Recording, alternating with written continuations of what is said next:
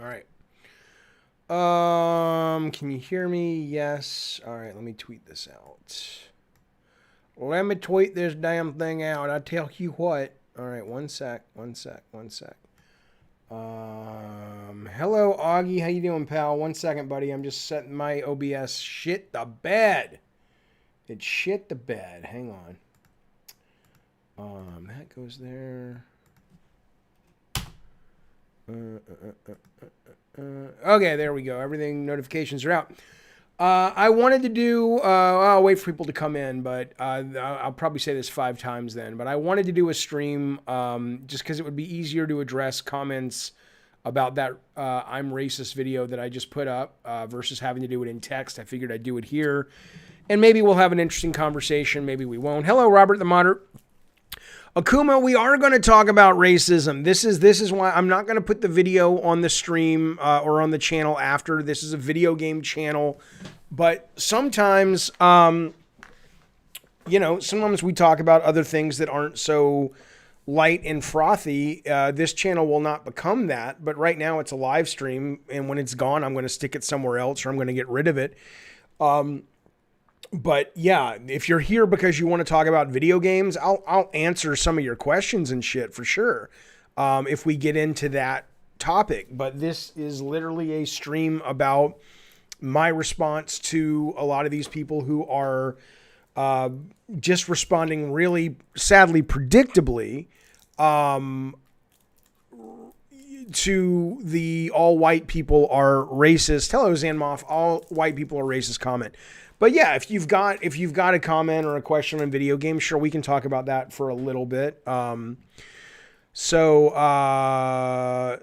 how am I doing? I'm doing very well today. Thanks, sir. I appreciate the question. I'm doing really great. I got a haircut, or I gave myself a haircut, which, makes me look. Yes, he did eat. Which makes me look more like an egg. Levon says, I'm sad about this whole affair, Jaffe. Hero says, I appreciate your apology and the fact that you reason the way definitely makes you absolutely not racist. We all make mistakes. It takes far more hate to be racist. Here's the problem. Here's the problem. With this, the problem is, and I can't speak for obviously black people, but I can speak for a number of white folk. From a race standpoint, is that, a lot of people, white people, get so fucking offended. It's like you can't even have the conversation. It's like, think about it. I had so many people accusing me in the comments on YouTube of, it's like, oh, it's white guilt, or, the liberal media has convinced you to hate your own race. I'm like, I don't hate my own race. I honestly don't think about my fucking race. But I certainly don't feel guilty about being white. It's like, that's y'all, not all of you guys. Hello, Saltiest. That's y'all, some of you guys, shoving your own knee-jerk response to this. What I am telling you is America is now here's what I'm going to say, and you're going to get all offended. America is a fundamentally, racist country. That does not mean that you want to go around and say the N-word if you're a white person. Okay, do you understand the difference? I'm not saying that you personally don't like black people. I'm not saying that you personally don't like different religions or anything. I'm not saying that. But instead, you can't actually even have the conversation because white people are so ready to, they're so fucking defensive. It's not critical race theory, Sweetness Gaming. Just listen for a minute. Just open your fucking mind and listen for a moment, okay? The country, which I love the ideals of America. We rarely live up to them, but the idea of what this country can be is wonderful. The country was founded not only by people who had deeply racist views, who literally in the Constitution didn't even assume a black person, let alone a white woman, was a full person. But This country is built literally and figuratively on the backs of black people that were ripped away from their families, that were beaten and murdered and abused in order to get us, white people at the time who were in power, money and success and build businesses. And I'm not saying, oh, every day I go through the day feeling bad about slavery.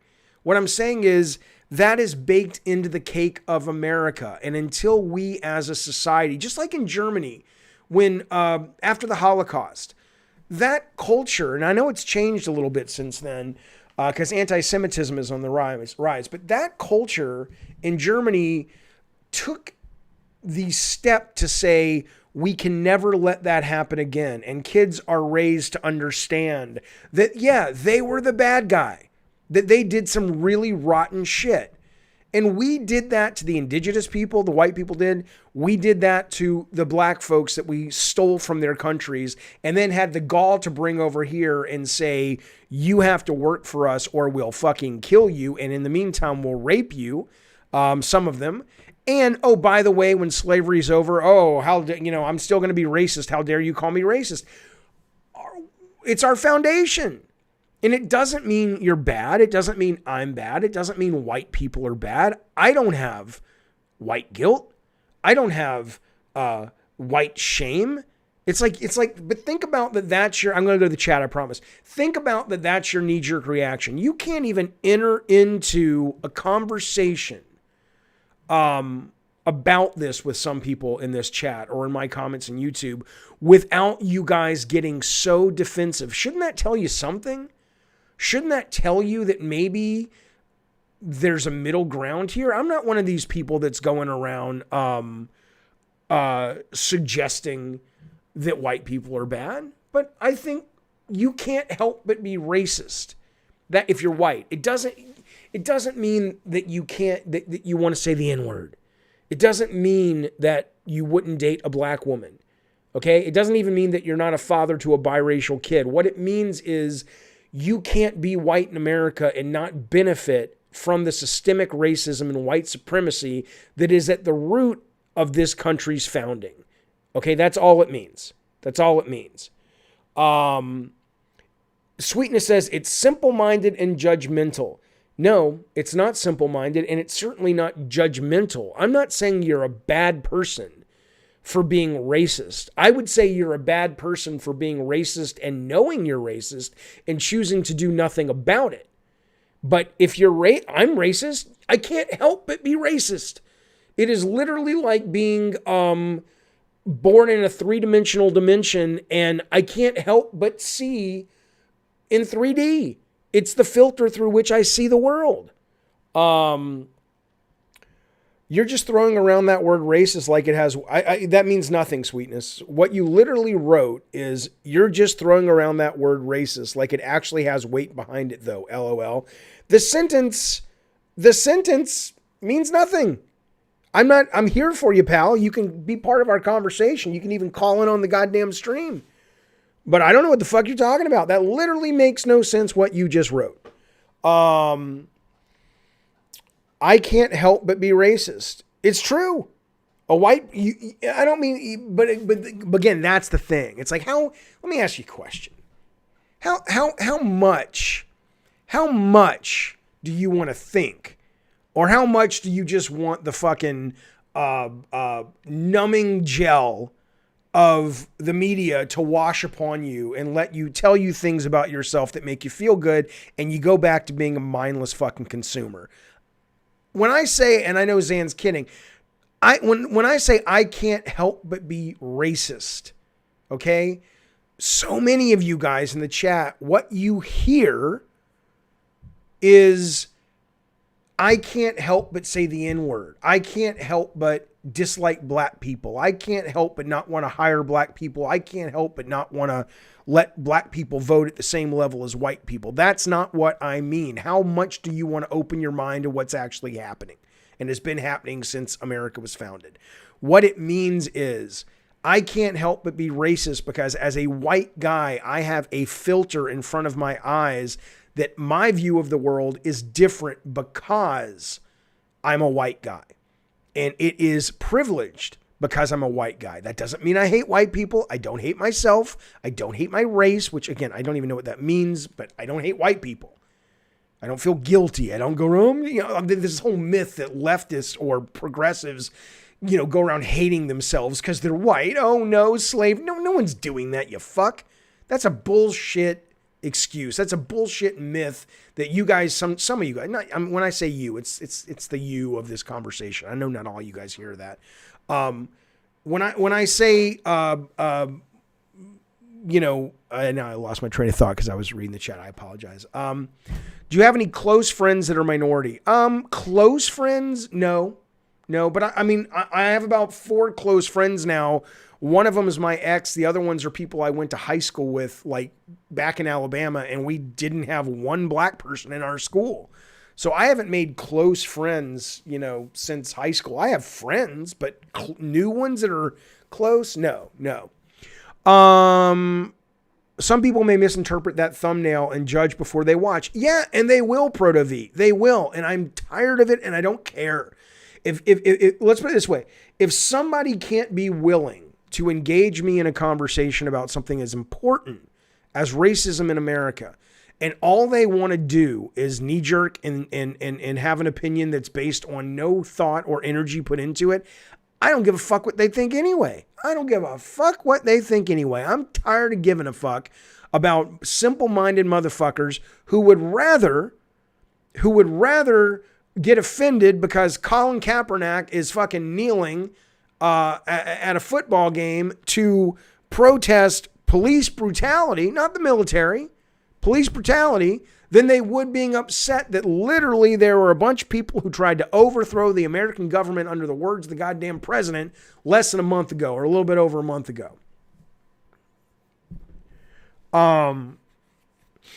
I think he's saying you're benefiting, this is eternal, from a systemically racist system. Yes, it's not enough to be racist. We need to be anti-fascist and rid our country of the plague. Yes, absolutely. Until we realize and work. Okay, so I'll give you an example. This apology I made to this colleague of mine. One moment. I'm going to get to that. But these are the kind of comments that I despise for what it's worth. There's a guy in the comments, Karangi, okay? Instead of offering facts, instead of offering links, instead of offering, you guys know me. I'm not brilliant, but I'm a relatively nuanced thinker. If you can convince me I'm wrong on this, I'm totally down with that. I don't have to be right on everything. Maybe I've been poorly educated on this subject. But what you don't get to do if you actually expect to gain any traction with me personally, Karangi, is what he wrote. You've been lied to, Jaffe. Time to do your own reading. Go and check stats. If there is systemic racism, wouldn't there be evidence? It's all just class differences versus personal choices, community habits. That is such a dumb statement. The idea of community habits is racist in and of itself, okay? Unless, Karangi, you want to offer me some evidence. But community habits, I want to say kind of what you're saying when you say community habits is you're talking about the pervasive view that a lot of people have. Oh, black people are like this, white people are like that. What exactly is community habits? Why don't you articulate that first? Again, Rumble Bunny, you're a fucking moron. The article you posted was stupid. You've been brainwashed. Why? Are you capable of articulating that? If you can articulate it, then I would go, oh, okay, cool, man. I appreciate Rumble Bunny. Who do you think you're talking to? I apologize. I say things that I'm wrong about. I don't have a dog in the fight I don't have an ego here. If I'm wrong, I'm wrong. But what are you, a fucking moron? Were you educated with a banana and an inner tube? You literally wrote the article you posted was stupid. You've been brainwashed. You didn't even finish your sentence with punctuation. So explain that to me, sir. Be specific. But here's what I was going to say. This idea, even that you can't, think about how insecure a lot of people are. You can't even apologize to someone or for something that you did in our culture I have about 10 comments so far on my YouTube video that I put up less than an hour ago saying specifically, oh, someone must, I don't like this cancel culture. Someone must have forced you. I don't like it when people force people to make an apology. Motherfucker, nobody forced. I don't work for anybody. I don't have any plans right now to go back in the video game industry. Who the fuck is forcing me? And my buddy Brian up there is saying, did the guy say he was offended? No. Where did it become the norm that people only apologize when they have to because they want to save face or they want to not get canceled? I apologized because I couldn't stop thinking on and off about the fact that when I was a Jewish kid and there were country clubs we weren't allowed to join, that was actually on my mind about why that joke I made to my buddy in the chat bothered me. Even though, yes, I know no one took it seriously. I know everybody is so ready to cover their ass because you're so fucking chicken shit or what? I don't know. And I don't blame you. I mean, we have a bunch of people in the goddamn government at the top who literally cannot condemn Donald Trump for what happened on the 6th. They can still have great Republican values, be proud conservatives. That's wonderful. But they literally can't condemn a man who told his own fucking people to go in there and overthrow the goddamn government and still really hasn't. When he told the Proud Boys to stand back and stand by, he meant exactly what he said. So I don't blame you for being so fucking defensive, but no one forced me to apologize. I apologized because it was the right thing to do. And I don't care what the consequences are. Think about, it just drives me fucking crazy. Drives me fucking crazy. Okay, what are we talking about? A lot of people are asking. Let me just, I did a video, but let me tell you quickly. Tony Barnes is here. He says, Jaffe, you know we're brothers and your humor is like my humor, so no offense, but yes, there's certainly a race problem in the country. I absolutely agree. And it's only going to get better if we talk about it, man. If we deal with it. Okay, but people are asking what happened. So here's what happened. I was doing a stream earlier in the week. I'm not going to say the person's name unless they give me permission to say their name, but fuck off, famed hunter. I don't have white guilt. I'll get back to what I was going to say in a second. Let me ask you a question, famed hunter. Do you realize, your mind isn't even open to discussing, to growing, to learning. My mind is open. I've asked you guys numerous times in this chat, explain to me how I'm wrong. Be specific. It's just stupid. Really? Why isn't your mind open to the fact that you may be wrong and maybe we can have a meeting of the fucking minds? He won't give an example of how Trump incited violence. Yeah, I will. I can actually give you quotes in a couple of minutes if you let me look for them. But on the speech he gave about a mile away from the Congress building on January 6th, he absolutely said, sometimes you have to fight for your country, talking specifically about marching down to the place. There is video of him and his sons and his daughter in a tent watching all the footage. And Donald Trump Jr. talking about things that they have said to rile people up. I will be more than happy to link you to those things. Okay, Salty says, what would differentiate what you are doing now and white guilt? Because I don't have white guilt. I made a mistake. I said something to someone and I felt bad about it because fundamentally I think it was wrong. That's not white guilt. That's just me going, oh yeah, I fucked up. I'm sorry. That's shitty. Me going, yes, there's a lot of racism in the country and we are fundamentally racist because our system was built on the backs of a lot of racist shit. Doesn't mean I hate white people. Doesn't mean I walk around guilty. Are you out of your fucking mind? Do I seem like somebody who walks around fucking guilty? I'm totally happy. Who gives a shit? Who gives a shit, Amar? Amar says you might lose view. This is what is wrong. Get your fucking heads in the game, bitches. Listen to me. Amar says you might lose viewers if you keep talking about issues that make the majority uncomfortable and self-reflect.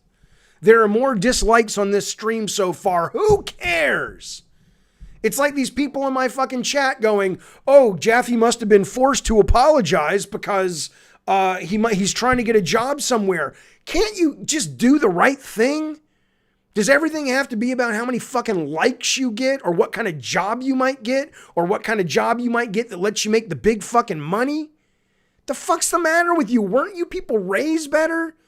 Don't you have a fundamental issue of what is right and wrong, a fundamental sense of the right and the wrong thing to do in your goddamn lives? Wile E Coyote drops a goddamn super chat, and I appreciate it, pal. He says, as a visible minority, I really appreciate you talking about these issues. Opening a dialogue and talking is the only way we overcome racism. I appreciate your super chat, and you goddamn right, Coyote, of course, of course. Right, SaturnTubes says it just proves the truth. No one likes the future. By the way, the phone lines are wide open. If you want to call in on the Discord and you want to discuss and debate and have this conversation, you know I'm here for you. Protov says you may take a hit, but this is your place for your voice. But again, who cares? Why are you so goddamn worried about going to work at it? If I got to go work at a shitty job because I can't make YouTube work because Sony won't hire me again because Phil Spencer won't unblock me because I said some shit he didn't like, I'll go get a job somewhere else. Jesus fucking Christ. Gee, I mean, why is it so fucking hard? Why can't Mitch McConnell just do the right thing? Why can't Lindsey Graham just do the right thing? Nobody cares. You may not get to be a senator anymore. Tough shit. Grow the fuck up. Be a goddamn human. Alan B., thank you for the super chat, buddy. I appreciate it. It's very generous. You didn't put a comment in, but you sent me a nice big block of orange, which is almost as good as orange and blue, because that's the colors of the goddamn Auburn football team. I appreciate it, Alan B. SaturnTubes says, it's today's culture. Everyone cares only about likes. It's absolutely true. It's absolutely fucking true. Jaffe, why do you care if people think... Greed is good. Greed is right. You're goddamn right. Greed works. You're goddamn right. Thank you, sir. Alan B., seriously, thank you. Ooga Booga says, Jaffe, why do you care if people think you're racist or not? If you're not... I don't care if you think I'm racist. That is the whole point. I did it because I felt it was right. And I'm sorry to my buddy that I did it to. Okay? My buddy didn't complain. He's in the chat right now. He doesn't care. But I cared because I thought it was wrong. So I apologize for it. And I labeled it what it is, which was a racist comment. It's not about what you can get away with. It's about what is right. I'm not joking. Where were you people raised? Like, did you have dads or moms that pulled you aside? I'm not fucking with you here. And taught you right from wrong and taught you to do the right thing regardless of if it benefited you? I don't understand.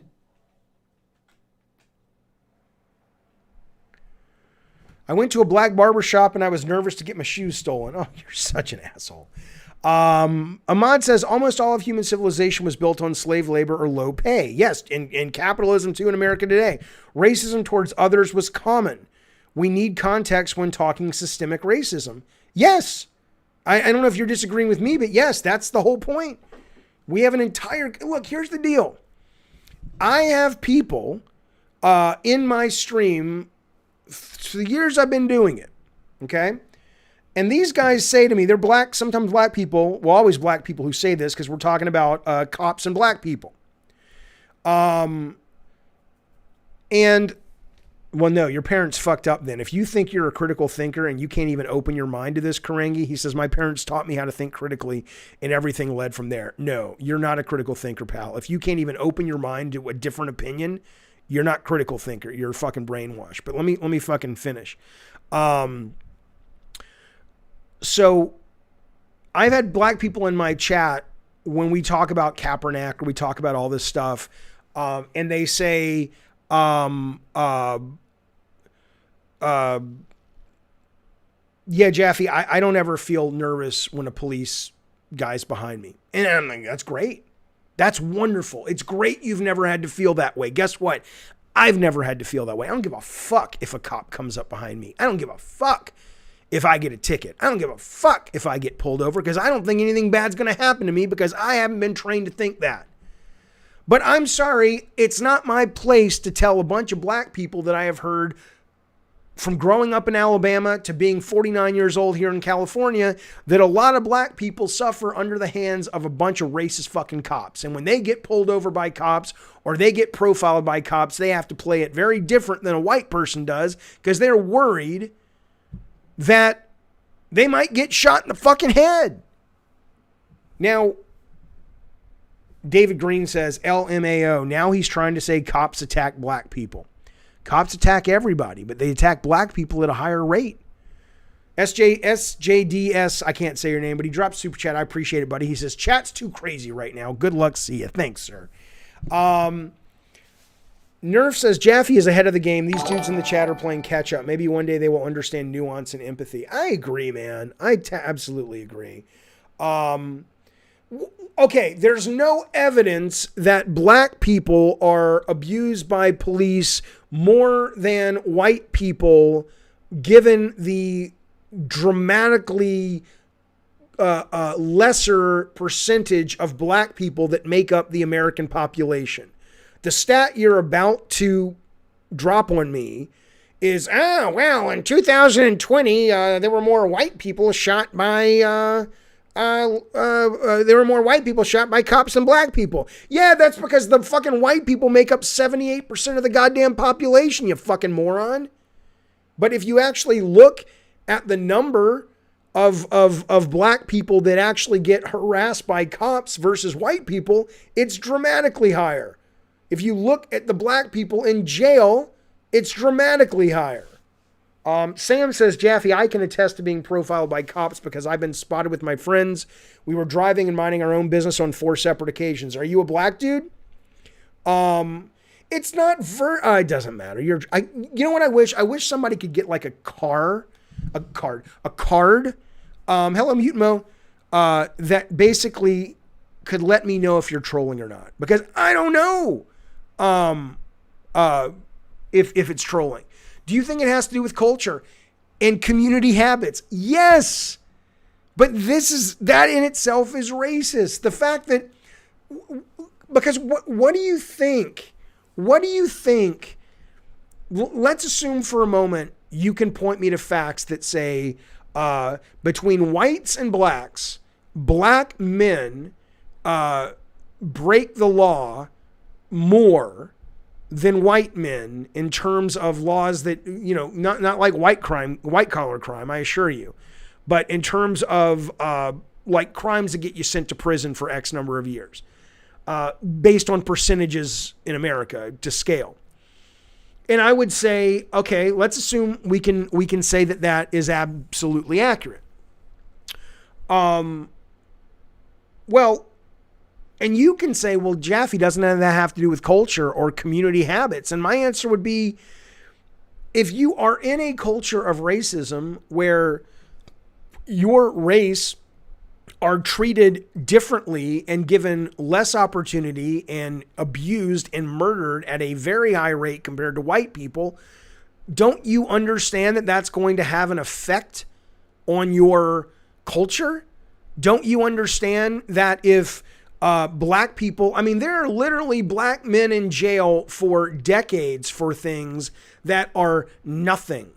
And you've got white people that get off with a slap on the wrist for rape and for murder and for insider trading that cost people their life savings. So, because what you're arguing, if you don't take into effect or into account the racism that I'm telling you, which but that I'm telling you is pervasive, then what you really want to be saying is black people fundamentally are not as good as white people, right? White people don't have the community habits that put them in prison, that make them break the law. Come on, man. You don't even realize how ignorant that is to say.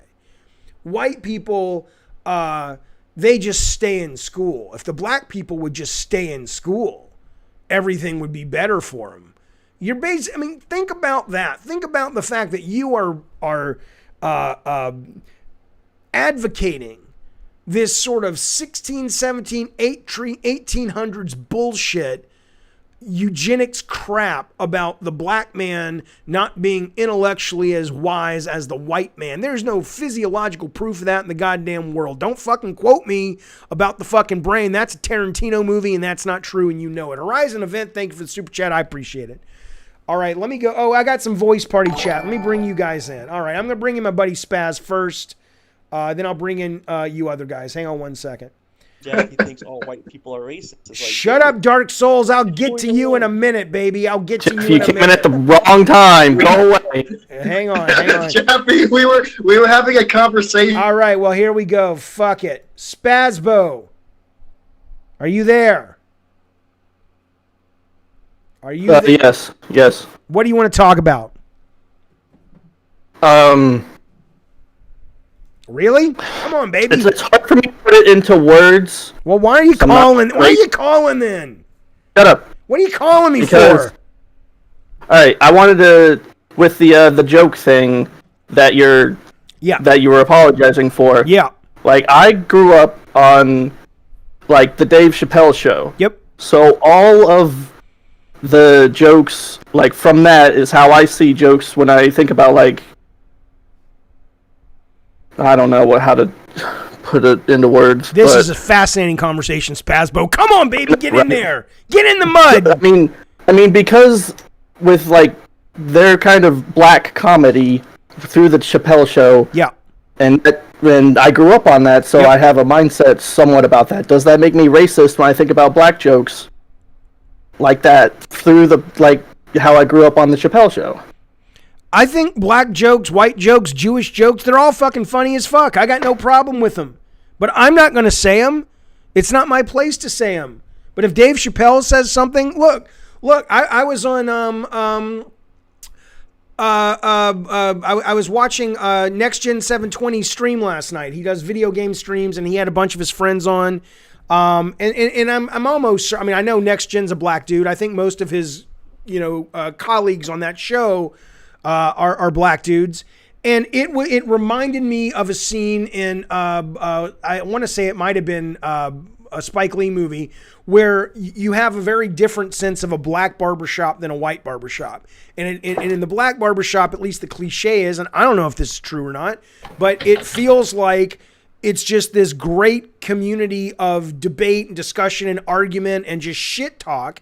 And so when I sit there as a white guy, I can listen to his stream and I can enjoy it, but it's not my place, though, to appropriate that aspect because I go, I guess my point is I can appreciate black culture. I can appreciate humor about racism, anti-Semitism, homophobia, whatever, but I don't want to be the guy who's telling it because it's not my place to tell it.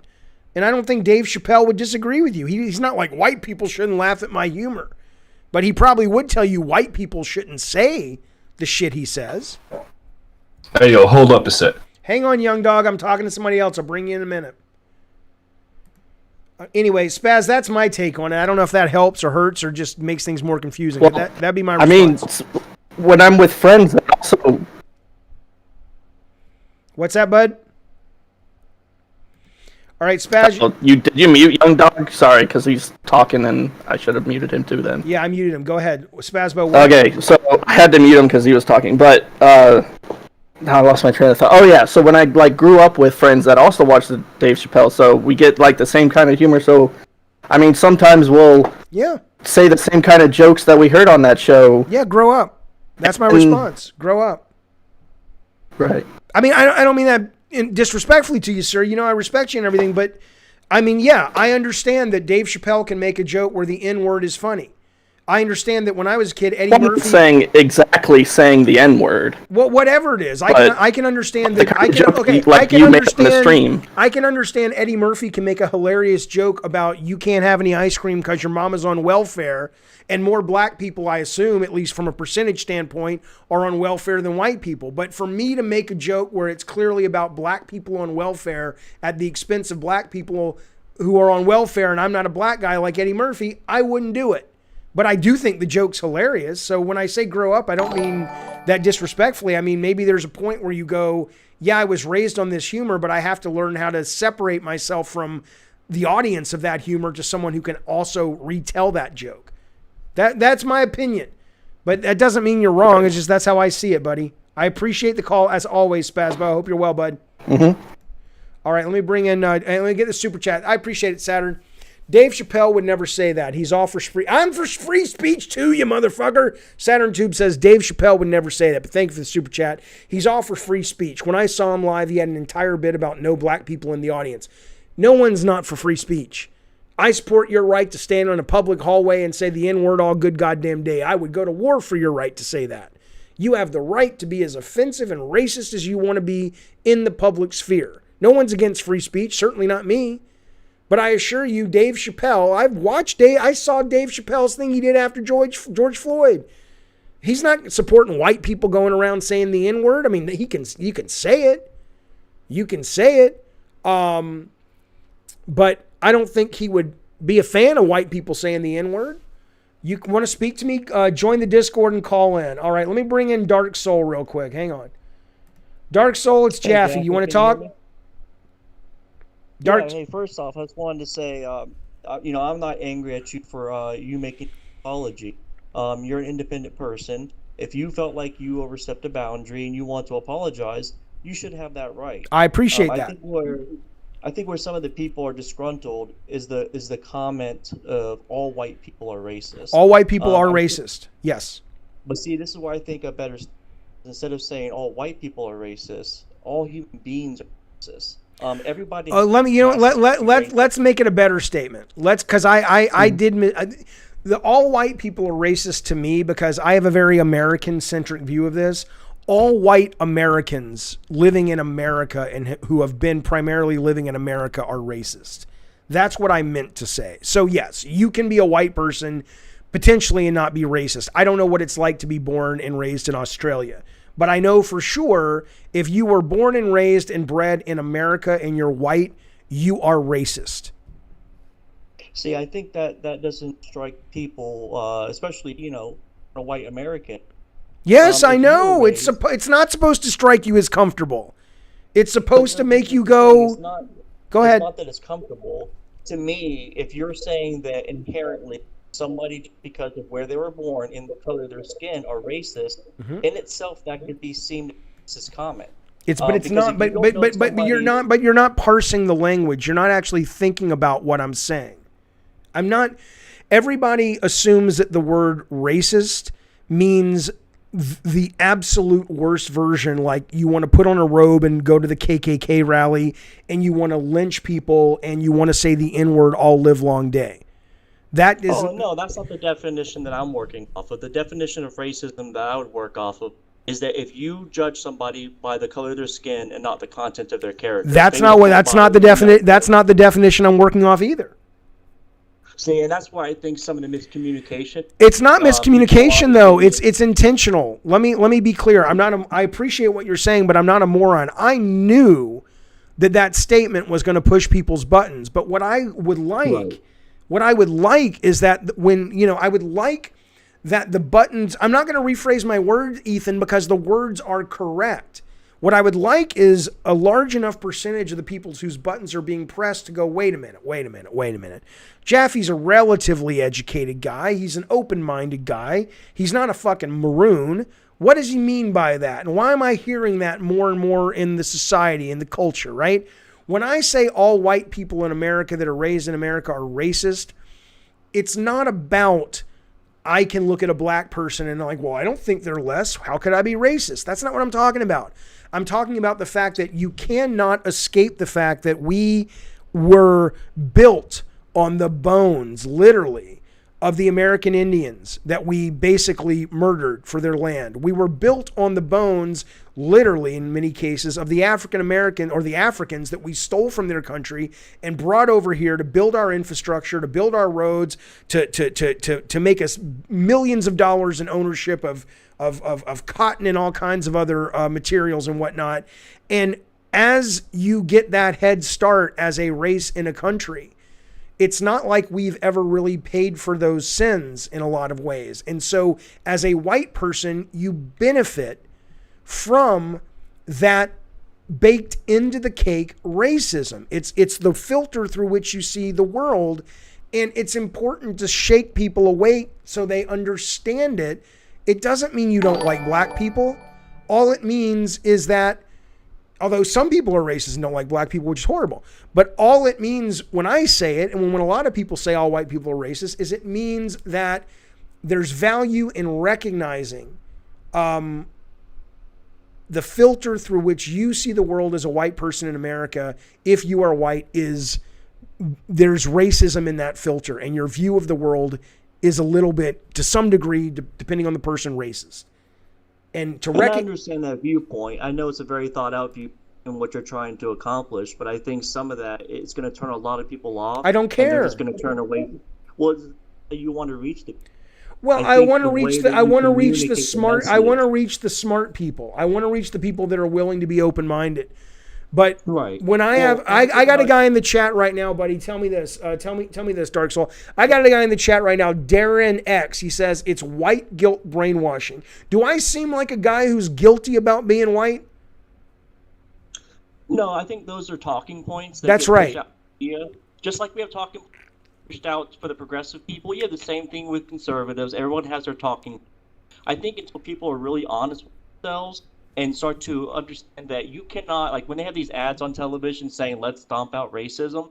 I mean, it sounds great and it sounds like a fairy tale Disneyland thing, but the reality should be not that we can end racism, that we need to learn how to acknowledge it and how to address it. You see it, you stop it from happening. The thing is, you never end racism. If you're having a real conversation, it's always going to be prevalent in society. It's always going to be there. We as a human race need to learn how to acknowledge it, and when we it, we need to work together to stomp it out, to try to stop it. Sure, there's a difference between and by the way, Saturn Tubes, I'll get to your super chats. I see them, buddy. There's an absolute difference, Dark Soul. I agree with you that you could biologically question maybe at an evolutionary level, there will always be a lizard brain version of who we used to be to other people in order for our own lizard brain protection back in the day. If you're saying that fundamentally that will always exist on some level, yeah, sure. Yeah. Absolutely. But the whole point of evolving as humans, it wasn't terribly long ago that a man would see a woman like in caveman days and just go, I'm going to fuck that. You wouldn't think about consent, right? But we grow, we evolve, So that kind of racism, I'm with you 100% on. But I'm talking about recognizing the filter through which white people who were raised in America are able to sort of not even see the blind spot of the fact that we get a lot of good shit, man. And the black people have to work harder for it, and the women have to work harder for it. That's not white guilt. That's not white guilt. That's just me going, that's fair. Yeah, and I think unfortunately, as a human race, a lot of people don't take it seriously enough. If you look at just a recent example with remember the Twisted Tea, the gentleman who was being called slur in the gas station, and he slammed him in the face with the Twisted Tea. The only thing we saw for the next couple of weeks on memes was about the guy hitting the tea. It wasn't calling out the white people in that store who didn't back him up and say, "What are you saying to him? You need to stop doing this." That's a good point. Making memes. You shouldn't be making a joke out of that. No, they should have stood up right then and there. That was an opportunity for them to stomp that out. You're absolutely right. I think you're right. Dark Soul, great call. I appreciate it, buddy. Greed is good. Thanks, man. Greed is right. Okay. Greed works. I'm gonna get through some of these super chats, which I very much appreciate, fellas, and then I'll get to some more calls and I'll get to the text chat. Let me get to the super chats first. Saturn Tubes drops a couple of super chats. I'll read them both. He says, all creatures on the planet are racist in some way. I don't know about creatures on the planet, but you may be right. But certainly humans fundamentally have a tendency to see what they perceive, however they perceive it, as the other, and they get their guard up. I don't think you're wrong about that. But like I said, there's a lot of animalistic aspects to us as humans that served us well back in cave people days, in Neanderthal days, that we have evolved out of and we should continue to evolve out of. He also says, my skin is white, but I'm 90% native genetically. There is no racism in my view from the system or society. Just people labeling me as white. Yeah, because you present as white. But if you presented as Native American, I can guarantee you would have racist people. You literally had a guy in the chat, not against indigenous people, but against black people, literally going through the mental, not that it was that hard, but for him it probably was, it had to get banned, literally going through typing the N-word on different lines. So don't tell me, and even though you're like, yeah, but he was just taking the piss, he was just kidding, he was trolling. That's not acceptable trolling. Black men, the last thing these motherfuckers heard recently, but certainly down through the ages in the 60s and certainly in the slave times in America, was the N-word as they hung from a fucking rope surrounded by a white mob cheering on their death. The N-word is, I mean, you can joke about it if you want. It's your right. I support your right to joke about it in a public space. I'm not going to, unless you're doing hate speech, I'm not going to fucking ban you from my chat. You can have a different opinion, but don't sit there and fucking act like that word is just a joke. No, it's not a fucking joke. It's absolutely cruel. And even if it wasn't, even if the word was peanut, if a gay group, a black group, a women's group said, oh, that word's really offensive, let me explain to you how. You know what the problem with white men are? And I'm not guilty about being a white man either. I'm not guilty about being a white straight man either. But I'll tell you the problem with people like me that don't have an open goddamn mind. And it's this. We're so used to getting our way in everything that we can't even tolerate someone saying, could you please not say that word? Because it's really hurtful to me. And it's really hurtful to people or a lot of people of my race or my sexuality or what have you. We can't even accept, oh, I don't want to be an asshole to you, sir. I don't want to hurt you. I'm sorry. Oh, you can't tell me what to say. All lives matter. Yeah, they do, but that's not what we're talking about, you fucking maroons. Anyway, super chat. Heath Nation drops in. He says, my definition of racism is openly thinking you're better than someone else because of your color. Again, this is not about your own personal definition, but Heath, I appreciate it. He says the line between racism and prejudice is blurred. That's a good point. That's true. We are all guilty of prejudice as opposed to racism. Well, again, I've explained my point. I appreciate your super chat. You know I always appreciate you being part of our community and your comments, Heath. And you have a good point about prejudice and racism getting a little blurry. But I will say that I think racism, not the way you define it, if you're defining it as openly thinking you're better than another race, then no, I agree with you. I don't think all white people are racist if you're using that definition. 100%. 100%. Is a white woman blind from birth racist? It's an interesting question, Woolley Gamer. It might be a joke, but it's a good question. Let me think about that for just a brief moment. Can you be racist if you can't see? I mean, if you're raised in a vacuum or if you're a blind, I mean, here's what I'd say. Remember the movie The Jerk with Steve Martin? He's a white dude raised by a black family and he didn't even realize, I mean, he knew he was white.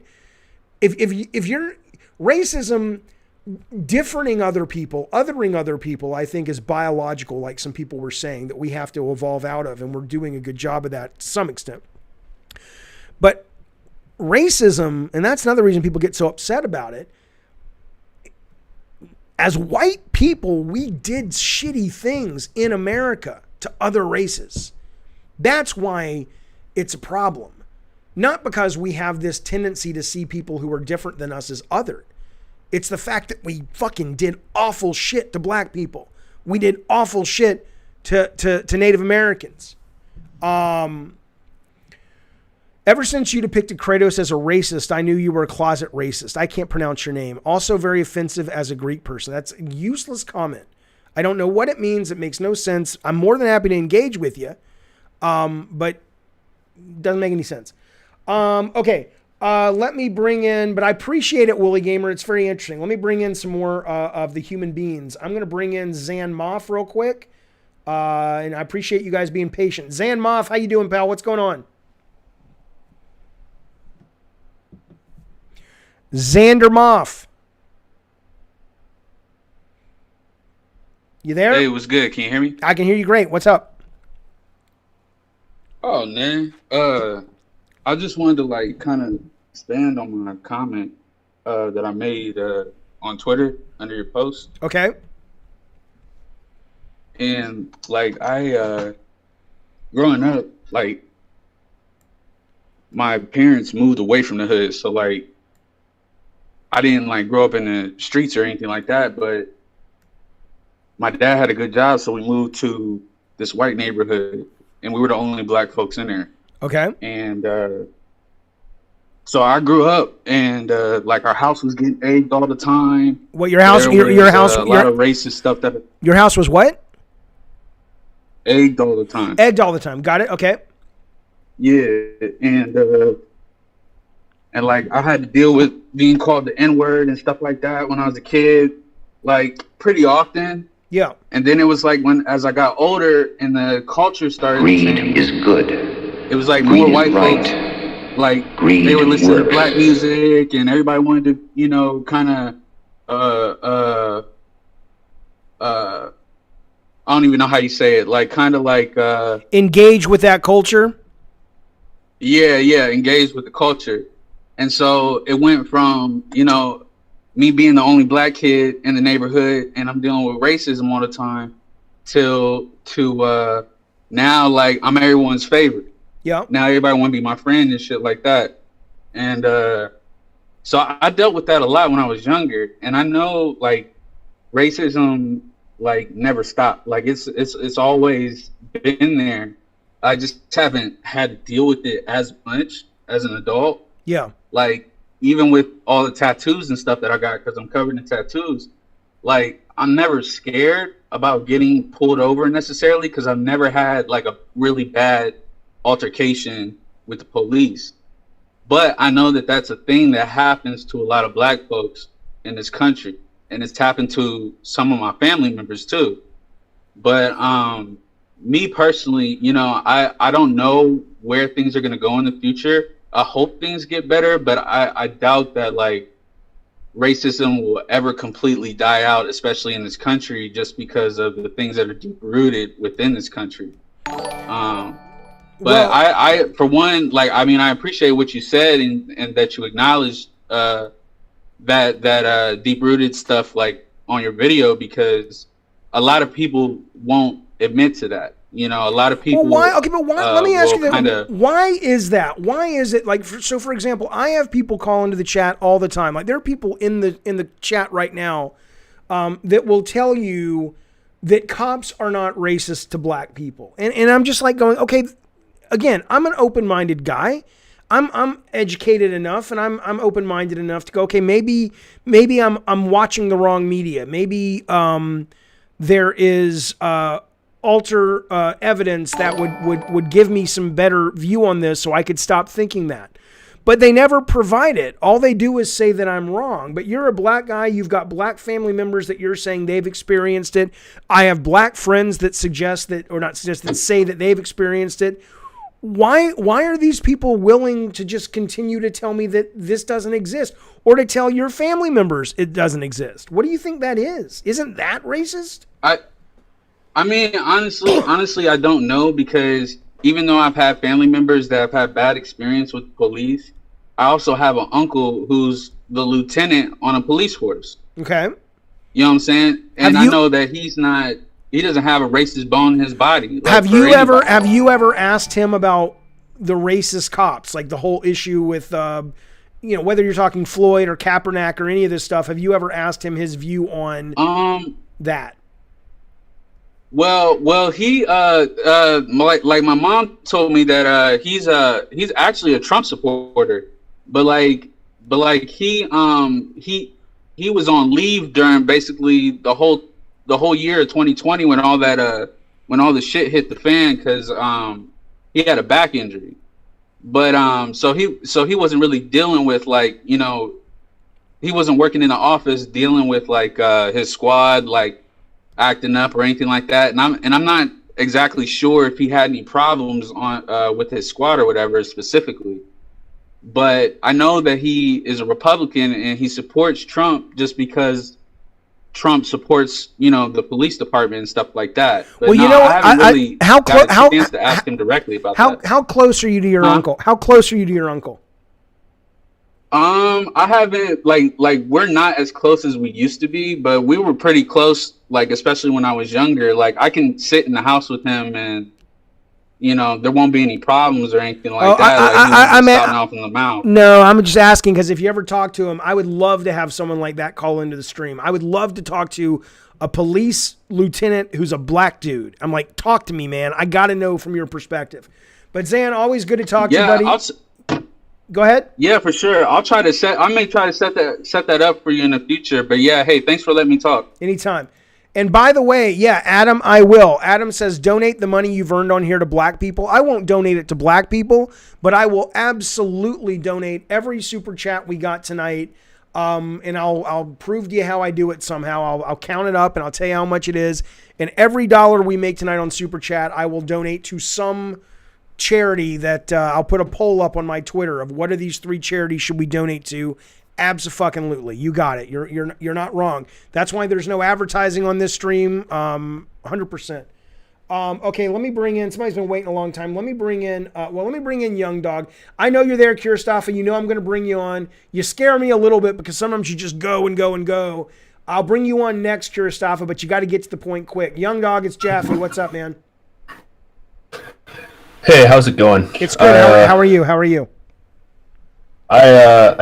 I want to say that as a person of color, I really appreciate your apology. Dude, just get to the trolling. Just get to it. Be funny. Go. I need you to hear you say. You're not a person of color. You're not a black person. You don't sound black. Why would you say that? Because you don't sound black. What do black people sound like to you? Not like you. Why do you think that I'm not black? 2 reasons. One is I see your picture. What's my picture? It's a picture of some dude wearing glasses, a white guy. I'm looking at it right now. I don't know if that's you. If that's you, I'd be embarrassed, but it's your picture. It's a white guy. How do you know that I'm not black? And more importantly, what do you think a black person should sound like? Okay, wait a minute. Why do you think that? Wait a minute. You think you're making a point, but you're not. Let's do 2 things. First off, your picture's a white guy. Why do you think that I'm not black? Just tell me. Okay, because I just told you 2. I just told you 2 reasons. Number 1 is because I don't sound black. What do black people? I'm going to hang up on you. I'm going to hang up on you. In your opinion, what are black people supposed to sound like? I'm going to hang up on you if you don't engage in a dialogue. If you talk over me. Okay. Here's my question. No. I'm muting you right now, so I'm going to at least talk. No. Here's my question. Okay, you're muted now. Let me explain this. Okay. Number 1, I said this guy is a white dude because his picture is of a white dude. Okay. Number 1. Number 2, he doesn't sound black, okay? That's a thing. The guy sounds like an 18-year-old white kid. I don't know if he is. I'm not suggesting that there aren't black people that sound white and white people that sound black. And it absolutely. But on the whole, you can make a judgment about, or not a judgment, but you can make an assessment about, oh, that guy sounds black and that guy doesn't. And don't sit there and act like that's some kind of racist thing. You know, again, my mind is open. My mind is open. If you're telling me, it's not a dangerous line. It's only a dangerous line, Paul P., if you are a coward. I'm not saying white people are better, white people are worse, black people are better, black people are worse. I'm saying, historically speaking, based on my experience in life, there is a treble and a sound of a white guy's voice that's different than a black guy's voice.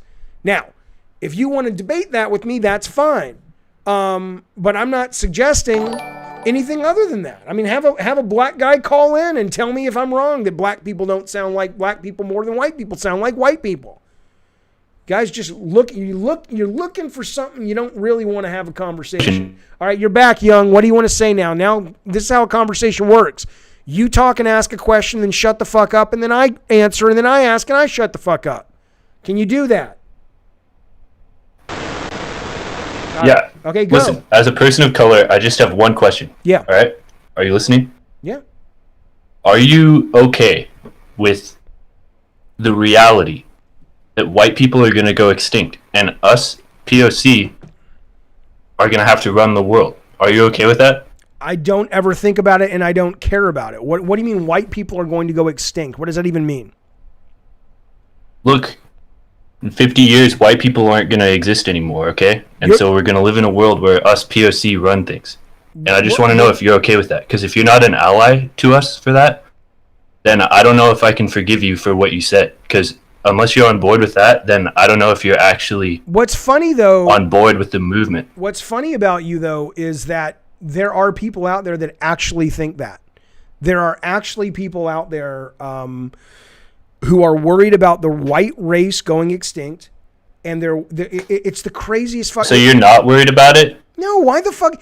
Because good. Wait a minute. Good. Because dude, please, if you want to have a real conversation, please drop the charade and fucking open your fucking mind to a conversation. Okay? I mean, I'm going to disconnect you. It takes me 2 seconds. Why do you keep saying that? All right, you're off. You're off. Okay, let's have the conversation. I'm not going to deal with an idiot like that. But let's be clear. Because what he's saying is not wrong in that there are a lot of white people out there that they say they're worried about the white race. Okay? Now, if what he's suggesting is people of color are going to rise up and kill white people, okay, that's a problem. I don't approve of that. I'm not a fan. If what he's suggesting, which is what I think most people are talking about, is that the races are mixing and the religions are mixing and all this and that and the other, and eventually there's going to be fewer and fewer pure white Aryan people, I don't care. Why would I care? If my children go off and marry, they're a quarter Japanese, if they go off and one of them marries a black person, one of them marries an Indian person, and their kid is just a MIG, what the fuck do I care? Why would anybody care?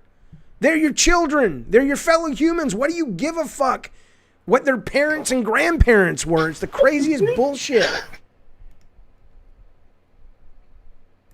All right. Hey, Rob, would you ban Young Dog from the server? Because he keeps calling in. All right. Let me get these super chats. Okay, hang on. Kuristafa. I'm bringing you in, Kuristafa, but let me get these super chats real quick. Hang on. Okay. Jay Songs drops super chat. You know, I appreciate it, buddy. He says he's a black Republican. That's why he's acting up. Are you talking about the guy who just called? But thank you, Jay Songs. Jamie Dodger. Jamie Dodger? Oh, you're from England. Remember Doctor Who used a Jamie Dodger to confuse the Daleks? I actually went and bought a goddamn box of Jamie Dodgers just because Doctor Who used them. Think about that. That's how Greed obsessed is I good. was with that show. Greed is right. Jamie Dodger says, Greed you're right about works. people saying you're wrong without saying why. I want to ask, though, what about the ones who legit tried to prove evidence and you told them, don't show me that? Well, give me an example. No, that's Heath. Wait, that's Heath. Be specific.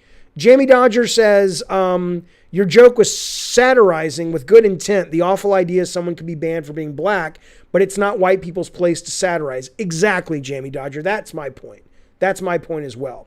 Saturn Tubes drops super chat. He says, you're never told you don't count, but I am told that. Well, that's shit, sir, and I'm sorry you've heard that. Tactical Gamer drops the super chat. Thank you very much. Very generous, sir. He says, thank you, Jaffe. You were speaking some facts tonight. We need more people like you in this country. You can come to my fam barbecue anytime and grab a plate. Preach, make them feel uncomfortable, and let them know. Thank you, Tactical Gamer. I don't eat meat, but I'd come to your barbecue anyway and hang out. We'd talk all kinds of funny stuff. I appreciate it, buddy. Thank you so much. Saturn Tubes drops another super chat. He says, Jaffe, I get no benefits from my skin. I had to fight for my native beliefs and take a DNA test to prove I'm not like Elizabeth Warren-style natives. I understand that, but if you walk out in the world and you present as 90% white, then you are benefiting from your skin.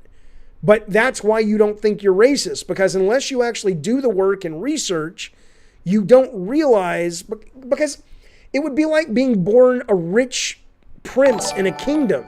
That's all you ever know. So you can't know that you actually are privileged until you actually start. Remember the story of like Buddha or Siddhartha? It wasn't until he left the palace that he was able to look around and go, holy shit, there's suffering out here. But he spent the first, 12, 18, I forget what year it was when he went out of the palace, of his life totally unaware that what his experience wasn't the norm. That's all I'm saying. IDK drops super chat. Thank you, pal. He says, all people of color are racist. I appreciate your money. I don't understand your point. If you want to back it up, I'll do my best to read it without you having to pay for it. Thank you, sir. I appreciate it. Nirfta drops super chat. Thank you, pal. He says, I love you, dude. Never change, Jaffe. I'll always change, baby. I'll always change, baby. I'll change if you give me some good data. If you give me some tips, if you educate me. I don't have an ego in this. I just want to fucking learn. I want to get better. You're a woman, sir. Okay, IDK, she drops a super chat. I appreciate it, ma'am. Thank you so much. Did I get them all? Did I get them all? Okay, Woolley Gamer drops super chat. Thanks, pal. He says, to say all white people are racist is racist itself. Systemic racism exists. Hang on. Let me get to it. Hang on. Systemic racism does exist, says Woolley Gamer, but damn, I don't have to take responsibility for something that isn't my fault to be against. Much love, Jaffe. Thank you, sir. Woolley Gamer, much love to you back. I'm not suggesting to you that you are at fault for lynching black people in the South in the 60s and back to the Civil War times, okay? I'm not responsible personally for that either. I'm not saying you're racist that way if you're white and living in America. I'm saying you're racist if you're white and living in America because you can't help but see the world in a privileged way through the lens that you see it, because you get that. It's a kind of a get out of jail free card a lot of times, literally, because you were born to white parents. That's all I'm fucking saying. But I appreciate the super chat. Okay, one more super chat, then I'm going to go to my buddy Kiristafa. Michael drops super chat. He says, here's how we stop racism. Stop talking about it. Yeah, that's worked for a long time. Focus less on skin color and more on character. Let's not make it a bigger deal than it needs to be. Are you a white guy, Michael, or a black guy? I'm not entirely sure if... I mean... So what you're telling me is if we just stopped talking, if we had a moratorium for 5 years talking about racism, that what? Everything would just be fine? Is that what we're talking about? Kiristafa, what do you want to talk about, you'll so-and-so? Go. I want to talk about how I think a lot of the things that you're saying are kind of old thinking. Like it's not progressive thinking, it's regressive thinking. How? That's why. Okay, so you say white people are racist, which, don't get me wrong, I understand we live in America, but everyone is racist. Everyone in the world is racist. I didn't say that. I didn't say that's not true, but my statement is American white people are absolutely racist. Yeah, and you know what happens if you go to Japan? Japanese people are absolutely racist. You know what happens if you go to Germany? German people are absolutely racist. Mm-hmm. You know, and you can say, oh, but in America we're more racist. It's like, no, you go to Japan, there are restaurants that are Japanese only. But you're missing the point, though. You're talking about racism, and again, this is why I use the term, because I know it's kind of a hot button term. You're talking about racism from a standpoint of, like, I forget who it was who was saying, I think racism means you think you're better than other races, or you want to deny other races opportunity consciously. And I'm not talking about racism that way. I'm saying, when I say all American whites are racist, I don't mean all American whites don't like black people. I don't mean all American whites want to deny black people equality. I mean that because we are a fundamentally racist country in terms of our founding, when it comes to how we dealt with indigenous people, how we dealt with Africans, and what we did to these people, we can't help as white people but benefit from the color of our skin in this country. So, Jaffe, let me ask you a question, Jaffe. Do you believe that black people have it harder here in America? Yes. Do you believe that based on the color of your skin, if you're black, it will be harder for you to do anything, whether it be get a good education, get a good house in America? No.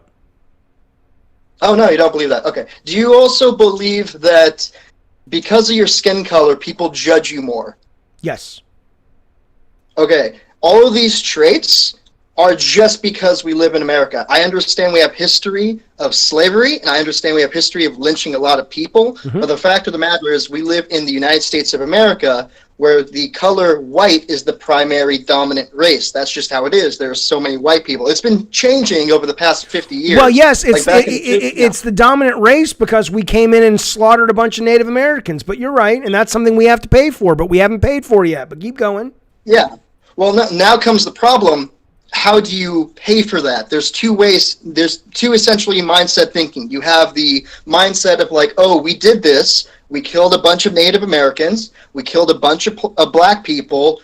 We need to give back to them in a sense because we did that in the past. That's one train of thought. Right. There's another train of thought of saying, yeah, we did it. Who cares? Let's move forward. Right. Well, who cares? Let's move forward. Okay. So, well, there's a third option, but the reparations argument is certainly one that needs to be taken seriously. I don't have enough education on that to know what that actually looks like. Like, what does that mean? But it's certainly a discussion that should be happening for sure. Okay. That's number one. But I'm not saying I'm throwing all my weight behind reparations because I don't know specifically what that means. So that lives in its own category till I get some more education on it. The idea of let's move forward, I'll tell you what, when the indigenous people and the majority of black people in America say it's time to move forward, that's when I'll move forward. But the idea that it's kind of like the Republicans right now going, well, we should have unity. It's like we should have unity. We absolutely should, Republicans, but let's have justice first. You're not going to have real unity until you basically kick Ted Cruz and Hawley and some of these other people out of the Senate that actually perpetuated the assault on the fucking Congress. But they're still up there going, we need unity. The Democrats don't want to unify. We want to unify. But first, let's have some justice. That's all we're talking about. And I think okay, now you're making a lot more sense. Okay, because I was kind of let me put in a situation on my perspective. So I have a friend who's black. I love the dude. He's awesome. And if you were to ask him his opinion about like black people and slavery, his opinion is like, oh, it's, whatever, because his family did well and he lived in a good neighborhood. That's not everybody. I can understand that's not everybody. So you're right in the sense that you have a lot of people right now who feel like they want something. They, because of these like hundreds of years of racism. And even though my black friend says, oh, I don't need anything, I'm good, there is a lot of people saying, hey, my family got screwed. Like, I understand. I understand. Absolutely. Yes. Yeah. So now the last question. Hopefully it's the last question. But last question. It's got to be. It's got to be. Go ahead. Yeah. What would you think is a fair way to fix that? Hey, these people feel like they want something before we can move forward. I can move forward. My black friend can move forward. But what do you think would be something fair that all these people are clamoring for that feel like, no, we want a little bit more to move forward? Then we're okay with like the whole, black history, like what happened in black history. Yeah. Well, okay. So here's what I think. I think it would need, again, there are way, way more educated people about this than me. So this is me talking, shooting from the hip. There's probably a million ideas that have been proposed by deep thinkers on this. But if you want my lay answer to your relatively deep question, all I can think of immediately is what happened, something similar to what happened in Germany after the Holocaust, where there was a sense, as I recall, I wasn't there, of course, but in terms of learning about it in school, there was a real sense of what we did was absolutely horrid and wrong, and we need to be better educated about it. We need to make sure it doesn't happen again. We need to make laws to make sure that these things are not able to happen again. I know that there was a profound shift towards educating and improving and a true sense of being sorry about what happened in Germany. I think if we never have that in America, I don't know how you can heal, because you've literally got all these people in the chat that won't even agree that it's a problem. They literally are telling you, I mean, think about how painful that's got to be, that gaslighting. Think about if you're a black person or a woman or a gay person or anybody who's a minority that's being, mocked or abused or whatever, and you are like, this sucks, and everyone's like, that's not really happening. I mean, think about that. Until we as a culture can own up to what we've done, we're never going to heal. That's, I think, step one, baby. That's step one. Kirstoffer, I love you. Call back anytime, bud. See you, Thanks, sir. Jaffe. All right, anytime, buddy. Let me get these super chats and I'll get to some more calls. Jaffe, you are insanely educated about a lot of what you're saying. The whole unity thing is a Biden quote. I think you're missing a U, Dane B. You're saying, oh my God, you were so insanely uneducated. I think you're saying I'm uneducated about a lot of what you were saying. The whole unity thing is a Biden quote. It's not about who said it first. It's true, man. If you're talking about Ted Cruz, if you're talking about Lindsey Graham, who literally said enough is enough in the Senate chamber about Donald Trump saying the election was stolen. Similarly, Mitch McConnell, who literally said that a lot of the American public was lied to by powerful people about the election being stolen. And now those same people are going, you can't impeach Trump. We have to have unity. And it's like, motherfucker, it wasn't 2 weeks ago. You were literally saying Donald Trump was one of the key people responsible for causing the insurrection. So is it a talking point from Biden that we need justice before we need unity? Maybe that's where I heard it. But the reason I said it again is because it's accurate. Because it sticks in my goddamn brain. You tell me you don't think that's accurate? You think we should forgive Ted Cruz, even though according to the 14th Amendment, he should be kicked out of Congress? I mean, is that what you're saying? My point, says Michael, is our institutions, thank you for the super chat, buddy, have honed in on policies that prioritize diversity of skin color. The focus should be on diversity of thought. That would be great. That would be great. Saturn drops us a super chat. Says the Germans, quote, solved it by censoring. Well, at least they acknowledged it. I mean, I'm not saying that was the best solve, but at least, so what you're saying is you just can't solve it? Just tough shit, just happened, tough shit. Lucas B. Smith, thank you so much for joining the Diet Soda Soldier, sir. My computer, to both you, Lucas, and Jake Smith, are you brothers? You both joined the greatest goddamn race. We are the best race, the Diet Soda Soldiers, on the goddamn planet. And, of course, the Cult of Calypsos, but they're better than the Diet Soda Soldiers. And the Gods of War are better than everybody, of course. But you know what I'm saying, sir. I appreciate it. My computer took a shit yesterday, and I have lost all of my OBS template. So I can't give you the whole song and dance and all that shit. But to both you fine gentlemen, Lucas and Jake, I appreciate you guys joining. Thank you very much. Michael says, here's super chat. To answer your questions about racist cops, I recommend you look into FBI crime statistics. Why don't you send me some statistics? You want me to? That's a pretty big trove of data to look into, pal. Can you send me specifically what you're talking about? Saturn Tube says you can only solve it to those directly affected. No one's directly affected so much anymore as they're indirectly affected. They're indirectly affected because of the way the country's been built. That's what systemic racism is. Okay, let me get to some of these people. Chad has been waiting a long goddamn time. Where'd he go? Chadwick, it's Jaffe. What do you want to talk about, man? Oh, hey, sir. Hey.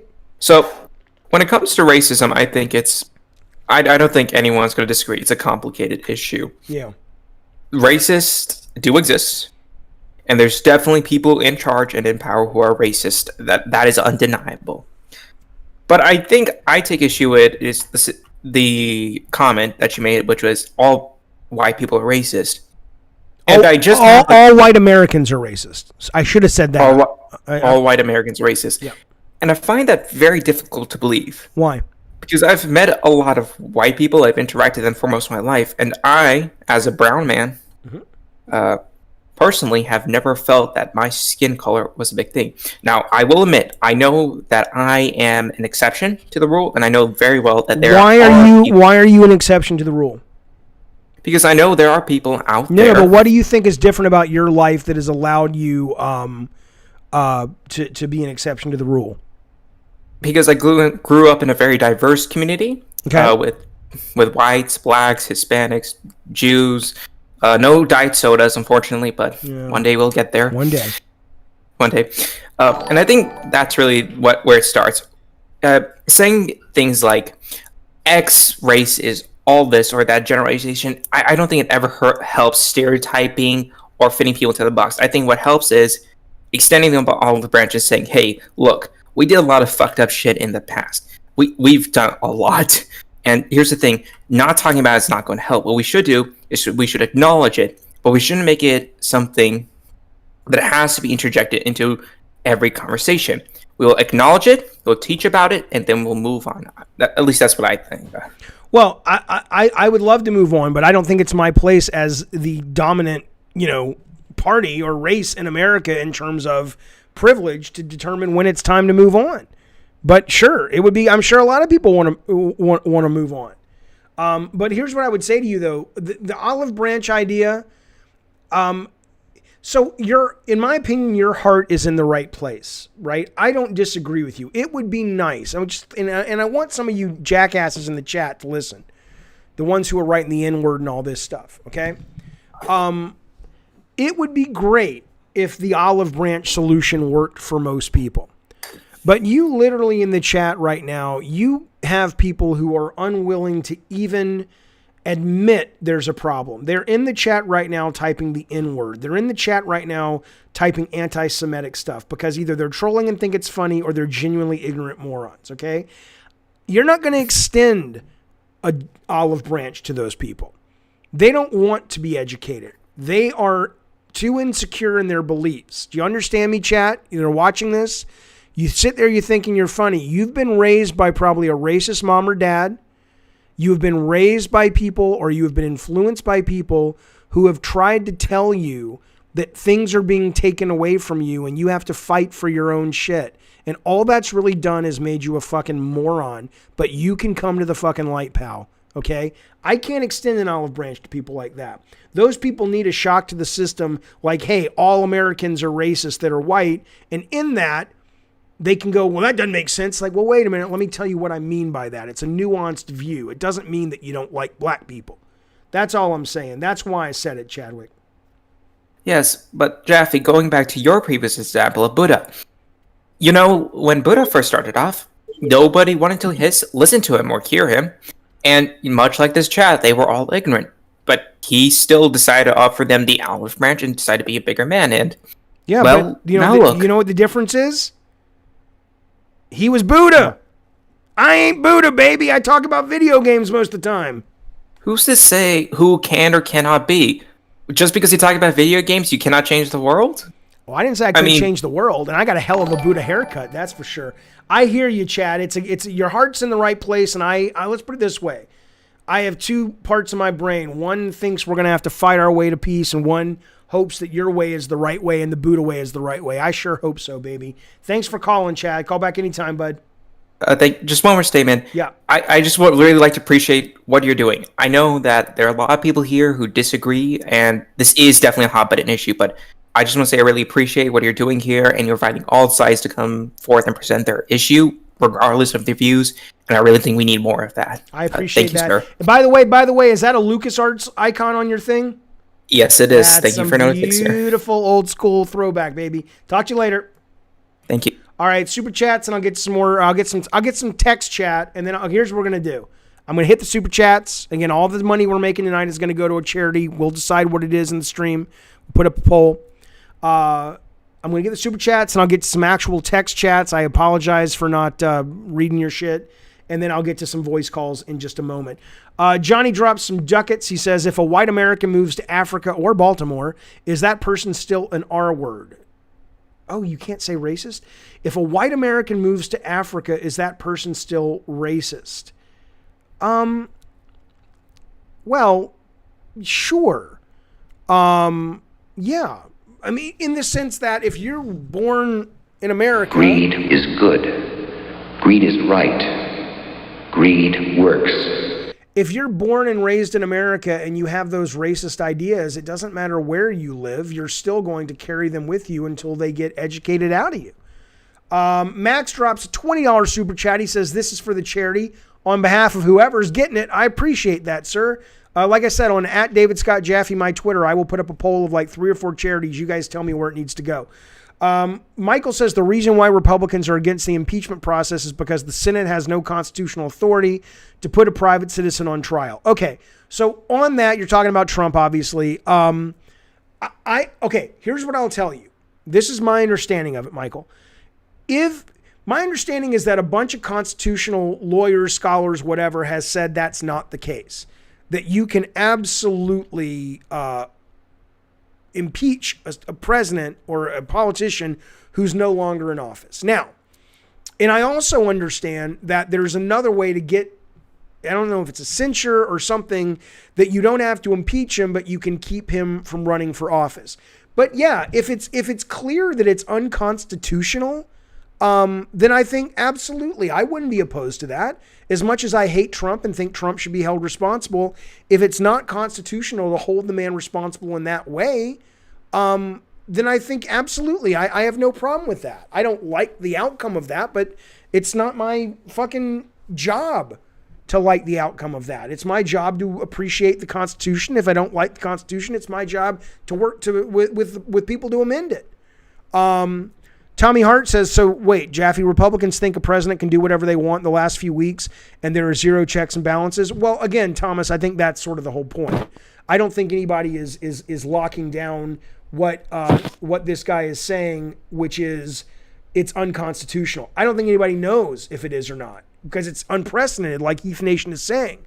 So they're going to have, maybe it'll go to the Supreme Court. The Supreme Court will have to make a decision. But if the Supreme Court says you can't do it, then you can't do it. And I'm down with that. Right. Eternal says, cite the section of the Constitution that says a president out of power can't be impeached. I mean, that's the thing. And Quinn Bard agrees. So I'm not going to get here. That's what I'm saying. What really maybe bothers me is you'd think I'd have some credit in the goddamn bank, with a lot of you people who know me on the stream. I'm not banging the drum for my side. If you have evidence, or if the Supreme Court makes a ruling based on their reading of the Constitution that you can't do it, then great, issue done. But that is not what I understand is being said. And if the issue is, it's being debated, then great, let's have a section where we decide based on the Supreme Court and then make a decision. Brad wants to talk about games. Baby, we talk about games all the time. That's why this chat is going to go away once we're done. I'm going to delete it or make it private. This is not a channel for this. It's just every now and then something comes up and it's worth talking about. But we'll absolutely get back to games tomorrow. Not a problem, sir. I'm going to stay with the chat a little bit, then I'll go to some text. Oh, Heath dropped a super chat for charity. He says, thanks, man. Hopefully the American Heart Association, whatever you guys vote on, man. So, I mean, some of these people in the chat, some of these people in the chat I'd like to address. But unfortunately, it's so clearly trolly. Like, if you really have a problem with Jews, right? Now, I'm not Jewish. My dad was Jewish. My mom was Southern Baptist. They got married. They converted. My mom converted. I was raised Jewish, but I was an agnostic atheist since I was 7. But culturally, I mean, I wasn't even culturally really Jewish, but, we celebrate Hanukkah and Christmas and all this stuff. But if you really want to have a conversation about Jewish people and your views, we can have that conversation. But I don't really understand the disdain a lot of you guys seem to have in the chat for Jewish people. Sir says, Jaffe, during your career in gaming, have you ever witnessed racism towards someone non-white where it interfered in their career? It's a good question. Let me think for a moment. Did I see somebody experience racism in gaming? I've certainly seen some sexism. I've been responsible for some sexism. that I apologized for. But yeah, not misogyny, but sexism, yes. Racism, I'm not saying there isn't any. Let's put it this way. This is how bad it is. There are so few, if you're talking about black people, there are so few black people working in video games that there wasn't a lot of opportunities for me to experience racism.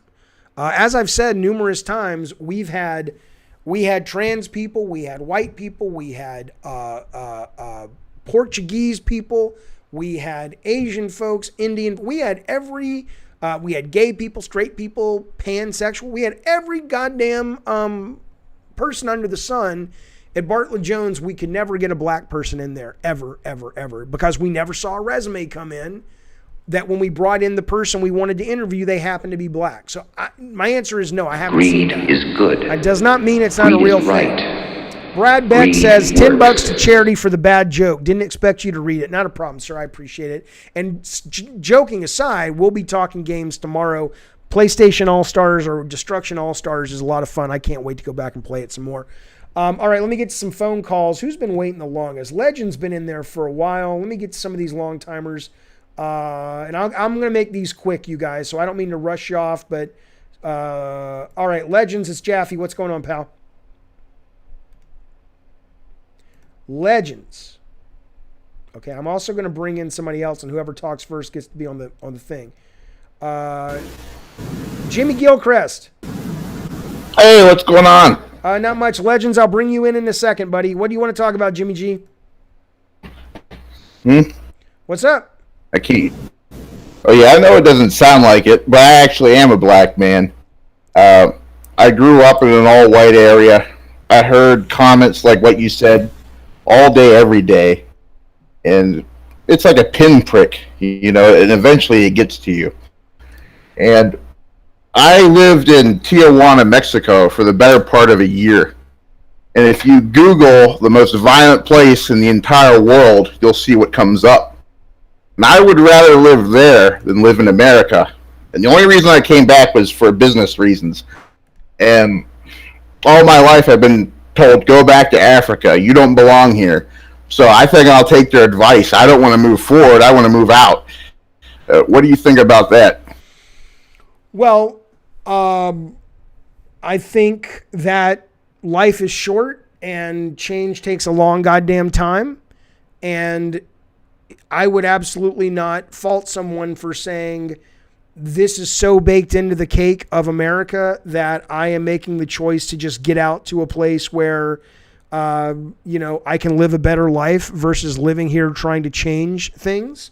So I would say I would respect your decision if that was the case.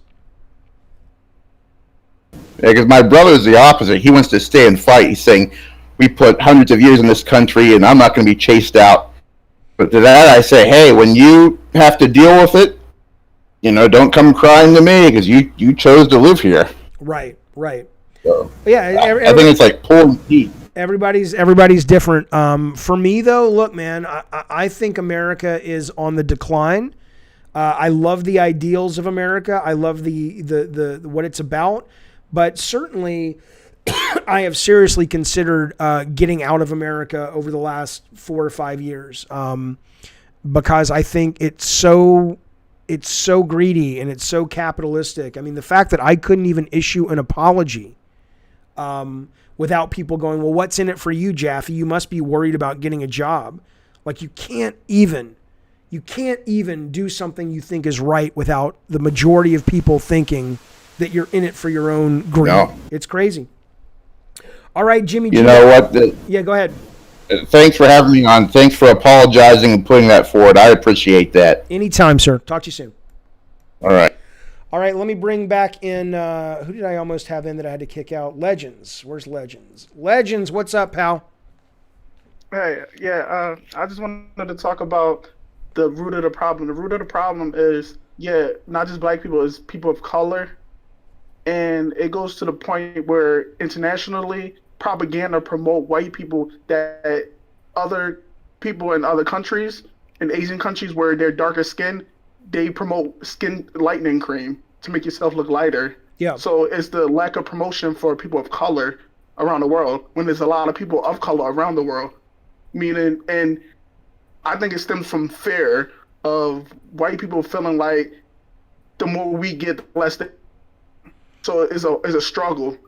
Just so I'm clear, you cut out. You're saying the white people have fear that the more black people get, the less there will be there for them. Is that what you were saying? Yes, and that's where you get the pushback that's happening now. Okay. Yeah, well. So that comes with jobs and everything, because white privilege give the capacity for some white people to be lazy and still be okay. Black people can't go through that.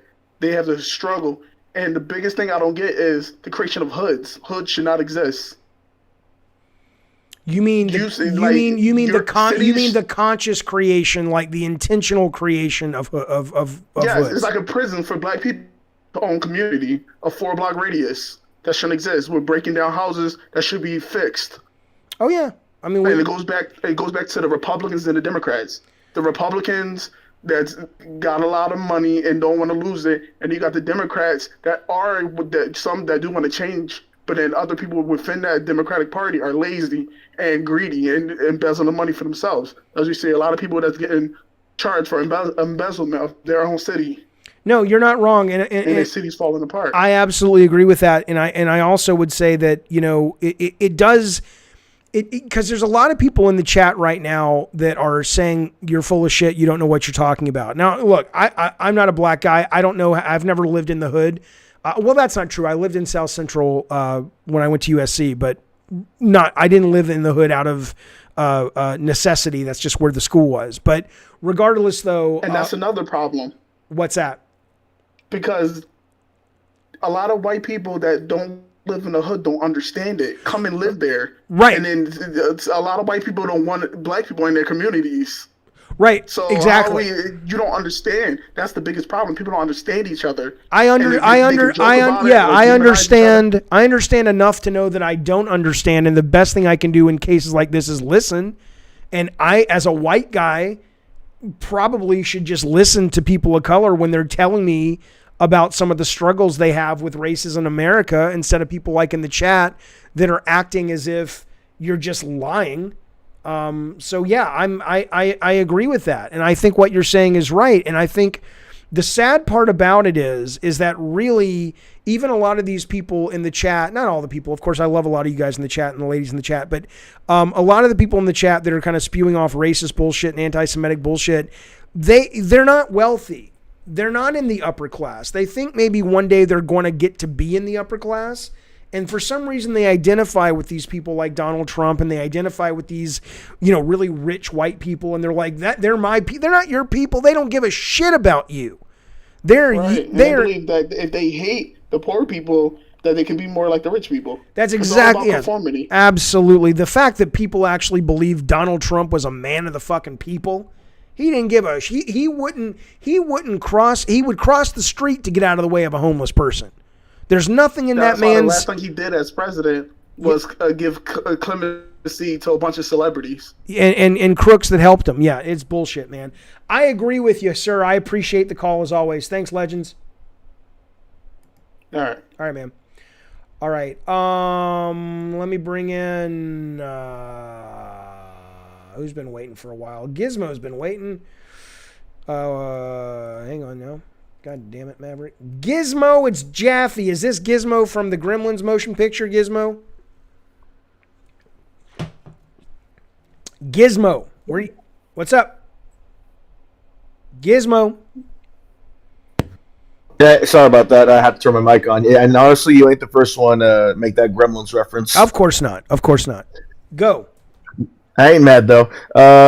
I wanted to say that while I can understand why you'd say white, why a lot of Americans or some Americans that are white are racist, I really don't believe that generalizing white Americans is fair either. Because I have had friends, I do have friends, and I have coworkers that are like white to the point of confusing them with a piece of goddamn chalk that looked like they grew legs. Okay. And I can say, while not with fair experience, I can't say that if you're taught right, and if you are raised right, you can be told, to act a certain way that is right with society. I'm sorry about sorry if I'm stuttering a bit, but what I'm saying is you can't be born racist, and you're not just racist. You have to be taught that racist views and racist acts are wrong. Well, I agree and I disagree. You're not born racist, but I absolutely think being born into a privileged position. Look, if you're a black dude and you're born in Wakanda, and you happen to be a white guy or a group in Wakanda that doesn't have in the Wakandese or whatever you call the people from Wakanda enslaved a bunch of white people, then it would be the same thing. There's nothing inherently good or bad about black or white or black. But if you are raised, yes, you don't come out of the vagina. I know you don't. Well, you do come out of the vagina. You don't come out of the womb racist, but you do come out into a world of privilege that immediately begins coloring your perception of what normal is. That's not wrong. That's not right. Well, I wouldn't say that's not right, but you're not wrong there either, because how is that? Let's put it this way. Literally, and I was stunned to learn this, by the way. I was stunned to learn that the medical establishment is trained to not treat black patients as well as white patients. And I'm like, that can't be true. That sounds like nonsense. And people were sending me a number of cases about this. And just the other day, and this wasn't some left wing, this was like on BBC America or something. There was a dad who went to the hospital 3 times and said, hey, I'm having chest pains. And he was a black dude, and they kept sending him home with ibuprofen. And his wife brought him back the 3rd time and said, look, man, something's wrong with him. And they're like, look, we've diagnosed him. He's fine. And he went out in the parking lot. He died of a heart attack that it turns out they could have checked if they would have seen if they just would have checked on him.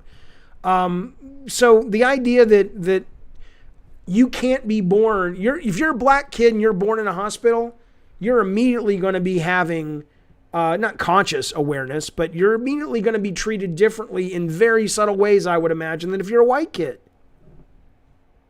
No, I would imagine so. But that, if anything, though, that's just bad practice, not just in medicine, but just as a doctor. Because I had an aunt who was like getting. I don't remember what happened exactly, but she's been having complications with herself, so she had to go to 3 doctors. And it wasn't until the 4th doctor or so that they found out there was something wrong with her. That they actually found out by actually doing their jobs, taking tests and stuff like that. But the thing is, it wasn't like she was black or she was a white. It was because these were. I hear an echo. You're good. I got it, Giz. I appreciate the call. Thanks, man. You hear it too? Yeah, it's a little spotty. Yeah. I think it's Bryce. Okay, I'm gonna call back later. Call back later, man. Thanks, Giz. Yeah, there was a weird connection going on there. Okay. Somebody in the chat says, first Jaffe says the comment, then he clearly states, okay, let's talk about this briefly. Let's talk about this briefly. By the way, let me get the super chats. Okay. Tep says, thanks for super chat, buddy. He says, I was told my first 15 minutes at my current job, I only got it because I was black. It finally paid off for me, but the resulting drama from that had me moving career paths to user interface because you're over IT. Yeah, I mean, again, and what I would say, what people in the chat would say is, that's anecdotal. There's a guy in the chat right now that just said the story I was telling you guys. Good night, Karangi, about that I was talking about was anecdotal about the guy in the hospital. It's like, how many anecdotes do you need before it becomes data, sir? Yeah, I hear you. I absolutely hear. I hear stories about that all the time. Jay Songs drops super chat, says, sound in black is a myth. Search code switching, Jaffe. All right, I want to talk about that because... Are you racist? I want to talk about that because I'm curious about that. So the idea of saying that there is a voice of black people and white people. Now, again, this is what I'm saying to you guys. It's so weird. It's like you guys actually think that I'm not willing to learn and I'm not willing to be educated on this. If I am wrong on this, then I'm wrong on this. But I am under the impression, I am going through the day being under the impression that historically through my life, I can usually tell that there is a guy who's white or black based on how they sound. Okay? Is that racist? I mean, no. I mean, it's racial. And I'm more than happy to have that conversation. And I'm not saying black people sound better or worse. I'm not saying white people sound better or worse. But my mind is open. Hit me in the chat. Hit me on the calls and say, oh, well, here's why it's racist, Jaffe. Don't come at me. That's pretty funny, Red. I like that. He says, I oppress short people because I look down on them. I like that. But anyway, yeah, explain it to me. Okay, explain to me how it's racist, though. Right.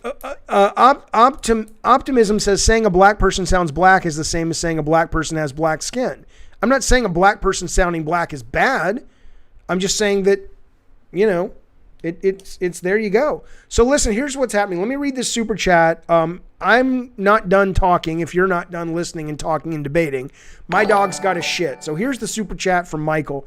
Something we forgot about is the Great Society Act. Overexpanded the welfare state. Ironically, that created more poverty in the black community.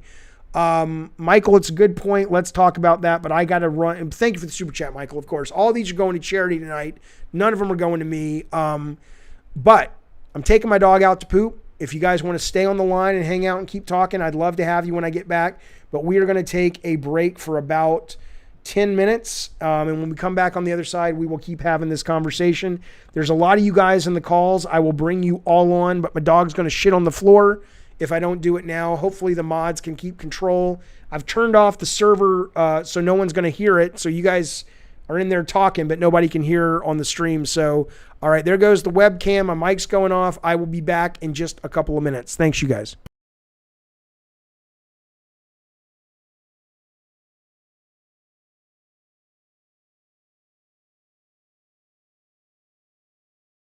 Yeah, we can talk.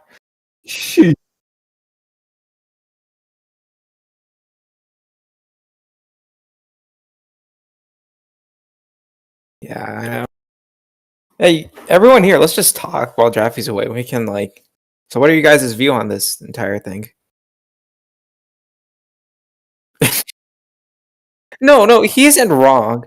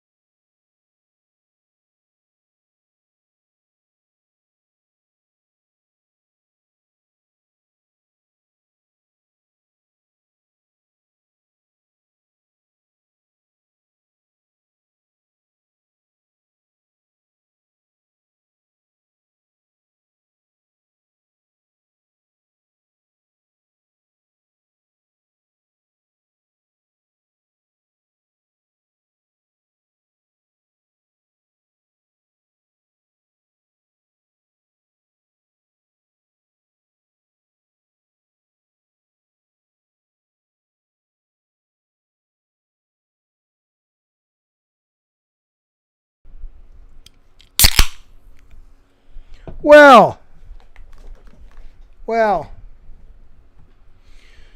you know, yep.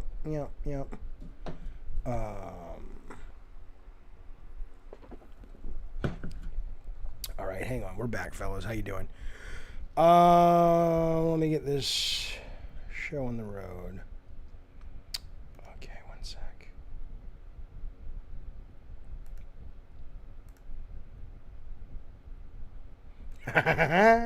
Well, I gotta bring this guy in real quick. Hang on, that's a great name. That's a great name. Hang on though.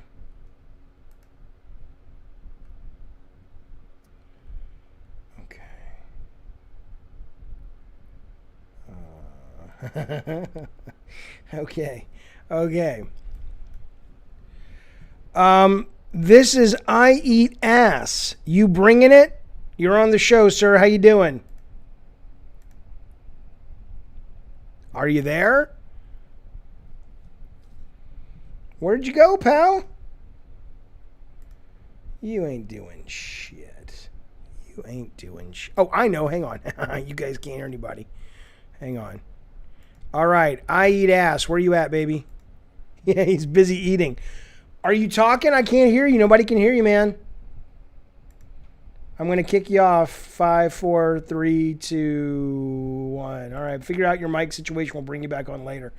All right. Let me just bring in some random people. How you guys doing? Good. Oh, my camera's off. I apologize, fellas. Boom. There we go. All right. Back. Welcome back to the world. No, hey, listen, I had a guy on the stream the other day who literally was a black guy, and he said,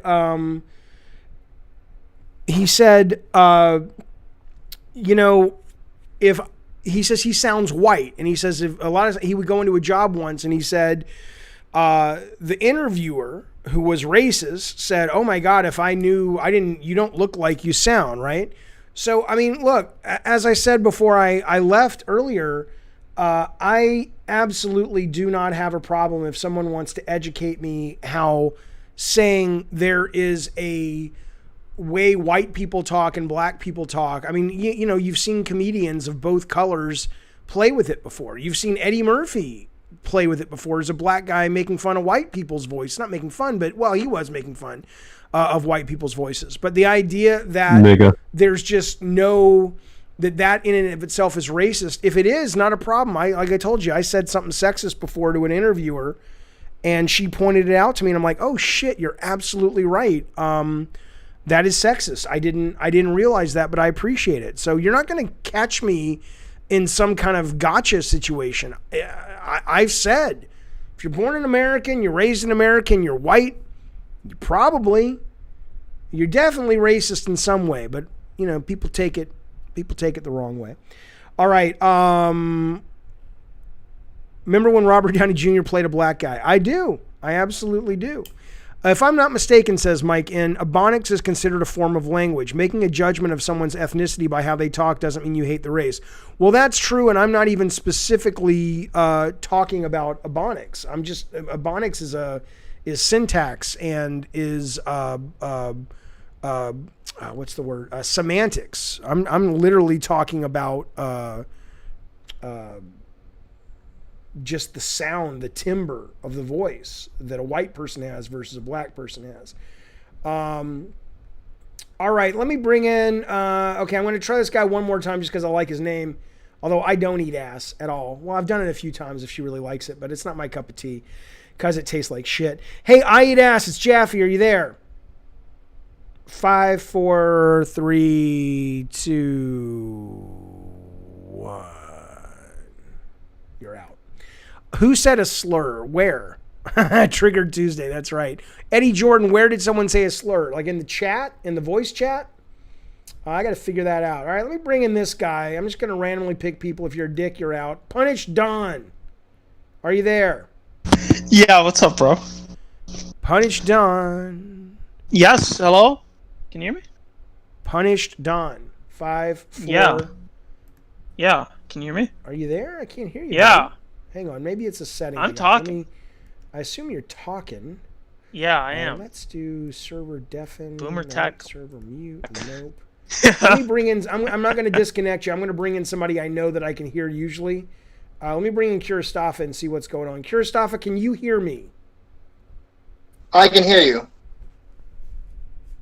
Can you hear me? Yeah, I can hear you. I'm a fucking moron, dude. I didn't have my speaker turned up. I'll get back to you in a minute, Kuristafa. Thanks, pal, for helping me. I'm an idiot. All right. I eat ass, blah, blah, blah. Call back in. All right, here we go. Punish Don. What's up, pal? What do you want to talk about?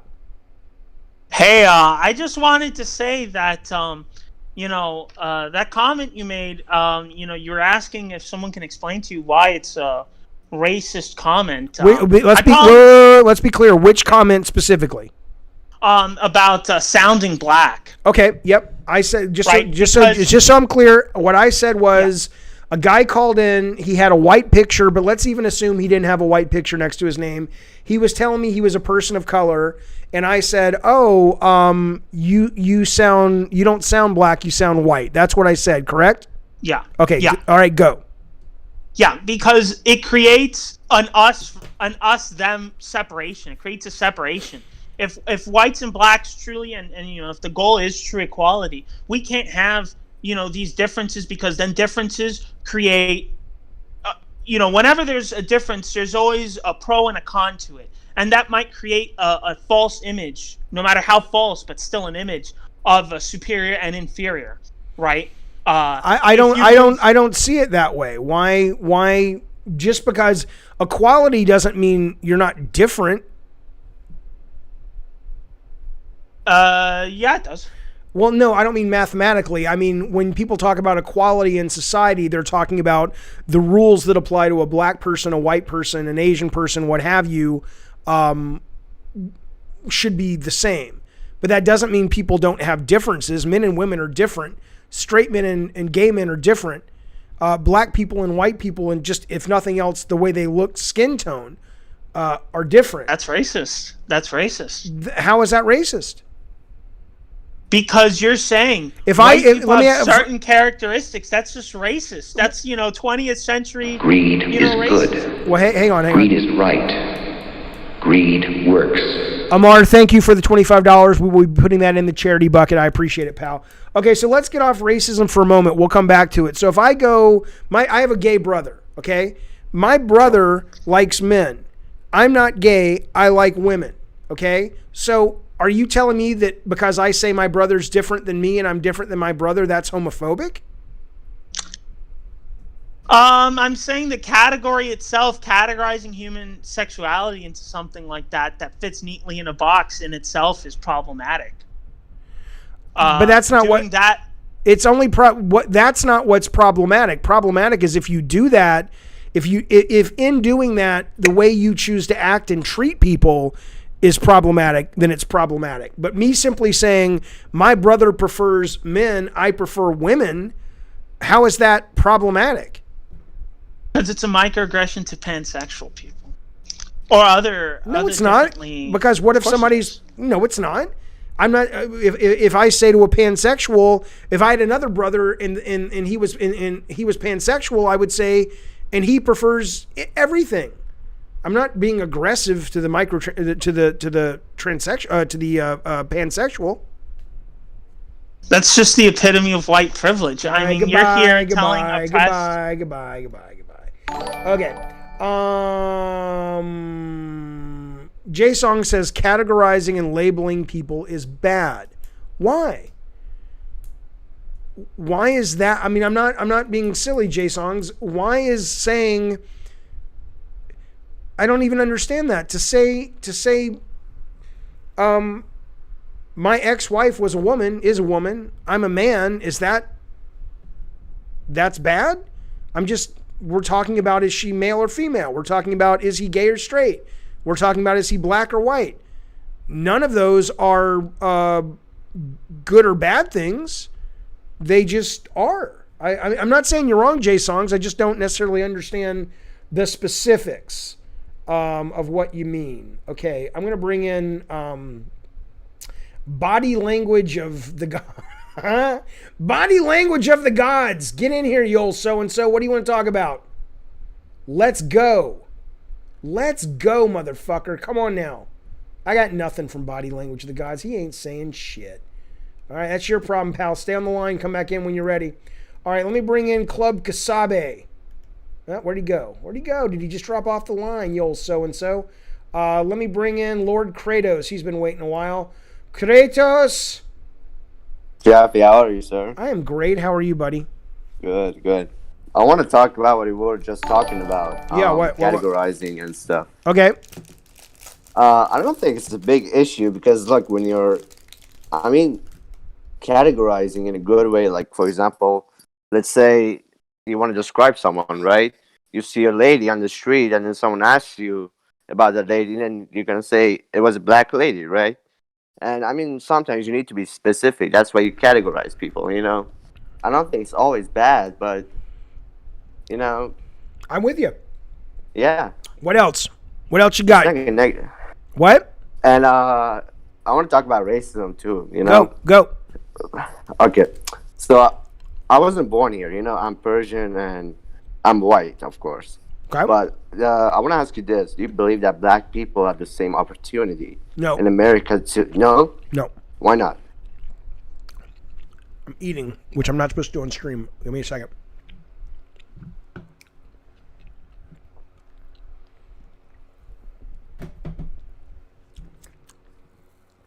So, I think that black people are given the same opportunities at times as white people, but I think white people have more opportunities in America than black people.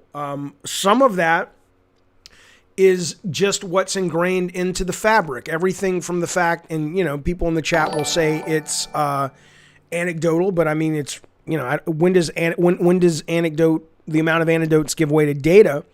But the idea that the number of black incarcerated men dwarfs the number of white incarcerated men in terms of to scale based on the percentage of black people in America versus white people, those are opportunities taken away from those black men that white people are still out and free for doing much worse crimes. So that's a very obvious way that black folks, black men specifically, don't have the same opportunity. They literally are imprisoned and kept from being able to go out and make something of themselves in the business world because they're in a fucking prison cell. But people who have done worse, people who have raped people have stolen people's life savings, they're on the streets walking. So that's the most obvious way that comes to mind right now. Does that help? Yeah, I agree with you, but here's what I'm going to say, and tell me if you agree with me or not. Yep. So I believe that black people have the same opportunity for example, become a doctor as a white person would. But I also believe... Wait. Are you saying, if you're saying you believe that black people have the same capability of intellect to become a doctor, I would agree 1,000%. There's nothing that would indicate anything otherwise. I'm saying if you're saying the opportunities, I would absolutely disagree with you on that. I'm saying that if a black person, for example, worked as hard as a white person would have to work to become a doctor, then of course they would become a doctor. But this is what I want to say, Jaffe. Yeah. I don't believe that the system is fully racist, but I believe that there are racist people within the system. You know what I mean? Which then creates situations for some black people to face racism. Do you agree with that? I think you're using the term racist. I'm using the term racist, the big R. You're talking about racism like you think what I'm suggesting is that every white American hates black people or has a problem with black people. That's not what I mean when I say greed is good. Greed is right. Greed works.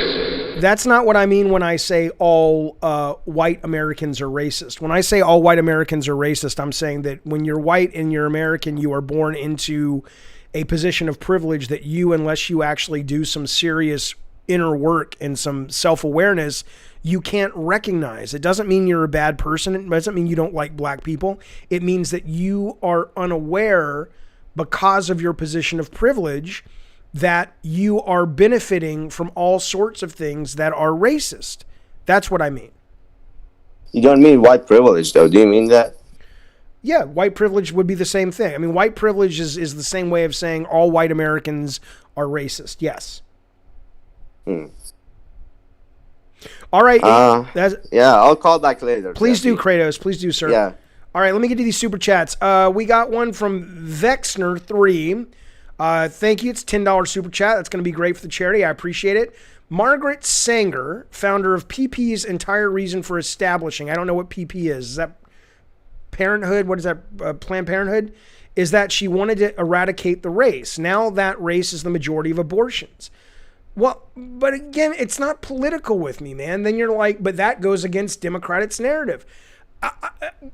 Fine. She sounds like a horrible person. But yeah, it means PowerPoints. She sounds like a horrible person. Thank you, Travis. Thanks for being here, buddy. We'll be back on games tomorrow, bud. Yeah, what you and I are in cahoots, baby. I'm with you. She sounds like a piece of shit. But that doesn't mean I don't support a woman's right to choose what she wants to do if she gets pregnant with her own goddamn body. But yeah, she sounds like a horrible person. Absolutely. Jay Song says people always value things above or below each other. He's talking about categorizing. Right. You're right, Jay. But that's the problem. Categorizing isn't the problem. Putting apples in a barrel and putting oranges in a barrel and saying, categorically speaking, we're going to build a society where the oranges get treated better than the apples. That's the problem. But simply going, that's an apple, that's an orange, I don't see a problem there. But again, I could be wrong. Educate me if I am. Good night, Jack Frost. Always good to see you, pal. Let me bring in a fella named Snowy, because it is what it is. Snowy, what's up? Are you there? You guys got to be ready on the mic when I'm going to give you 10 seconds, and if you don't answer, I'm kicking you off, because it's boring to people watching. Is this what white guilt looks like, Maddie? I don't know. You tell me. What do you think white guilt is, Maddie? I don't feel guilty about being white. I like being white. There's a lot of advantages to being white. It sucks. It's not fair. But if you said, Jaffe, you can be white, you can be Asian, you can be black in America, which would you be? Why wouldn't I be white? But I would prefer it to all be equal. You guys talk about white guilt like it's some real fucking thing. Like, I mean, you guys paint a picture in your fucking weirdo heads. Like we're walking around on the progressive side like, oh, I'm so sorry. I'm so sorry for being white. What we did to you. I'm so sorry. I walk around going, there's a lot of inequality in this culture and we should all work really hard to be kind to each other and improve the shit as best we can. That's what I walk around thinking. You want to call that white guilt? Fine. If Fox News or One America, whatever the fuck you want to watch, told you that that's what it was, and that's fine, baby.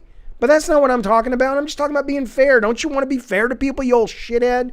Snowy, you got 1 second to talk. What's up? 5, 4, 3, 2, 1. That's more than 1 second. And you are out. Goodbye. All right, Snowy's gone. Let me bring in Rizzle Kid. I don't know who's a troll and not. Rizzle Kid, what's up? What's up? Hey, how you doing, David? I'm doing good. How are you? I'm very good. I've been a fan for yours for a long time. Thank you very much. We used to grow up on your games. I'm originally from West Philadelphia. Okay. And growing up in the early '90s, we used to play Twisted Metal and everything like that. And on behalf of all of us who made those games, thank you, man. You're welcome. And it was funny. I followed you since you had the Spidey 999 channel, actually. Oh yeah. So, and then I recently watched a video of yours when you were talking about the voice actors in video games. Mm-hmm. So, and you were saying like, okay, well, should a white voice actor play a black character, right? So that kind of, I was talking specifically about how Kratos was in both instances a black guy. No. You I think this one we were talking about Axel. You said Axel was playing a white guy play. Right. I believe that's correct. He was a white guy. Right. And then so I thought about it, because me being a black guy, so I'm thinking like, okay, well, maybe that was good then, right? So do you think like it's not the issue of is the white guy better than the black guy? Should the issue be the white guy is good, but we can find a black guy that is just as good or better, but we need to take more time to find the black guy? I think yes, within reason. I think ideally, if you are able, there's a difference of opinion, but a lot of people who share the same gist of the opinion, which is we need more fairness in casting and we need more diversity in casting.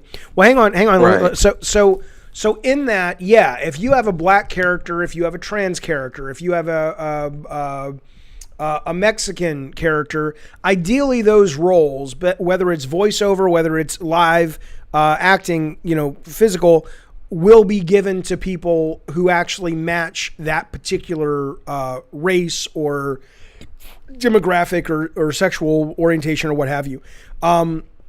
I'm not so steadfast in that I think, like, that, for example, with Ghost in the Shell, there were a lot of people were like, no, that has to go to an Asian woman. It can't go to Scarlett Johansson because the main character was Asian in the manga. Well, you're talking there about $160 million movie, and movies open around the world, even though that movie was a flop, partially because of star power. There isn't an American woman who is of Asian descent that has the same kind of box office juice that a Scarlett Johansson has, or that a Jennifer Lawrence has. So I do think there's some shades of gray regarding that decision making, but there are some people that would tell you absolutely not. You only should cast who they are. I can see that in a movie because you're actually seeing the actor. But when you're talking about a video game where you don't see the actor, you just hear the voice, right? Yeah. So if you're saying, okay, that's Scarlett Johansson gonna bring people to the box office, I can agree with that because you're seeing her in the box office. But Kratos in the first game, he was a black man, but nobody knew that because the voice actor was so good. They didn't necessarily say, okay, well, that's a black man doing a white guy's voice, a Greek's voice. I didn't know he was a black guy. I didn't know he was a white guy. Right. We never saw them. We just listened to audio tapes that people sent in, and we said, oh, that one. That was it. Right. But now looking back, if I were to have a character like Axel, if I were to have a character like what the fuck was his name in black? Agent Stone. Not Agent Stone. Was Agent? Yeah, it was Agent Stone. I would say, yeah, we really should fill these roles with folks who are of the demographic of the character. I think that would be the right thing to do, assuming that we could find someone that was good, which I think, of course, we can. How hard is it to find a great actor regardless of, or good enough voice actor regardless of their color? Absolutely. Okay, so you would say, because this recently happened in the last Uncharted game, in that DLC where they were talking about the South African woman. She was white and she was playing the black actress and all that stuff. It's like kind of like those things, because me being a black man, and then even back then we didn't have representation in the video games. Like, yeah, okay, we enjoy these characters, but we don't see anybody that looks like us or anybody that even sounds like us. Yeah. So it was kind of one of those things like, okay, well, we love these games, and you look at like a Gears of War, and then you think about Gears of War and all the characters in that game. The one black character is the big football player, muscular guy that runs everybody over and stuff like that. It's like, well, why do we always have to be that guy? Okay, well, to be fair, that's not the world's best example. Everybody in Gears of War is the football guy who runs everyone over. But I know what you mean, though. Well, think about it. Well,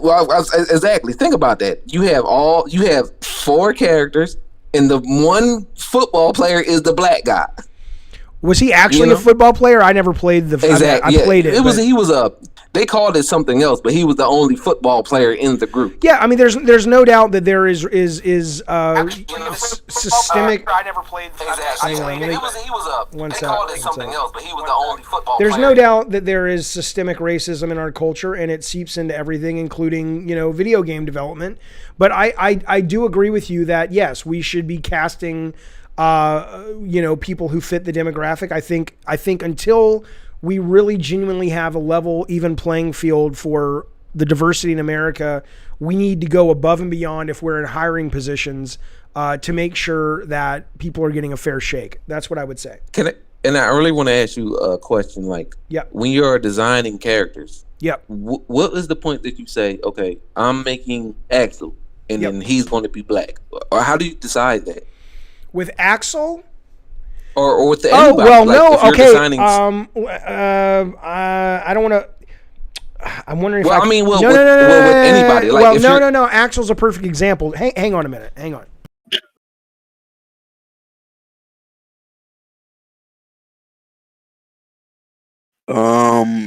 What do you think of Jewish privilege? Oh, okay. I guess he want to wait for a second.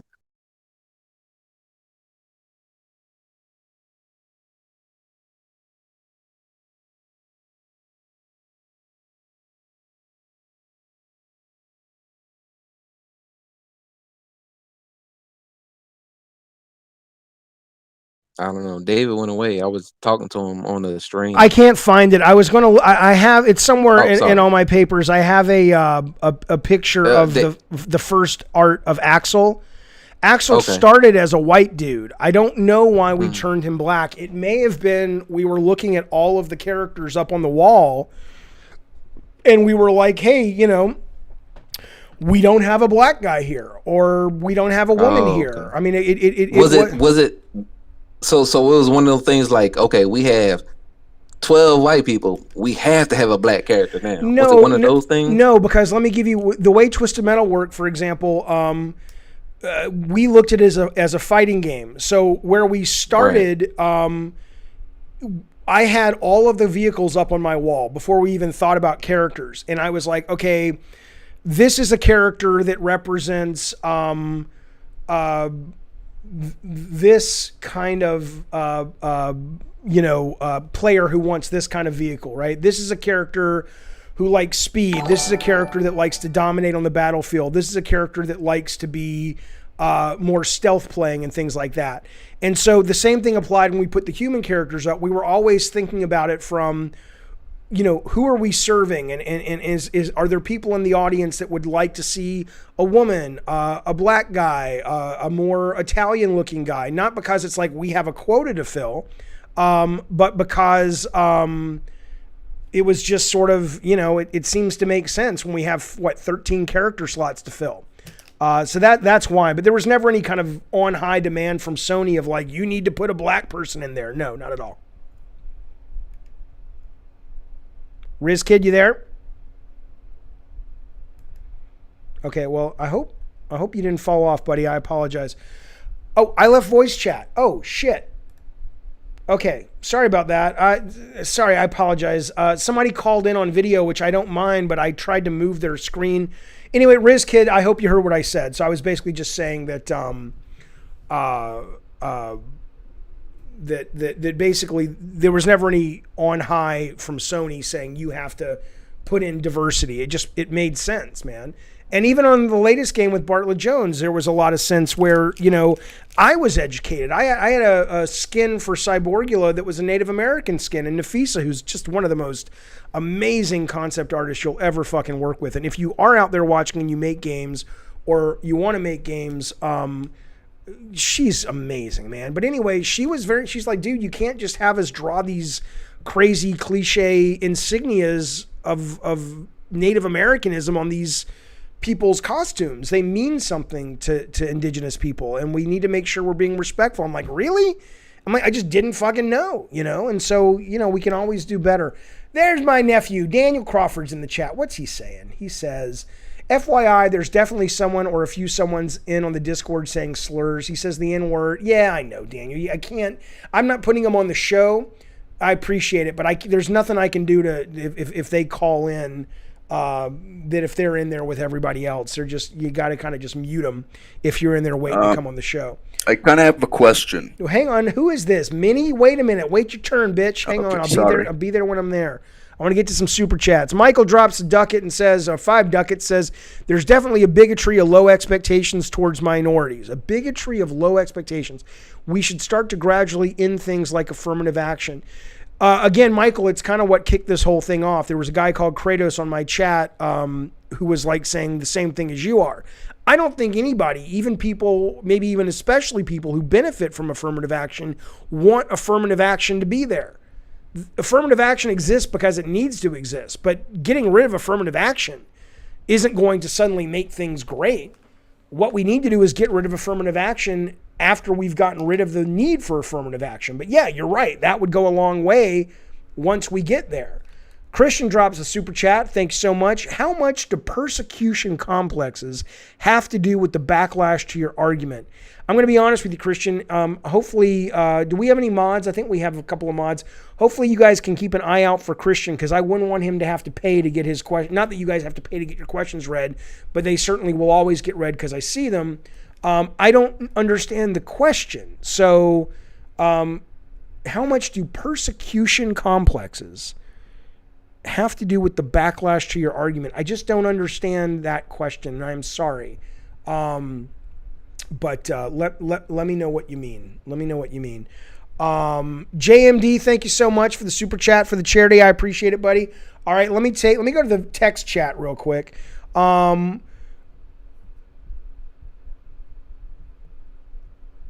looking for the text chat, something interesting to read before I go back to the calls. Some of my favorite movies are Menace to Society and Friday. Okay, modern society is obsessed with catering people. Catering to people who see themselves as victims. Well, I don't see myself as a victim. But I like the fact that we live in a society that's trying to be more fair. I mean, think about it. Think about for a minute the fact that you're basically advocating for a society in which we don't treat people better. Right? I don't think I understand your question. Maybe that's what it is. Larry Elder, says Jaffe needs to apologize for the crimes of his people against Palestinians. Well, first off, let's be clear. They're not my people. I'm not a Jew, but I was certainly raised Jewish. So if that makes me in your eyes a Jewish person, that's fine. You would be a moron if you think that I feel the Israelis are not certainly meaningfully responsible for some horrific, atrocious crimes against the Palestinians. And you would also be a moron if you think that I think that the Palestinians haven't returned the favor in kind. So it's simply not that simple, although it is. But just acting as if what you think I'm going to get my dander up because you think you're telling me something I don't know, that the Israeli army and the Israeli government has created what amounts to basically, I wouldn't say genocide, certainly, God no, but a lot of horrific incidents against the Palestinians. Absolutely goddamn possible. Absolutely true. Absolutely true. All right, let me go back to the calls here. I'm going to bring in, I'll try Snowy one more time before I kick him. Snowy, are you there? Do you want to talk, buddy? You're not muted, so talk away. Oh, yeah. I'm here, all right. All right, what's up? I know you're a troll, but just be interesting and don't say hate speech. If you do, I'll just disconnect you. What do you want to talk about? Go. I just want to say nigga, that's all. I mean, big deal. Big deal. What does that mean? Oh, no, you said it. Oh, no, my stars and garters, you fucking moron. All right, let's bring in the Quack. That guy sounds great. The Quack, it's Jaffe. What's up? Oh, the Quack. Where you at, pal? Are you there? All right. Sorry, buddy. All right, let's bring in Sweetness Gaming. Has been waiting a long time. Sweetness, where you at, buddy? Hang on. Sweetness, what's up? Well, first I wanted to say, of course, I disagree with all the white Americans are racist stuff. I think it's prejudiced and judgmental. Okay. But secondly, what do you think rhetoric like white people have all this privilege and the system is against you and all that does to young minds, like young black minds? Probably allows them to feel validated in what they already know at some level. So imagine this. I mean, I'm not a black guy, but imagine being a young black kid, an 8-year-old kid, 9-year-old kid, and everywhere you turn, you're being told by the media, you're being told by the president, America's a land of opportunity.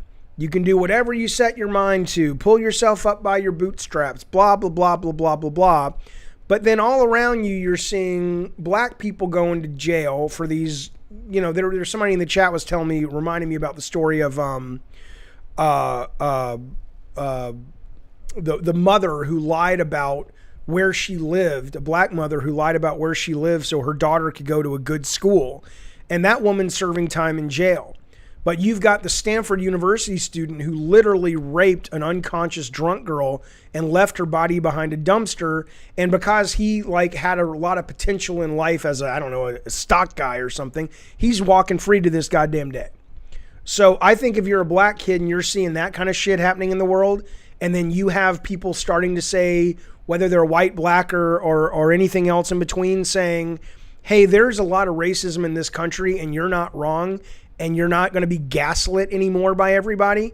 I would imagine, as sad as that might make them, there's a sense of, thank God I'm not crazy. That's what I would imagine. Well, how does, in your opinion, how does that kind of rhetoric, like, you know, white people are always going to be privileged or above you, or you know, the system's always going to be against you. How is that different from how the South treated those people 60, 70 years ago? Well, because the South, 60 or 70 years ago, the South 60 or 70 years ago said you can't sit at the same counter, you're dirty, you can't be in the same bathroom, you can't ride in the same parts of the bus as white people.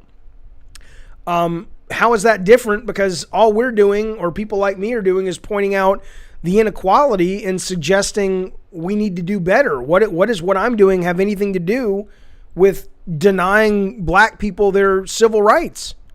That's what was happening in the South 60, 70 years ago.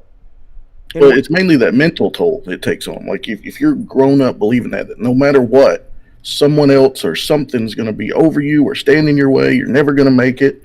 How is that right? I don't think I don't think black people are never going to make it. I don't think that's the message black people should be getting from their parents or their community or the media. But do I think to go to a black person, and suggest that, yeah, we have systemic racism in America, so what you're feeling or what you may be feeling, that's not all in your head, I think there's value there, man. Because it makes them not seem crazy. Thank you so much, JMD. I'll talk to you in a second. That's my answer, man. All I can tell you is if anybody's ever gaslit you and made you feel that what you know in your heart is happening is not happening, imagine that. But your whole life, imagine it systemically. Wouldn't that be bad when you hate that? I just don't want people in this day and age growing up feeling like that no matter what they do, they can't get above anything because of some imaginary privilege or systemic racism. But wait a minute though. Wouldn't you, I don't disagree with you, but wouldn't you rather them believe that because it's true?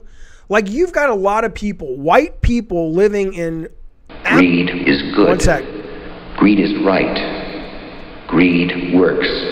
I will get to these super chats in just a second. You've got a lot of white people living in abject poverty. They can't afford medicine. They can't afford food. They're undereducated. If they're working at all, they're barely making ends meet. And they're told, what they get told is the propaganda of, you can be like us, you can be rich, you can make it, you can be successful, blah, blah, blah, blah, blah. Well, that's a goddamn lie for a lot of them because they lack resources too. So frankly, I would love people to be told, you can do whatever you set your mind to. And America is a country that's going to welcome that kind of initiative. And I'd like it to be true. But if you raise people and tell them that, but their experience shows them something else, I don't know, man. I think that's called gaslighting. All right. I'll pass it off. Thanks, Sweetness. I appreciate it, buddy. Always good to debate with you, bud. Even though we don't agree on a lot of stuff, I love you're part of our community. Thank you, sir. No problem. All right, let me get these super chats. I don't mind. This is Christian again. He's already donated once. He says, I don't mind donating another S for charity. Thank you, sir. I was referring to people acting as though their racist ideologies are persecuted by being forced to hear I'm going to parse this. I'm relatively smart, but not that smart. There are people who act as though their There are racist people who think they're being persecuted by being forced to hear anti-racist arguments. Okay. And you're saying that, how does that, okay. Well, yeah, if you're racist, Christian, you're not going to like what I'm saying. Or if what I'm saying, and look, man, that is why I'm always saying, hey, give me some facts. I can be wrong on shit. I don't have to be right. Educate me. But a lot of people come at me emotionally, or they come at me angrily. And it's because it's triggering something in them that they don't really want to deal with, which is either they are racist, or they know they've benefited from their white privilege and they don't want to own it and accept it. Or they're fundamentally angry at a system that doesn't care about them, but they have been brainwashed their whole lives to be told, you can make it too. You can be wealthy. You can be happy. You can be the next big thing too. The media makes tons of money selling this lie to all of us. And fundamentally, they're angry at that, but either they don't know what they're really angry at, or they don't know how to actually process that, because it would cause their whole house of cards of their identity to collapse, and so they lash out at other things. That's what I would say, Christian. I appreciate the super chat on behalf of all of the folks who are going to get the charity, which we don't know who they are yet. JMD, back to you, pal. Thank you for joining the Diet Soda Soldiers.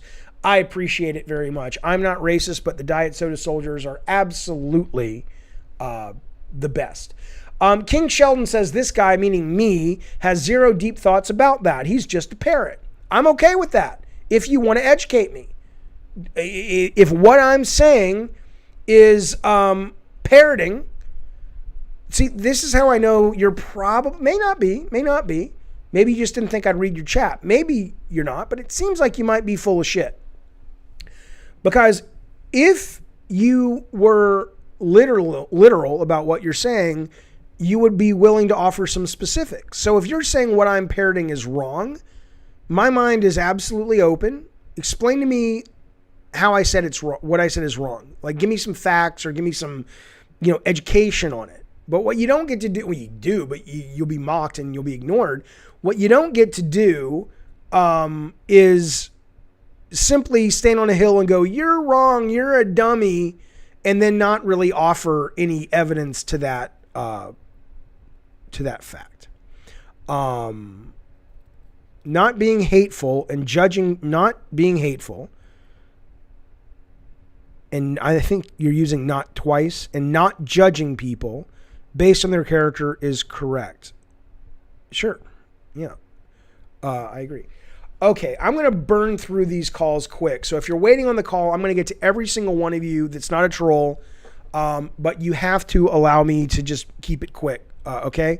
Here we go. This is G2 Barnes. Here we go. Barnes, what's up, pal? Go. Hey, yeah, so actually I'm Tony Barnes' son, his oldest. Oh, what's up, man? How are you?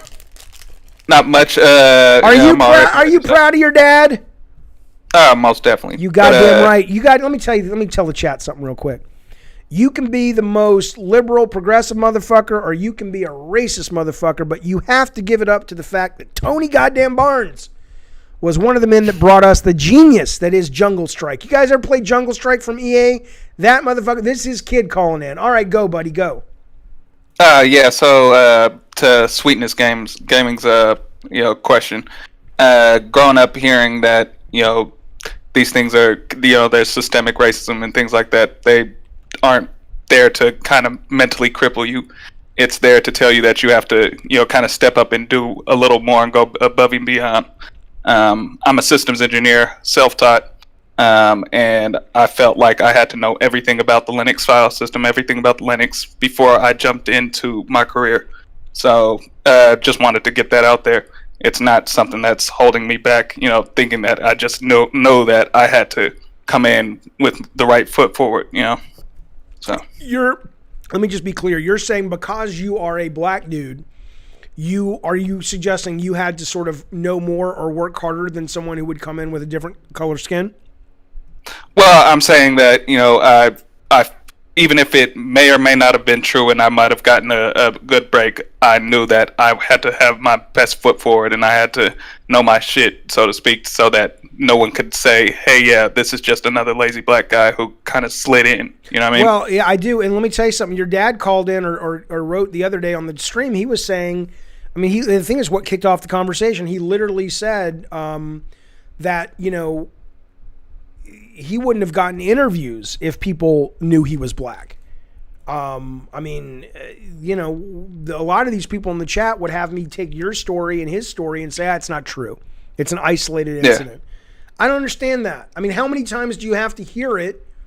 The fact that, let me ask you this, the fact that you've got so many people in this chat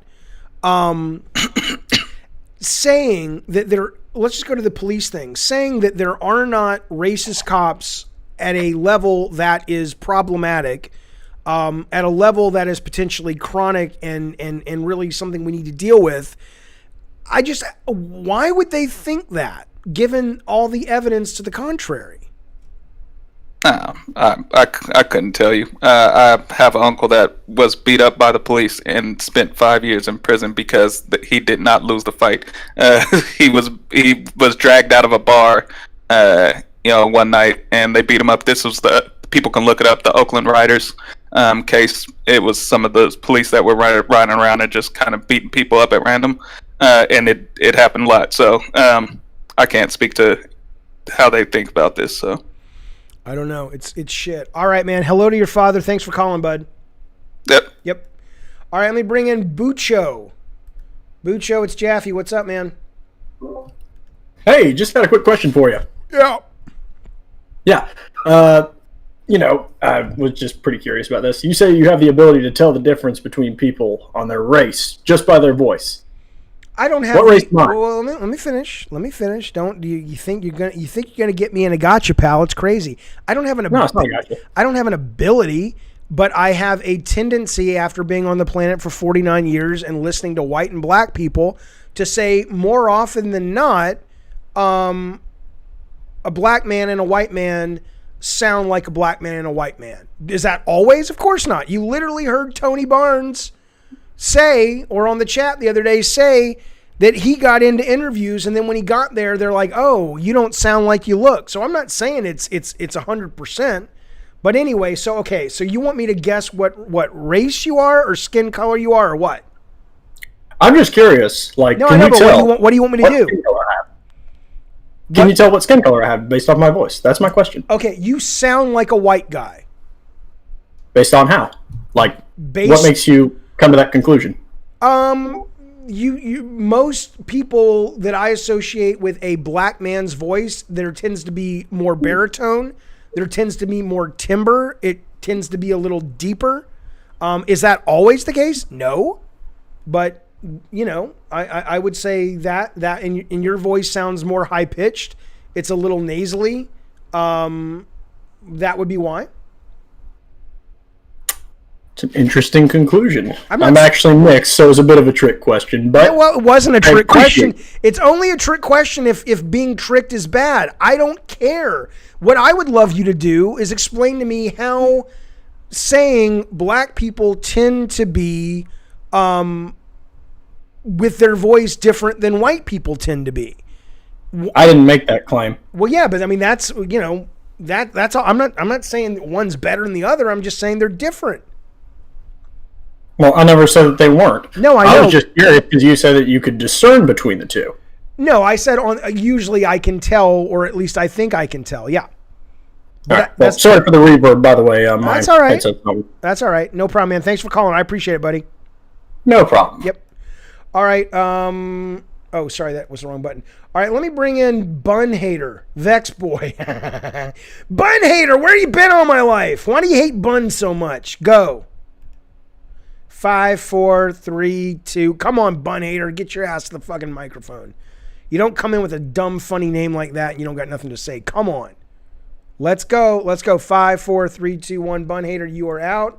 Let's bring in Chad again. Chadwick, it's Jaffe. What's up? Go. Come on, Chad. Me? Yeah, go.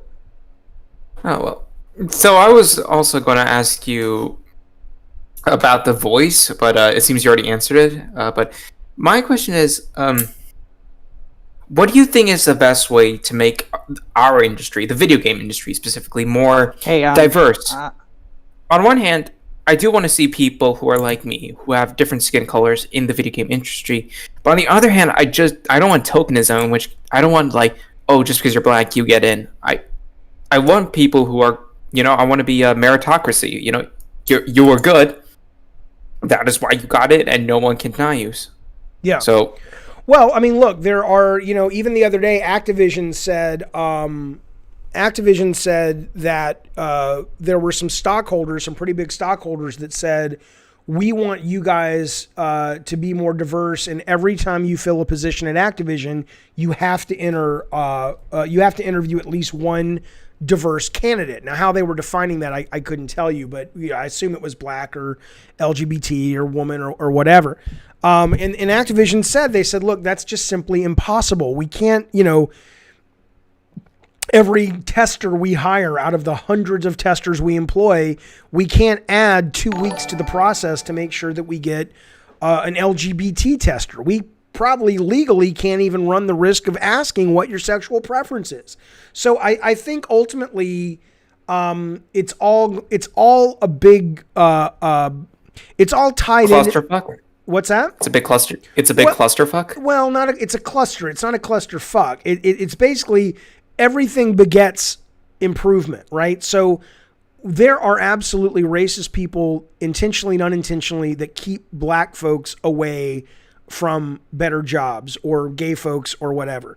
There are also societal issues that keep black kids less engaged with computer programming and video game design, because a lot of kids, poorer kids, and on the whole, people of color, that, again, statistically speaking, the number of poor people of color is larger, not in terms of the makeup of the country, but in terms of, comparatively speaking, percentage-wise, is higher amongst people of color. Well, if you're in a poor community, you're not going to go to a school with iPads and MacBooks and Chromebooks and all this shit. There are kids right now that literally can't do learning remote because they don't have the internet infrastructure. There are literally kids right now, even in my neighborhood in Del Mar, that are having to go to school every day because that's the only place that they can get lunch, because their parents aren't home to make them lunch, and the parents have budgeted so those kids don't have to have parental money paying for their lunch. The school system pays for their lunch.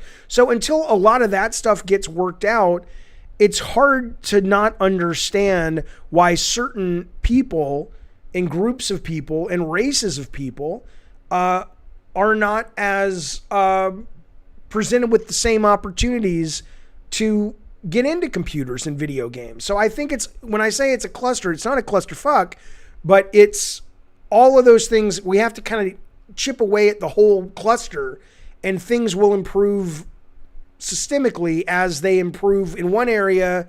As we educate people on racism and systemic racism, for example, that will inadvertently but wonderfully have an effect on hiring practices, not because it's a diverse hire requirement, but because the person who's running HR simply is less racist than they were before we started chipping away at the systemic racism, if that makes any sense. That's what I think. Yeah. All right. Thanks, Chad. Yeah. I appreciate it, buddy. Thank you. All right. Let me try one more time. Bun Hater, you want to talk or what? What's going on, baby? Okay.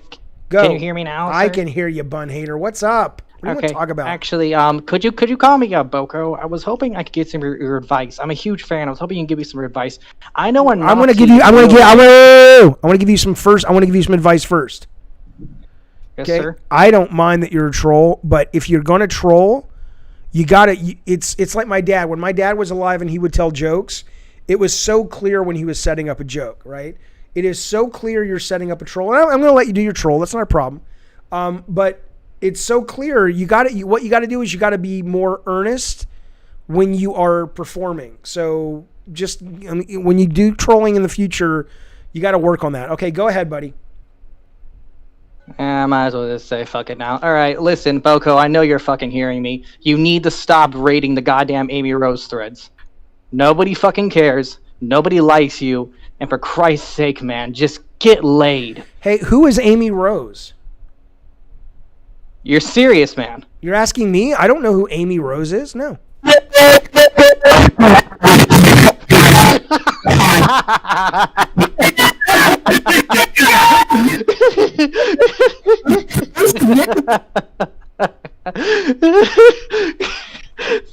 That made my fucking night. Thank you, Mr. Game Dev. I appreciate Here's it. what's fun though. Don't hang up. Don't hang up. Don't hang up. Are you there? Okay, you know what? That you could be faking. So I'm gonna play along. Are you All right, there? well, what is it? What is it? Okay. Yeah, I'm here. Okay, so Okay. Can you hear me now? I don't know if he's still there. Oh, there he is. Okay. I'm here. I'm here. Okay.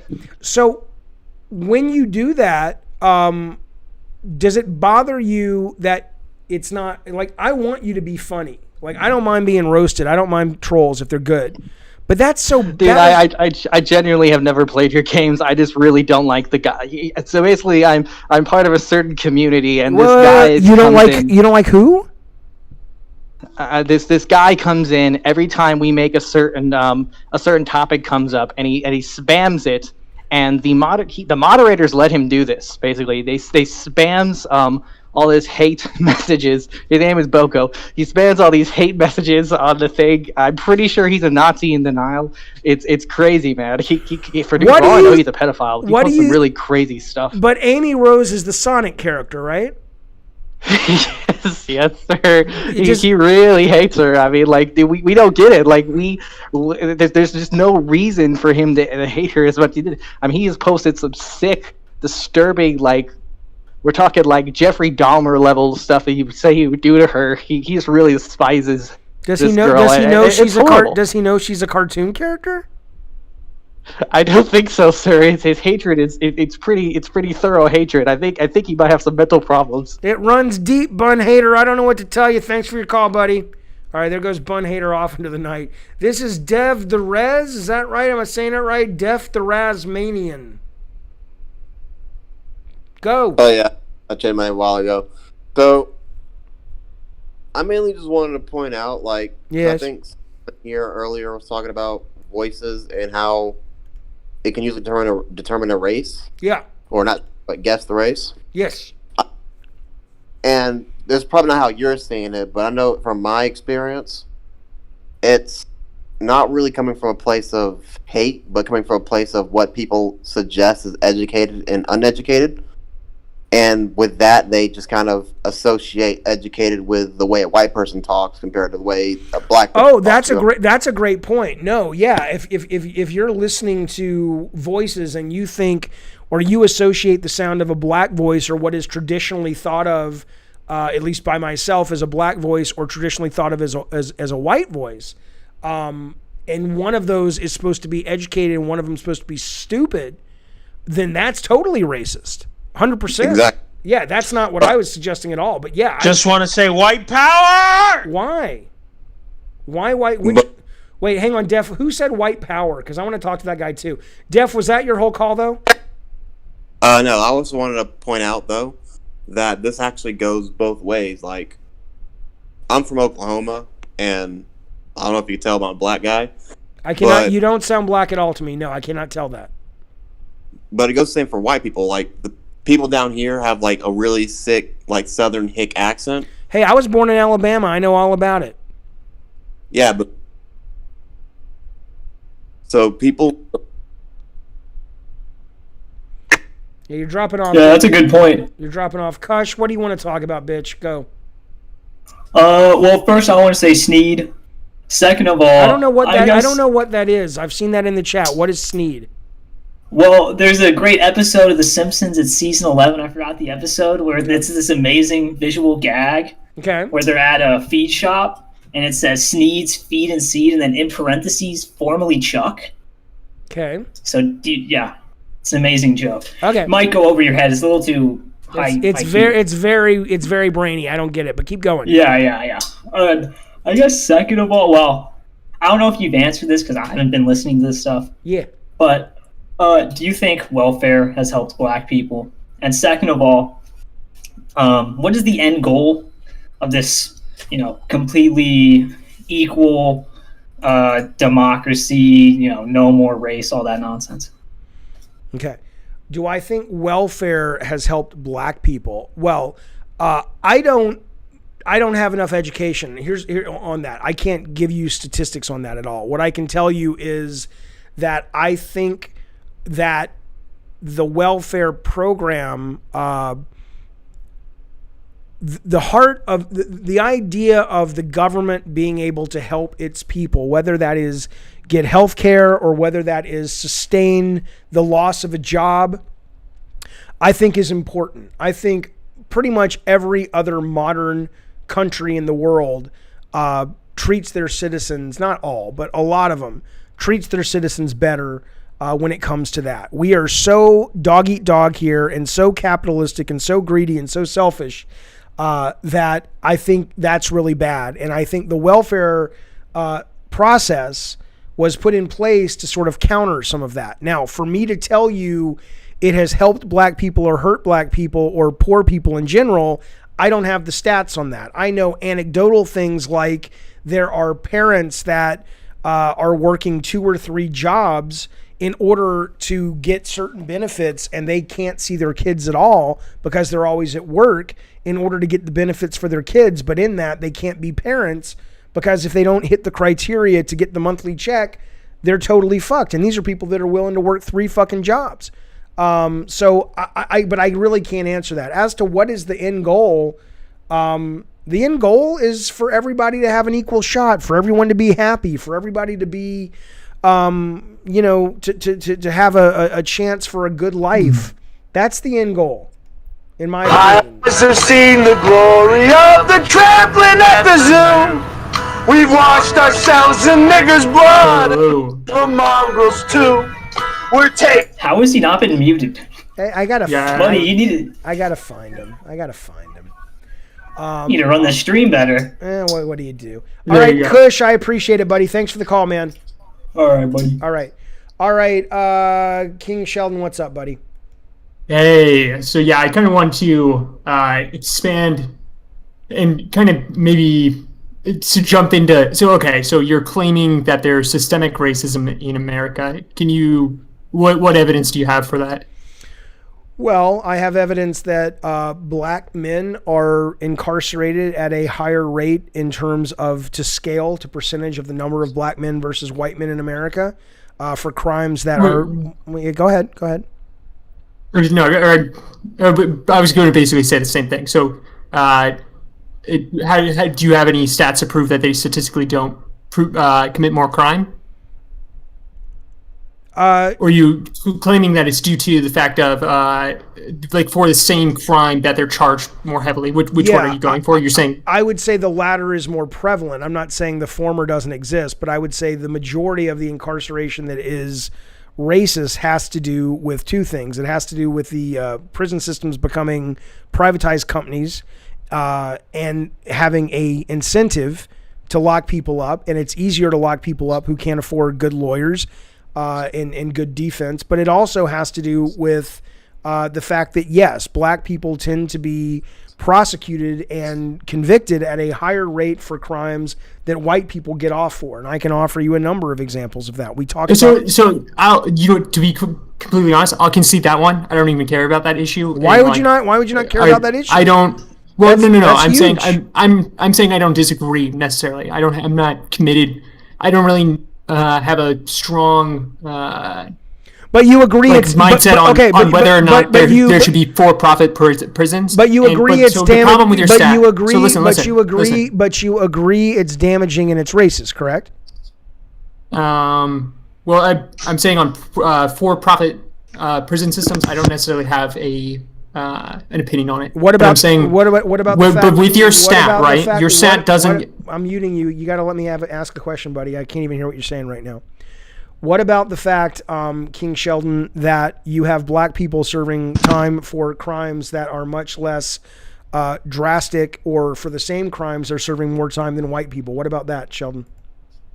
So what about the fact that there's more black on white rapes? I can make the same claim that there's mass racism due to that, right? Let me finish though. Let me just finish my sentence. No. So the problem with the stat is that okay, you're gone unless you got to stop, man.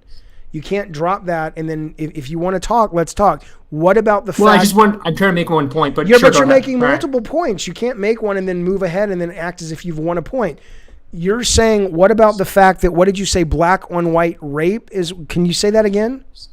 Yeah, so black on white rape yearly is like massively overrepresented, right? Okay. And even like black on white murder as well. So... Okay, so... Can I not say that's racist? Well, I think that if you are raping people and murdering people, you should absolutely go to jail. And yes, if more black people are doing the raping and the murdering, then they should go to jail. What I don't agree with is if you rape somebody like the white kid at Stanford who drugged the woman and raped her and left her body behind a dumpster and basically got off scot-free, and there's a guy who raped somebody who happens to be black and in a private prison, and he's there for the next 30 years, that's a problem. But they should both be in jail. Are you there? Oh, sorry. I thought somebody else was talking. I'm not really sure on the specifics of the one high school, the college rape. But we can agree that if there's mass overrepresentation of black on white rape and black on white murder, okay, that's racist. Is that right? No, they're both bad. They're both bad. Oh, they're both but bad. Yeah, but if you're asking me, it's not racist though, is what you're saying. Do I think that the fact that there is a large percentage of black people murdering white people, is that racist? Is that what you're asking me? Yeah. I would say in some cases it could very well be racial and racially motivated. I think in other cases it could be also related to racial issues and inequalities, because a lot of times murder and thievery and burglaries that end in murder come because, even though I'm not forgiving people breaking the law, because some people are at the end of their ropes because they aren't given the same opportunities to be able to take care of their families and children. But I certainly think it's bad regardless. I don't know if I would say it's racist. I think it depends on the situation. I mean, so your main point was that blacks are incarcerated more for the same crimes, right? But that doesn't take into account jurisdictions, their laws, and like we don't even have a breakdown of like which of those locations have for-profit prisons as well. Sure, we have a breakdown. But like we have a breakdown of how many blacks get sent to jail in specifically counties which have for-profit prisons. Yeah, and we can like. I'm sure that would be something easy to look up. But I mean, even regardless, though, yes. I mean, what's your point, though? I just feel like it's like it's hard to take that one stat and then say there's systematic racism. And I took a stat wait. You asked me to prove systemic racism, and that was what I started with. I wasn't finished. Oh, go ahead. I mean, other examples of systemic racism in America would be the percentage. Okay, so I mean, if we're going to throw policing out, because I guess we assume it falls into the jurisdiction of prisons, but certainly the number of black men that are assaulted by cops is higher than white men if you take into account the percentage of black men and white men in America. But let's say that's in the same category. The number of black women who are paid less than white women is statistically proven. So can we focus on that? Sure. Okay, so is that accounting for job breakdown? Because that sounds very similar to the the feminist stat of women get paid less than men, but it doesn't account for the job position held, right? So if we dug into that, right, what if it came down to black women are just intrinsically more attracted to lower paying jobs, or perhaps they have lower IQs and they can't hold higher jobs, or like it could be a genetic thing, right? It could be anything. It could be a culture thing. Sorry, go ahead. Well, I don't think that. I mean, unless you have some evidence no one's seen, I don't think that you can point out that black women have lower IQs than anyone else. I don't think you can point out that culturally, black. Go ahead. So, but I'm just saying, you're the one who dropped the stat. Does the stat account for that?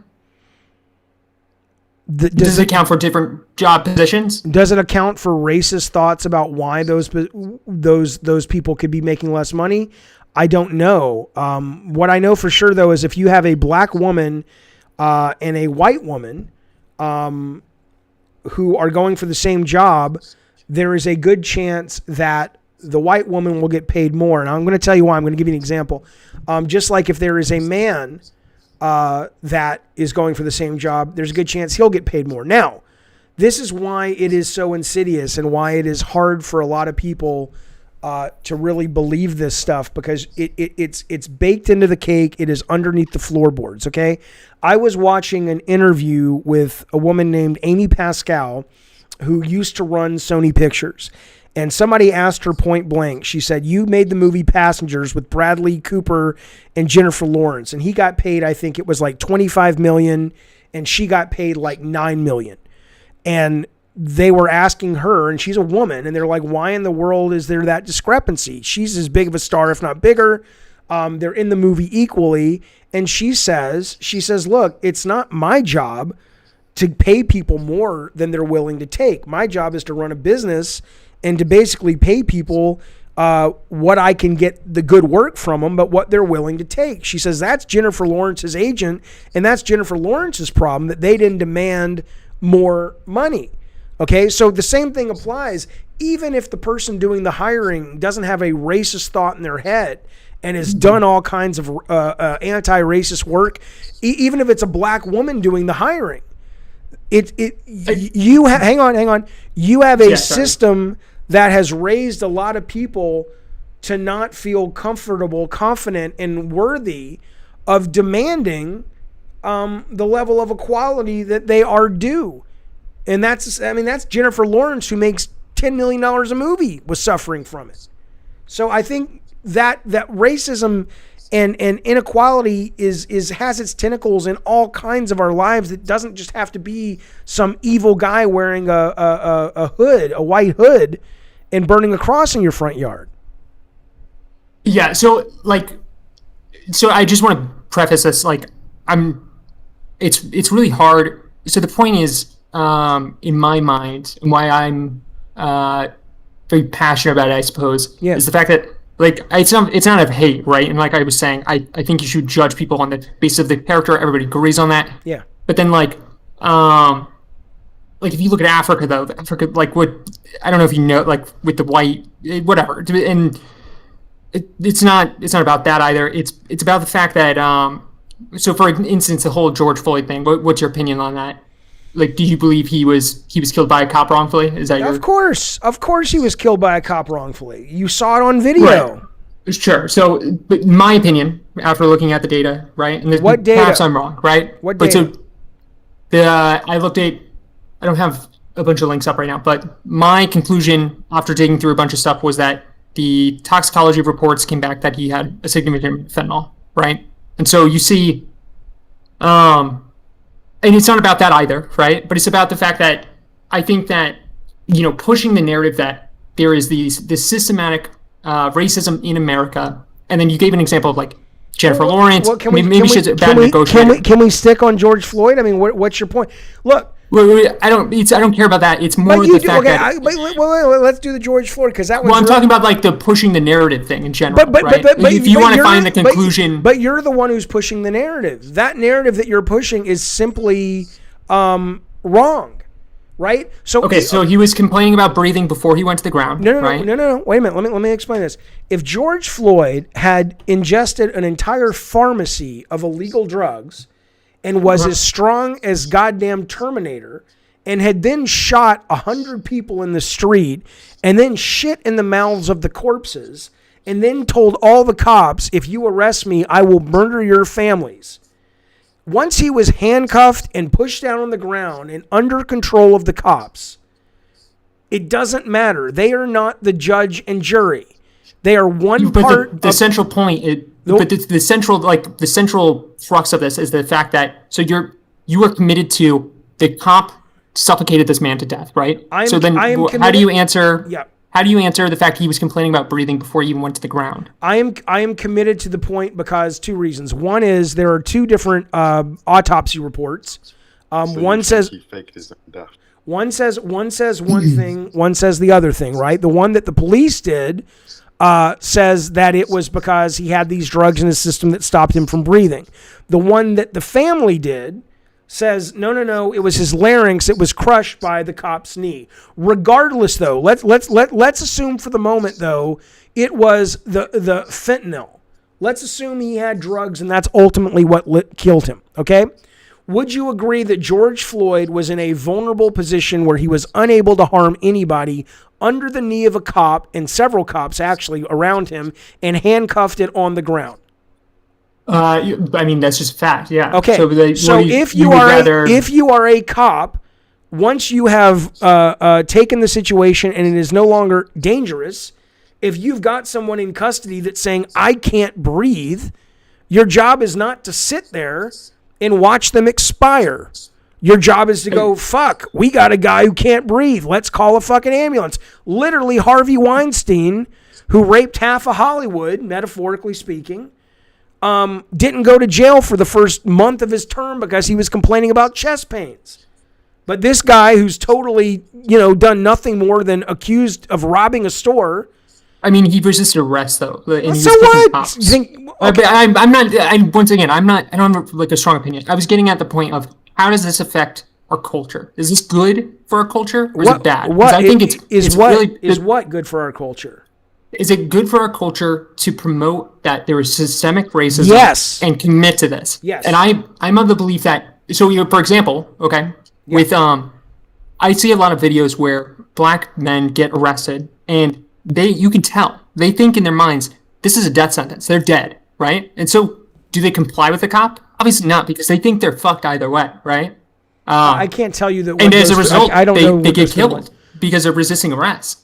And you don't kill someone for resisting arrest. There's nothing in the police handbook that I've ever heard when they've talked about this that says if you resist. We can totally go into the technicalities of the George Floyd one. What is the best scenario, or what is the best thing to do in that situation? He was saying he had issues breathing beforehand. I don't have a crystal ball, and I can't prove it to you. Okay, you're right. There are two toxicology reports. But you're not. I don't know if you know this, but you're not really arguing anything. You're going around and around, and whenever I bring something up that doesn't quite justify your position, you move. How can I prove it to you then? If you can't prove it to me and I can't prove it to you? Well, because we have two different toxicology reports, and he said he couldn't breathe beforehand. No, it's not. Okay, but what did I say to you?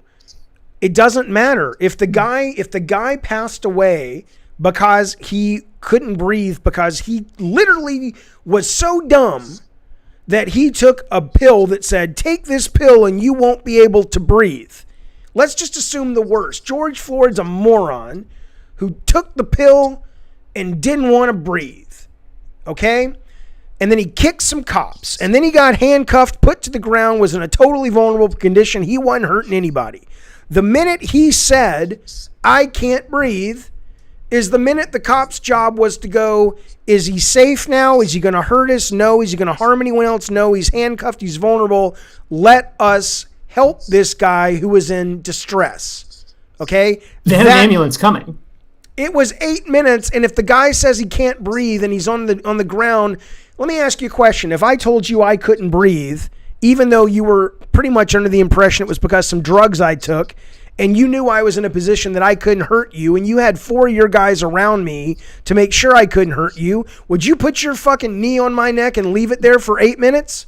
If your goal was he was in handcuffs and he was kicking people, clearly. So not when he was on the ground. Not when he was on the ground. Because he was on the ground, yeah. So they had him on the ground. So he's on the. They're not trained medical professionals. Yeah, but are they morons? Oh my god, dude, come on! It doesn't really matter. So it matters. The point is, it totally matters. Well, the whole protest was about the fact that a cop killed this person, right? As opposed to this guy wasn't given medical aid. The whole protest was not about the cop killed this person. The whole protest was about the fact that we have racism in the police department, and even beyond racism, we have bully and asshole cops that do not think the law applies to them. That is the real issue. They only killed this guy and didn't give him aid because he was black. I can't tell you. Well, first of all, you're saying they didn't kill the guy, but what I think, honestly, is I think they didn't think he was going to die. It was not their intention to kill him. but it was absolutely their intention to not believe him when he said that he couldn't breathe. They probably were like, oh, you're just playing because you don't want to be on the ground. And they probably were predisposed to think he was an evil bad guy, and maybe he was. But what they should have been predisposed to do is go, our job is to de-escalate situations, and it should be to protect people. And once we have you in custody and you're not a harm to anyone and you're not a harm to us, when you say you can't breathe, not only do we call an ambulance, but we don't fucking put our knee on the very device that humans use to breathe, which is your fucking throat, for 8 fucking minutes. I appreciate the call, man. Thank you so much. There we go. Okay. I don't know. Do we want more calls? What do we want, chat? Okay, we got Tactical Gamer with a super chat. Thank you, buddy. If he was complaining about breathing, then why put your knee on his neck? Once the person's in cuffs, you're responsible for their safety. Absolutely, buddy. I agree 100%. Michael says, if we live in a systemically, this is super chat. Thank you, Michael. If we live in a systemically racist country, how is it that the Asian community is wealthier than the white community in the United States? Well, okay, the Asian community, even though there were some really bad racist things happening to, I think it was the Chinese folks who were brought over to build the railroads, you don't have a history of Asians being in America where they were oppressed for hundreds of years. Yes, you have the internment camps, of course. I'm not saying they haven't dealt with racism, but that's a big part of it, for sure. It also may be... Okay, here's a question, because this is where your argument's going, and you need to make sure that you are comfortable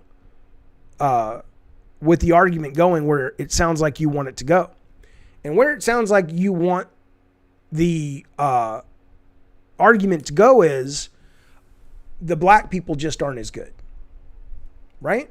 That's basically what you're saying. You're basically saying, well, the Asians could come over here and they could do it. Well, let's just say for the moment. Let's just say for the moment that fundamentally you are absolutely right. Let's say that black people are just not as smart. They're not as smart as the Asian people. They're not as smart as the white people, okay? I don't believe that at all, but let's just for the sake of argument say that's the case. Okay. That doesn't give anyone the right to treat a race as lesser. That doesn't give the cops the right to murder them and incarcerate them at a higher percentage than they do other races. It's not the case, by the way, obviously. But what you're basically saying is, well, the Asian folks didn't have as much effect suffering from racism, which it wasn't as bad for them, historically, longevity-wise, as for black folks in America. But, so the black folks, because they don't handle it as well as the racism, they deserve what they're getting? I mean, that's kind of like what you're kind of saying. Michael drops super chat. He says, that's not what I'm saying at all, y'all so-and-so. Just saying that everyone has an opportunity to succeed no matter your skin color. And my answer to that is kind of horseshit. Everyone has an opportunity to succeed. Some people are born into positions of privilege where that opportunity is accelerated and amplified because of those positions of opportunity. So does a black guy have an opportunity to direct games as much as a white guy? Sure, 100%. But was it easier for me because I was born white to get to that position? Yeah, it was. Probably was. That's what I would say. But I do, thank you, Michael, for the super chat. Thank you, sir. Okay, I'm burning through these because I'm getting tired. I'm assuming you guys are getting tired too. This has been a fun conversation and I appreciate it, but I want to get through all these calls. Thank you guys for waiting.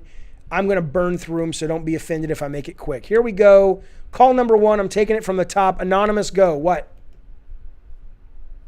All right, so you claim that systemic racism exists. If that exists, then explain to me how Barack Obama became president when his opposition was white. Well, again, because systemic racism, if you think when I say systemic racism, I am saying everybody in America who is not black hates black people, That's not what I'm saying. If you think I'm saying that white people are all racist, which I agree with that statement, that means They're not. They're not. No, they're not. Let me finish. Let me finish. Let me finish. And then you can finish. That's how it works. I think all white people are racist in America. Greed is good. 1 second, buddy. Hang on. Greed is right. Greed works. Okay. I'm under the impression, Anonymous, that when you hear me say that, what you think I'm saying is all white people don't trust, don't like, or have some disdain for black people. That is not what I'm saying when I say all white people who are raised in America are racist. Do you understand the difference? He just dropped off. He didn't want to actually have a conversation. Mr. Obvious, thank you for the super chat. He says, it just sounds like you, meaning me, support racism against white people. No, I don't. Stop speaking for us minorities. I'm not speaking for you minorities. We can speak for ourselves. Also, you literally think all minorities are poor and oppressed, and that's racist. Well, I don't, nothing you've just said there. Thank you for the chat. It's going to charity. I appreciate it. There's nothing you said there that you can prove to me by what I've said tonight that's true. There's literally nothing I said, but thank you for the money. It'll go to a good cause. All right, let me bring in a quack. Quack, go. Quack. Go, Quack. Hello? Hello. Can you hear me? I can hear you great. What's up? Hello? Hello. Okay. Hi, Mr. Jaffe. Hello. It's a great honor to meet you. I loved your games, sir. Thank you. On behalf of all of us who made them, there was a lot of us. I appreciate it, man. What? I appreciate it. Can Thank you you. hear me? I can hear you great. Okay. I agree with you when you say that that whites and blacks are not the same, you know. You look, this is something that our founders understood. You know, this is something our founders understood because now you have white people that they like the white neighborhoods, and you have the blacks that like the drugs and the crime.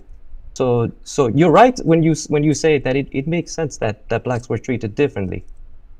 And I don't understand why we stop, because look at what we have. We give them their rights. We give them the welfare. Can you stop? Can you stop for a minute? Can you stop for a minute, or I'm going to disconnect you? Of this country. Okay, you're muted right now. You're muted right now. I'm going to disconnect you, but if you want to talk, we'll talk. I know you're trolling, and I don't mind that. But if you really, I'm going to cut you off because it's boring. But I will talk to you about why you're racist. Do you want to have that conversation, or should I just disconnect you? Do you want me to disconnect you, or do you want to have a real conversation? No, you're gone. You're a coward. Fair enough. All right, here is Legends. Go. Legends, what's up? Tweeter, we do care about the indigenous people of America. We talked about Native Americans at first. All right, let me bring in M Not Red. Go, M Not Red. Hey, you might be able to hear from Hey, my Peter. I'm a Hey, Brit. Peter. All right, Hey, so Bonnie. I don't know who this guy is. Go ahead, but, go ahead. I'm on yeah, well, obviously. All right, he fell out. Not sure why. Barbarian Sasquatch, go. Barbarian Sasquatch, begin your speaking time. I am here. Hello. Hey, sorry about that. That's Just all right. hearing the What's kind of up? craziness. Can you not hear me? I can hear you great, man. Hello. Can you guys? Rawr, Barbarian Sasquatch. Can you hear me? Can you guys hear me? I can hear. I can hear you great, buddy. Hello. I can hear whoever this is. Yes. So what's up? Barbarian Sasquatch can hear. Okay. Hey. All right. Sorry about that. I've been hearing a lot of crazy stuff going on. This is Barbarian Sasquatch. Yes, I know. Go. Are we? Okay. Sorry, it's repeating my head. All right, let's get somebody else. Barbarian, fix that shit. Double Crit says, great stream, man. Keep it up. Totally agree. Thank you, Double Crit. I appreciate that very much. Your money will go to a good cause. Barbarian Sasquatch, call back in again. We'll figure it out. This is Rizzle Kid. What's up, Rizzle Kid? Hey, David, we were talking a little earlier. I think we got disconnected, but Yeah, what's going on? I just I just think I wanted to fixed say, it. Okay, I'm talking now. But the last guy that racist that we were talking to. So it's very funny to me how everybody can say what's happening to black people that is not a black person. Well, that guy, was a total troll, though. I mean, he was full of shit, right? So this is my thing. This is my thing. So us as black people, we had this issue. You look at the video, you see the man getting choked out. Yeah. But it's every excuse in the world, right? Yeah, you're absolutely right. The idea, it's like, okay, I mean, could it have been this? Could it have been that? Again, even Who if gives a damn? Right, You see right. the video. That's right. Even if it was, the cop still shouldn't have had, shouldn't have, okay. Yeah. There's no doubt. There's absolutely no doubt. But I'll tell. Oh, you're talking about King Sheldon. Yeah. The people, it's like the narrative. There was a guy that came out of QAnon recently, and he did an interview. And they asked him, it was the guy who literally talked to Anderson Cooper. I don't know if you saw this. And he said, I really believe that you killed and drank the blood of babies. And Anderson Cooper's like, what are you talking about? Why would you think that? And he said, dude, I was so into the QAnon bullshit that anything they said that fit the narrative, my brain it just made sense to me. These guys are looking for anything. But David, that's not the thing. It's not even a QAnon thing. Oh no, You're I know. I'm talking saying about- it's a Donald Trump thing. It's a Fox News thing. It's a Republican thing. These guys have right? always been racist, though. I mean, it's Donald Trump enabled it. Fox News amplified it, but it's not like this is a new thing. No, it's definitely not a new thing. We've been dealing with this for hundreds of years. So like he said, oh, well, black people, they're on welfare, but are more white people on welfare than black people? That's a fact. Let's assume for the moment that they're not. Let's assume that the majority of people. What does that matter? Right, exactly. It's like, so what? I mean, a lot of the middle ground of that argument is, yeah, because black people in our society don't have the same opportunities as white people, and so of course they're going to need extra help. But let's go worse than that. Let's assume that black people, and I don't think this, but let's assume black people are just lazy people. Let's assume they don't want to work as much as white people. Let's assume they're not smart enough to work. Who gives a shit? They're still Americans. They're still in our goddamn country. They're still our fucking fellow human beings. And if stop being such dicks to people. Exactly. So why does it have to be that, well, these people are doing this? Well, we can't take care of these people. It's like always that so then they don't realize it's racism. They go to, oh, well, it's class warfare. Well, I mean, it's both. Don't get me wrong. It is absolutely racism. And those rich people, whether they're black or white, but they tend to be rich, they tend to be white, that are sitting at the top, they don't give a fuck about the white people or the black people. They just give a fuck about their fucking money. So the white racists are getting. They make the poor white people feel better than the richest black person. That's exactly right. It's a total mind game. All right, I appreciate the call, man. I agree with you 100%. Thanks, man. All right, Barbarian, I'll try you again. Barbarian Sasquatch, are we working now? Is it working, buddy? Should be working now, yes? Yes, what's up? Oh, awesome. All right, thanks, man. All right, I'll make this quick. I don't want to take up a lot of your time. You got a lot of crazy stuff going on in there. Yeah, but you kind of already covered what I was saying. It's kind of like, I'm not here to argue whether or not there's racism, because that's obvious. But the question is like, how much do you personally feel that it comes from classism being utilized to get everyone who is poor on opposite sides of the spectrum at each other's throats and too busy fighting over what's going on down here, and that we don't actually pay attention to what's happening up top? I can't hear you. There's somebody making I can't hear you. There's someone making an noise. Really? I don't hear that. But you can hear me now? Okay, that's better. Yes. So I just want to make sure I understand your point. Your point is that the people... Meaning that I think wouldn't all of us kind of like have more stuff to be in common with? I can't hear you again. Somebody's oming over me. Okay, I got it. I think I got your point, Barbarian. So you're saying you're saying that or what you're asking or what you're suggesting is that we really the fact that we're fighting and squibbling with each other is kind of part of the plan on the part of the people who really have the power, whether they're white, black, or Asian, or Indian, or whatever. It's people with the money. It's in their best interest to keep us divided. I think that's what you're saying. I don't think that's wrong. I don't know how conscious it is. I think for some of them it's very conscious. For some of them they're just doing what they do and don't realize the ramifications. But look, the very fact that I'm going to tell you something. I'm a little tiny little blip in the world, but I still try to get people to come into my streams and shit. And so even though I don't use clickbait, I will absolutely use sensationalistic titles. I'd like to think the videos on the other side of the clicks are accurate. And I'm not trying to fuck people over. I'm just trying to get their attention.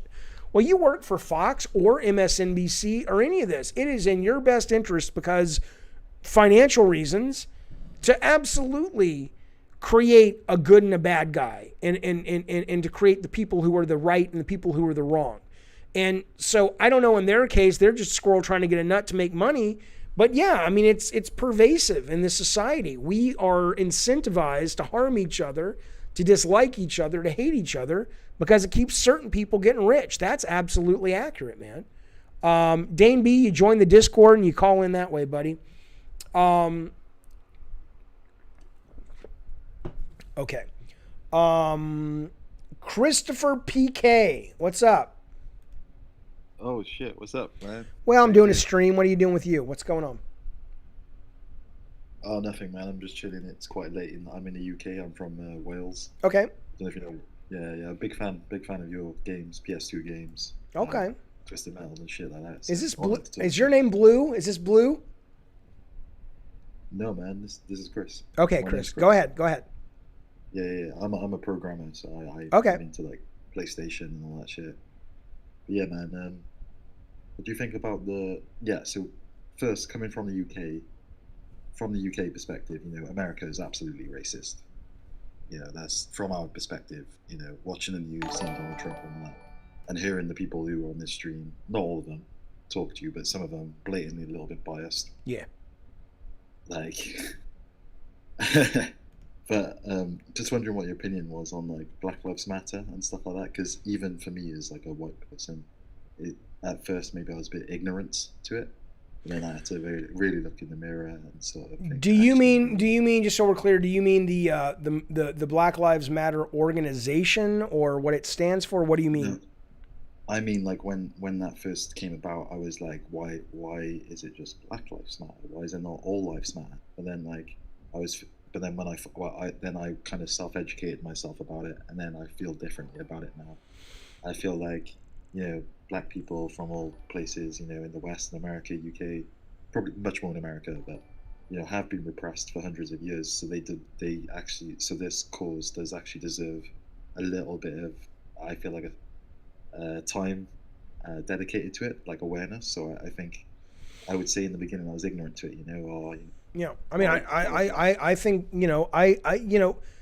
the problem with Black Lives Matter for some people is they can't separate it from the people who did some things in Oregon, for example, that were, breaking stores, breaking windows. And, there's a lot of people that will tell you there were all these crazy murders happening. And there were some people who died in those riots. But it's hard for me to know the extent, given that I hear different things from many sides. But what I'll tell you is, do I think that all lives matter? Sure. But right now, there's not a lot of white people that are being, sent to prison for crimes that are, really almost nothing, and they're getting sentences that white people wouldn't get. There's not a lot of white people getting pulled over and murdered by the cops on video for no reason that we can discern. So right now, all lives matter, but right now we're trying to deal with the group of people that are living that are that seem to be, at least for a lot of us, persecuted by the police. So that's what I would say. Yeah, thanks, man. Yeah, thanks, man. I appreciate it. All right, I know this guy's a troll, but I'm going to give everybody a chance. Newt, what do you want to talk about? All right, sorry. There we You go. can probably recognize my voice because before I could even like finish my question. That's all right. That's all right, mate. Are you a pirate? Yeah. Are you on a Are you on a pirate ship? Are you on a pirate ship? Are you on a wait a minute, Governor.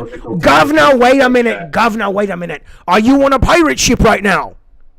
You're a funny guy. No, you have a treasure. Where's your treasure? Is it in your bumhole? Do you think this is Steppo fucking retarded. Do you think Captain Jack Sparrow is really a ghost and the whole time he's been a Why are you ghost? trying to make fun of my accent? It's kind of like... I'm not making fun of your accent. I'm making fun of Christian Bale's accent. Right now. I'm making fun. What do you want to talk about, Newt? Go. Go. Be happy. Go. What do you want to talk about? What? All right, fuck you, right? Okay, so, you fucking come in here talking about how there's all this racism in the West, right? And we get this over here with BLM and all of that. Where are you? Where do you live? Where do you live? All right, so I live in Britain. Okay. Britain, right? Yep. Everyone makes fun of our accents. That's where Love Actually took place. Yeah, I know it. Right. So, we've got our fair share of history with, racism and all of that. Yep. But really, you look where the British Empire went, and man, you may see racism, you may see all sorts of bad actions, right? But really, if we hadn't gone here, other people would have. They actually were centuries before us. You had the Middle East all over Africa. Yeah. But what does that have to do with what we're talking about? Yeah, because you are hyper focused on the actions of whites. You don't give a damn about what Muslims did in Africa. No, that's not how long we spent just wiping slave trade out. Okay, you don't give a damn about why would you? How do you? I'm hyper focused on it because the whole point of the stream was built on the one comment that was me, a white guy, that I felt had been a racist comment to a black colleague of mine. Okay, we're not talking about indigenous rights right now. We're not talking about Muslims. We're not talking about Jews. We can absolutely talk about that, and then after we talk about it, is this Newt? After we talk about it, Newt, then you can judge me whether I care about certain racial atrocities in the country in our history more than the other. But that's like you accusing me of not liking Burger King, and I'm like, we're not talking about Burger King. Yeah, right. Well, that's a bit of a stretch, I'll be honest, right? So why is it? This is all predicated on the call. How do words, how can you propagate this racism through just, maybe an insensitive call? Were you really trying to offend this person, or did you just not know? Because really, I think you've been programmed to think that. What do you? Okay, well, hang on, dude. I want.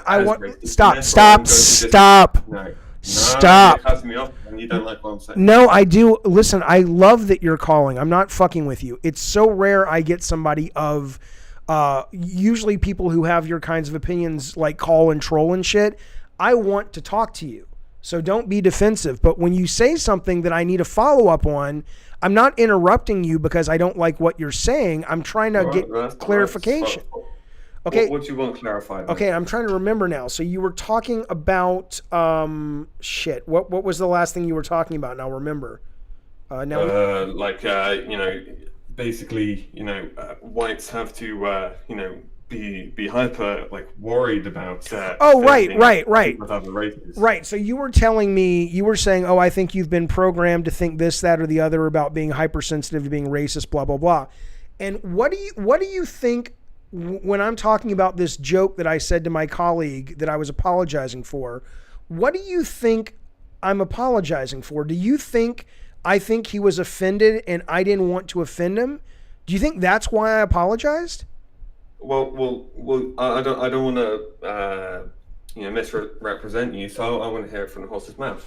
Why were you apologizing? Okay. Why did you feel it? Because, the guy never reached out to me and said I'm offended. No one said to me that was an offensive joke, okay?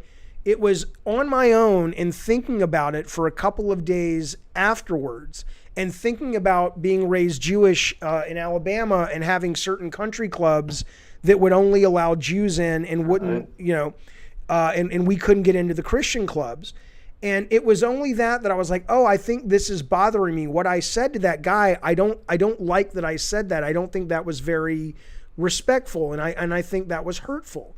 Okay? So I apologized because I felt it was wrong. Even if this guy is like, dude, it didn't bother me at all. People get confused by apologies because these days people seem to apologize with what they're going to get out of it in mind. I apologize because what I did in my mind was wrong, and I wanted to make sure that not only he, but the audience that I have, such as it is in terms of it's not like I have some massive platform, but I wanted to be clear about who I was and what I feel about people in the world. And I felt that it was a bad form statement, and I wanted to own up to it and say I was sorry for it. I wasn't trying to get anything out of it. I wasn't trying to make my friend like me again. Yeah, okay. You're very apologetic for it, but I'm sorry, mate. Like from what I hear, it's really not a big deal, right? But that's fine. But you're not the one who apologized. You're definitely overstepping yourself, and while it's great to think about others and not be just mean all the time, right? But I'm sorry. I see double standards all over the place. Okay. And it's usually whites that correct themselves more. Over here on our television, we have blacks openly saying that they want to kill whitey. I think that's they don't receive any problems with that, right? No wait a minute. Stop. I need to. We get cast aside, and you're sitting here and you're gonna. Could you stop? I want 20K subscribers about a joke that you make. I want to. It's pretty self-destructive. Okay, I got to go back because I'm trying to genuinely have a conversation with you. So, you have TV where in England they say black people say I want to kill whitey. Okay, so are you is it like on a sitcom, like it's like silly racial comedy, or is it? No, that's like. So we have something here called BBC Question Time, and you got all sorts of people. They really scrape out like the diversity list there. Okay. Check it. Every box is ticked, right? And you get these people who will openly say that, right, on live television. I don't care. But are you under the impression that I think that's okay? They can literally say, no, yeah, I'm not saying you're all right with it, but there's a massive double standard, right? But you're the one talking to me and accusing me. I don't think that's cool. Saying, right, you're way too you're thinking about it too much, right? I'm not. Why do you think that? Most people won't give a damn if you say jokes like this. I don't care. I give a damn. I give a damn. It's completely illogical. Why? Because if they care, then clearly they're not an adult. They have no impulse control. If you said to me, okay, but if you said to me. Again, I don't really have a lot that you could hurt me on, but as a kid, if you said to me, I'll give you a great example, right? I was with my dad when I was about 7 or 8 years old. We were on the river. We pulled in the boat to a little kind of convenience store on the river. And we go inside. My dad was a very talkative dude and all that shit. And he was talking to these kind of guys who ran the store. And at the end, I don't know how they kind of flowed into this conversation, but nothing about the conversation would suggest these were racist anti-Semites. But as my dad was leaving, and I don't think this was meant to be a jab at my dad, they just didn't know, they finished the conversation by saying, well, I'll tell you, that's another thing we don't need in this world, and that's anymore, and they use the N-word, is we don't need any more blacks and we don't need any more Jews. Okay, so I heard that as a 7-year-old kid, and that stuck with me. I'm 49, and I can remember it was like yesterday. It was hurtful. Okay, so when I said something, even though this guy didn't push back on me, when I realized for me, for my code of ethics, that I wouldn't want to be told that by anyone. I wouldn't want to be made a joke about my religion or my race or my color or whatever. I decided to say, oh, hey, I'm sorry for doing that. I'm not overthinking it. I don't hate my race. I don't hate being white. I don't feel guilty about being white. I don't go through the day thinking about this all the time. 95% of my content on this channel is talking about Phil Spencer and how he can't manage Xbox to save his fucking life. That's what I do most days. But all I can say, mate, is you might be, trying to cover your ass, and you might be trying to make yourself feel better about it. But Why? Most people look at this and think, "No, mate, you're really, Well, what do I care what most people will think? You think I give a fuck if because that's what you should think about. It's Why? not about you. Explain that to me. Society is you connected to a bunch of nodes, right? So your actions are like ripple effects throughout society. So that's why you need to care about what other people think, because everything's about perception. If most people, just see you make an off-color joke, they're not going to care, right? This is massively overblown. Like PC culture is really not popular with most people. They just want to be left alone. Yeah. They just want to just get on with their life. Yeah, but you're on my channel. Policing that. All right. So You came to my chat. You came to my channel. I didn't invite you. Right. Well, what does this have to do with it? That's creepy. Well, no. What I'm saying is, when you're acting like I'm pushing this on the world, it's my channel. I did something I felt was bad form. I wanted to apologize for it. That was it with me. That was it. I didn't. Yeah, well, my country dominated the quarter of the earth, and now we're not going to apologize for that. Well, that's what do you want from me? I can't speak for your country, can I? Yeah, well, plenty of people would say. I mean, we kicked your ass in the war. I'm not going to apologize for that.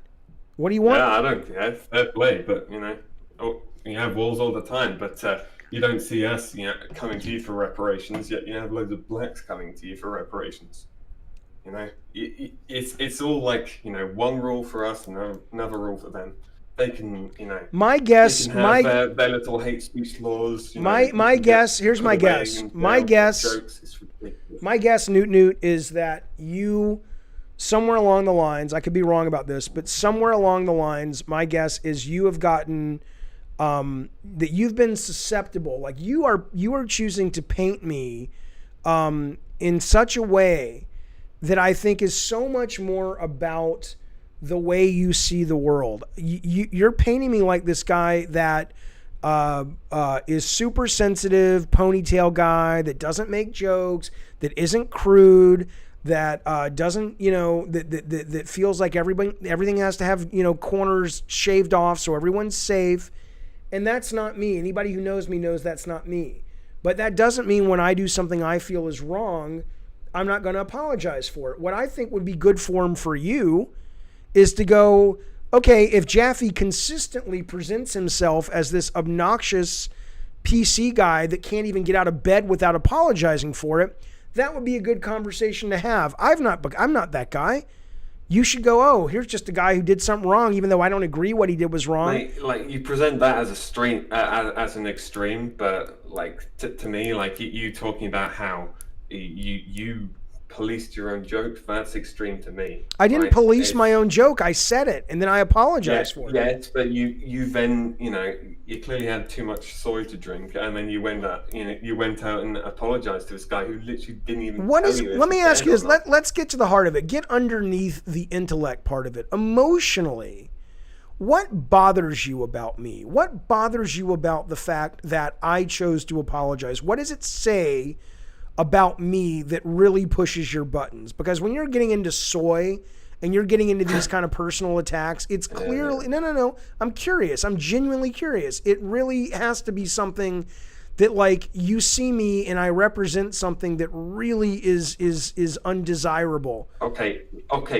Here's the thing that's really undesirable about me. A lot of about me. Men, Just about me. About me. You fall into this category. Okay. Right? Okay. Go. And I look, upon a lot of decadent Western countries. We've had it good for generations, right? We haven't really fought any big wars. We've had a few nothing's really happened, and so we've got this ridiculous idea of what's really actually that bad. You talk to people hardened by war or greater things like communism.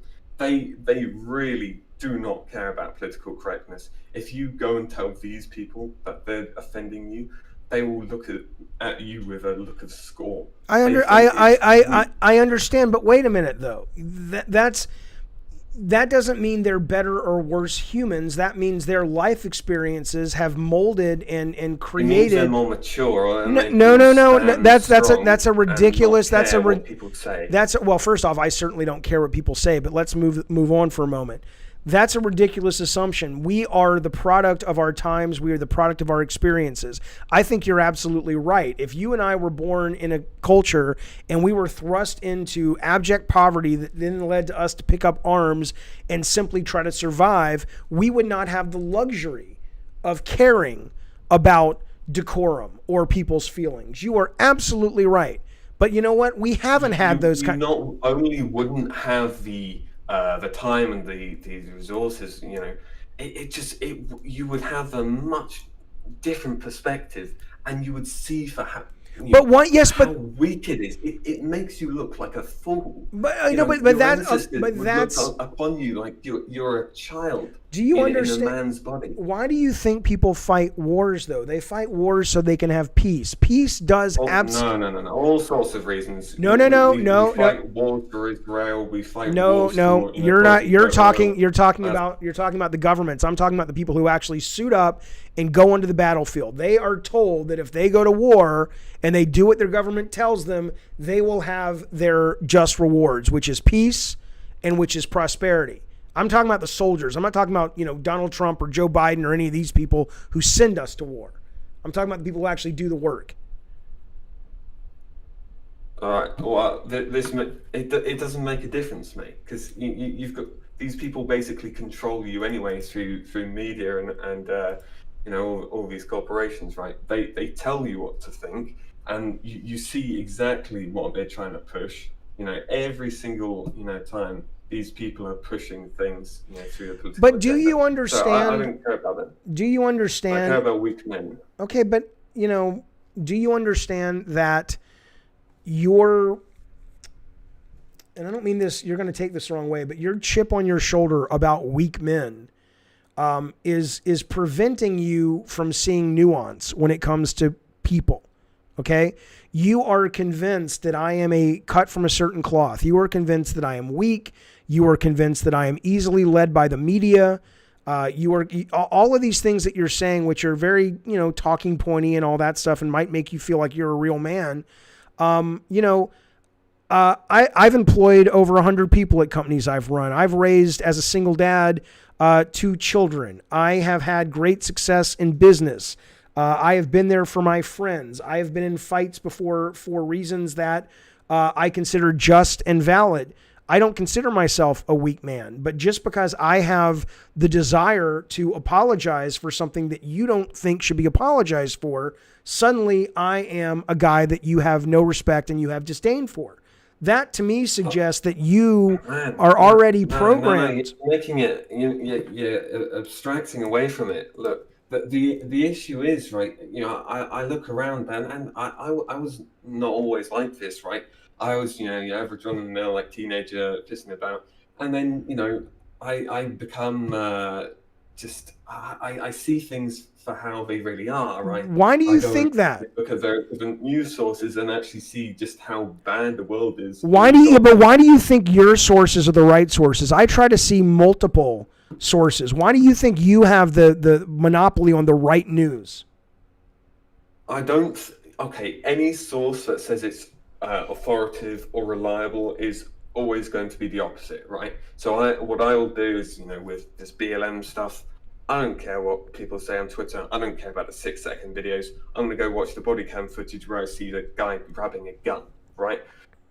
So I don't care about, your CNN and all of that, because it's bollocks. And we get this absolute trash, filtered down to us in Britain. Like, if people think the media is bad in your country. No, I know. I've seen some of your paparazzi bullshit. I know. Right. Well, either way, right. So my, you think, oh, you got a chip on your shoulders. It's weird.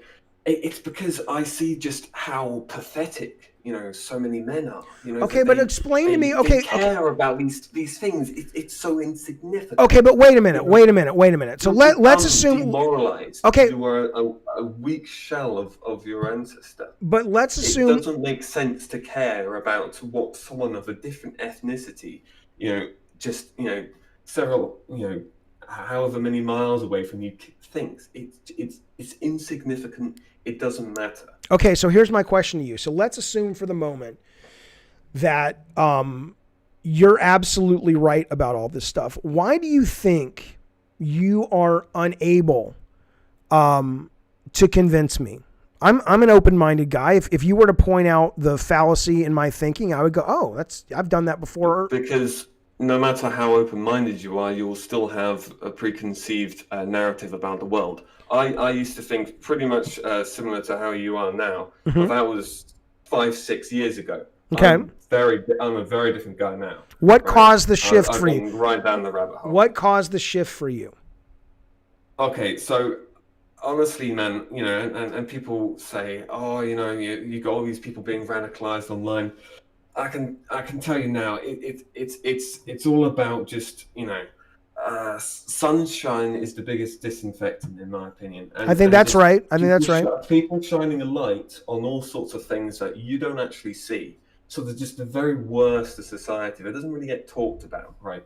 And you see all sorts of horrendous stuff happening all around us, and you could walk down the street, not know that a murder's just happened right next to you, right? Sure. You have no idea, right? So in my country, right, about 20,000, white British girls get raped by Muslims every year, right? No one talks about it. No uproar. Why? Because no one fucking talks about it. People are uncomfortable because, we might get called racist. Okay, but just stop there. Stop there for a minute. Stop. Wait. You're going to keep cutting me off, mate. Hey. No, you're cutting me off again because you don't like what I'm saying. Stop. I just muted you. Okay. Stop. I don't like what you're saying, but I'm listening to what you're saying. But this is not the Newt show, right? I'm trying to have a conversation with you, and you have been talking. I can roll it back probably 6 minutes about this thing. I want to ask you a question. Okay, so I'm going to unmute you now, and if you want to talk, great. If not, I'll move on to the next caller. Are you there? Yes, I am still here. Okay, what I'm asking you. Quite a long time. What I'm asking you is, it's news to me that 20,000 British women are raped by Muslims every year. Okay. So if that, the fact that, That's in the UK alone, by the way. Okay, in the UK alone, fair enough. Okay, it sounds awful. Now, there's nothing about me and my makeup that if that was the case, and I'm not saying it's not, I've never heard this before. Okay. Mm-hmm. If that was the case, I would say that's fucking horrible. And what do we need to do about it? How do we stop that? That I would not be afraid of being looked at as racist. Just like, for example, in China right now, in Northwest China, you've got these. Well, hang on. Camps. You've got the re-education camps. Hang on. And if you talk to the Chinese people, they will say, well, you don't understand. These folks that we're re-educating have been getting really violent and fucking up society, right? So I can have two thoughts in my head. I can go, the re-education camps and all the atrocities coming out of those camps sound terrible and we need to do something about it as a civilized society. At the same time, I can go, well, if the Chinese are right and those people are doing these awful things, we need to stop them from doing these awful things, but not through that. Why can't we say that raping 20,000 women in the UK is horrible, and if for some reason it's tied specifically to Muslim men, there's a problem, without also, the main thing is, right, and the Chinese, like the CCP, right, is just horrendous from the ground up. I don't care what anyone says on the right about that, but essentially, right, you've got the main issue here, and it's the fact that you have people who, for whatever reason, and there's multiple reasons why people might be like this, but they are too scared to voice their opinions because of social pressure, because of various different things, or just self-censoring They don't want to speak up about this. But I'm not. Specifically, this is on a massive scale, but I'm trying to get it back to you, right? Yeah. So even the government refused to actually put out the inquiry into this because of how bad it made Muslims look. Okay, that's bad. When you have people with nuanced takes like, oh, it's not all of them or whatever, but most people will understand that. But the longer you don't talk about this, the worse it's going to get for Muslims when people eventually find out, right? Yeah. It's in everyone's interest to talk about this, right? But because you are surrounded by people who, can't even tell off-colored jokes, they will sit by while their fellow, and that is their brothers and sisters are actually violated. And that is where you are wrong. It's horrendous. How am I wrong? You're you wrong. are self-censoring. You're wrong. I'm seeing this on a much bigger scale than you are. Okay. You've seen it on a personal scale. You're wrong though, because you are equating one thing with the other. What you're saying about women should, no one should ever be raped. The fact that women are being raped at such a large degree, and I haven't heard of this, but I'll take you on your word, in the UK, is absolutely horrific. The fact that it seems to be coming, again, if you are correct, from one specific religion is incredibly bizarre and problematic and needs to be taken care of and looked at and figured out what the fuck is going on, okay? There's nothing about They have looked into it. They just... okay, what is the reason? What is the reason? Why they're doing this? Why in the world why would Muslims, according to the report that they've looked into that they won't release, that you somehow have access to, why? I'm talking about when. Are you finished? Well, I'm wondering why you're saying they have looked into it. So why are Muslim men raping British women at such a large degree? All right, so really, right, it's a mix of factors, right? So this has gone on for decades, by the way, and every year we get this, but it's a mix of people not wanting to speak up. You've got police officers who genuinely, at some points have actually arrested underage girls, and just claiming they're prostitutes. And you've got all of this crap, and there's all sorts of scandals after scandals, and it's all over our newspapers every so often when it happens, like Telford, and all the rest, right? And you've just got horrific betrayals, and a lot of this is just predicated on ethnicity, right? You talk to the perpetrators themselves, right? So the actual guy doing it, why the hell are they doing it, mate? Newton, by the way. I'm just going to ignore that guy. But literally, right, so it's 97% white, and then I think almost all of that is female. So if a direct quote, I think, from one of these perpetrators is they weren't seen as people, they were just seen as just white whores, right? Okay. Because, and there's all sorts of reasons, mostly cultural differences. The fact that a lot of these women would dress, to what would you say? Not very conservatively, right? So they're showing off a lot of skin and all of that. So basically, the kind of thing you'd expect from the Western world at the moment. I'm not saying I like that, but it's just how things are.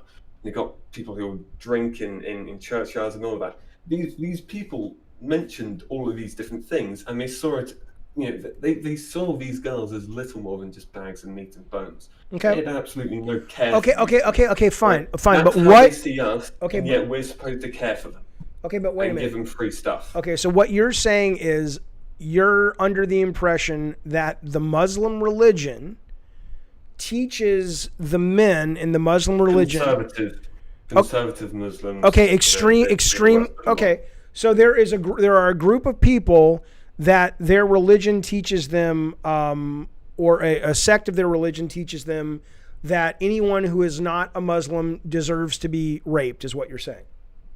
What? Okay. Yeah. Well, you obviously have the extremes of the group, but that's what I'm at. The problem is that there's a massive in-group preference with these people. So, we're talking, if think that there was a Pew Research poll done quite a few years ago, saying essentially that half of British Muslims would not report to the authorities if they knew someone planning a terrorist attack. Okay. And the reason why that's the case is there's a lot of in-group ethnic interest, right? And that's not inherently bad, but obviously that's a threat to us. What are we doing? This, taking literally hundreds of thousands of people in per year when we take.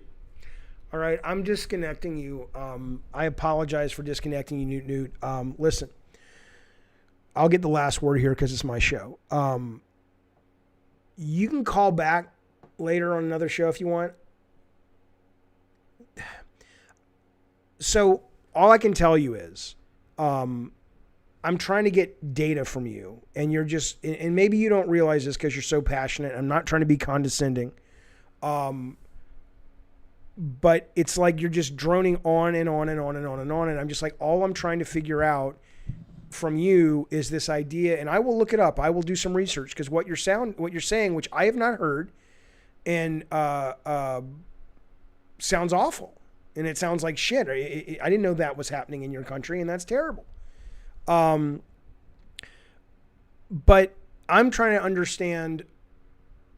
Are you suggesting that the Muslim religion is bad? Are you, there's just a lot of questions I have, and instead you're just kind of going on and on, and frankly, the audience is getting bored, and I need to move on. But I appreciate it, and I hope you can think about me whatever you want, but I do appreciate the call because rarely do I get someone with such a different opinion, and frankly, such a disdain for me, willing to actually talk about it. Usually it's just they call in and say the N-word or they insult people in the chat, but you're calling in and saying, no, I want to talk to you about it. But it was just getting to the point that I'm just like, dude, this is kind of droning.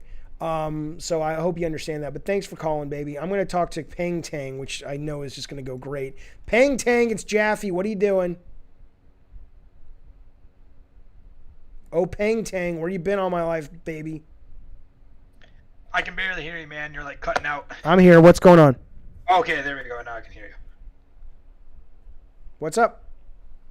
Okay, so going a little not what you guys were just talking about, but going back to all white people racist in the U.S. Yep. Okay, so yes, but also no. The only reason I say that is like even from our founding, yeah, we've had some sketchy shit happen. It was kind of like half the people wanted it, half the people didn't want it, but you kind of had to come together to fight the British because they're the ones that fucking started this shit.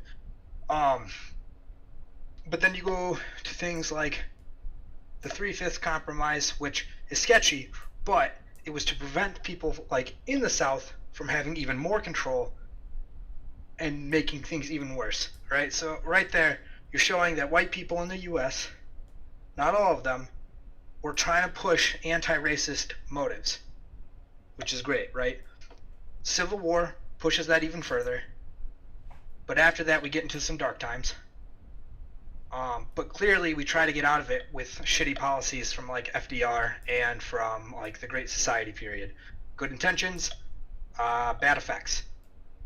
What were the bad effects?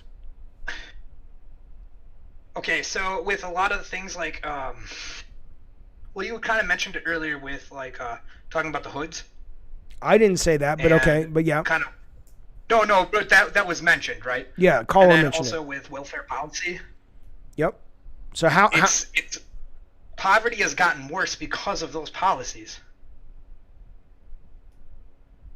which has made things harder for people like minorities. Do you think, and I'm serious here, do you think like so I will acquiesce to the idea that I have been I'm a liberal guy, I'm a progressive guy. I'm under the impression that welfare is a necessity. You are under the impression that welfare has actually created policy. Do you think it's fair to say that maybe my facts, there's some truth in my facts, but I also have some errors and you do as well? Or do you think you're just absolutely right on this? No, I for sure it's a bit of both. Like, I understand welfare, and I understand how it can be really useful, and it does. It comes in handy, especially when someone gets there's fucked up situations, and it helps them get along, right? So they're not just starving and dying in the streets. Yeah. That's for everyone. What I'm saying is, how do I word this? Hey, think about it. I'm gonna be right back. You're gonna stay on the. I gotta let my kid in. I'll be right back.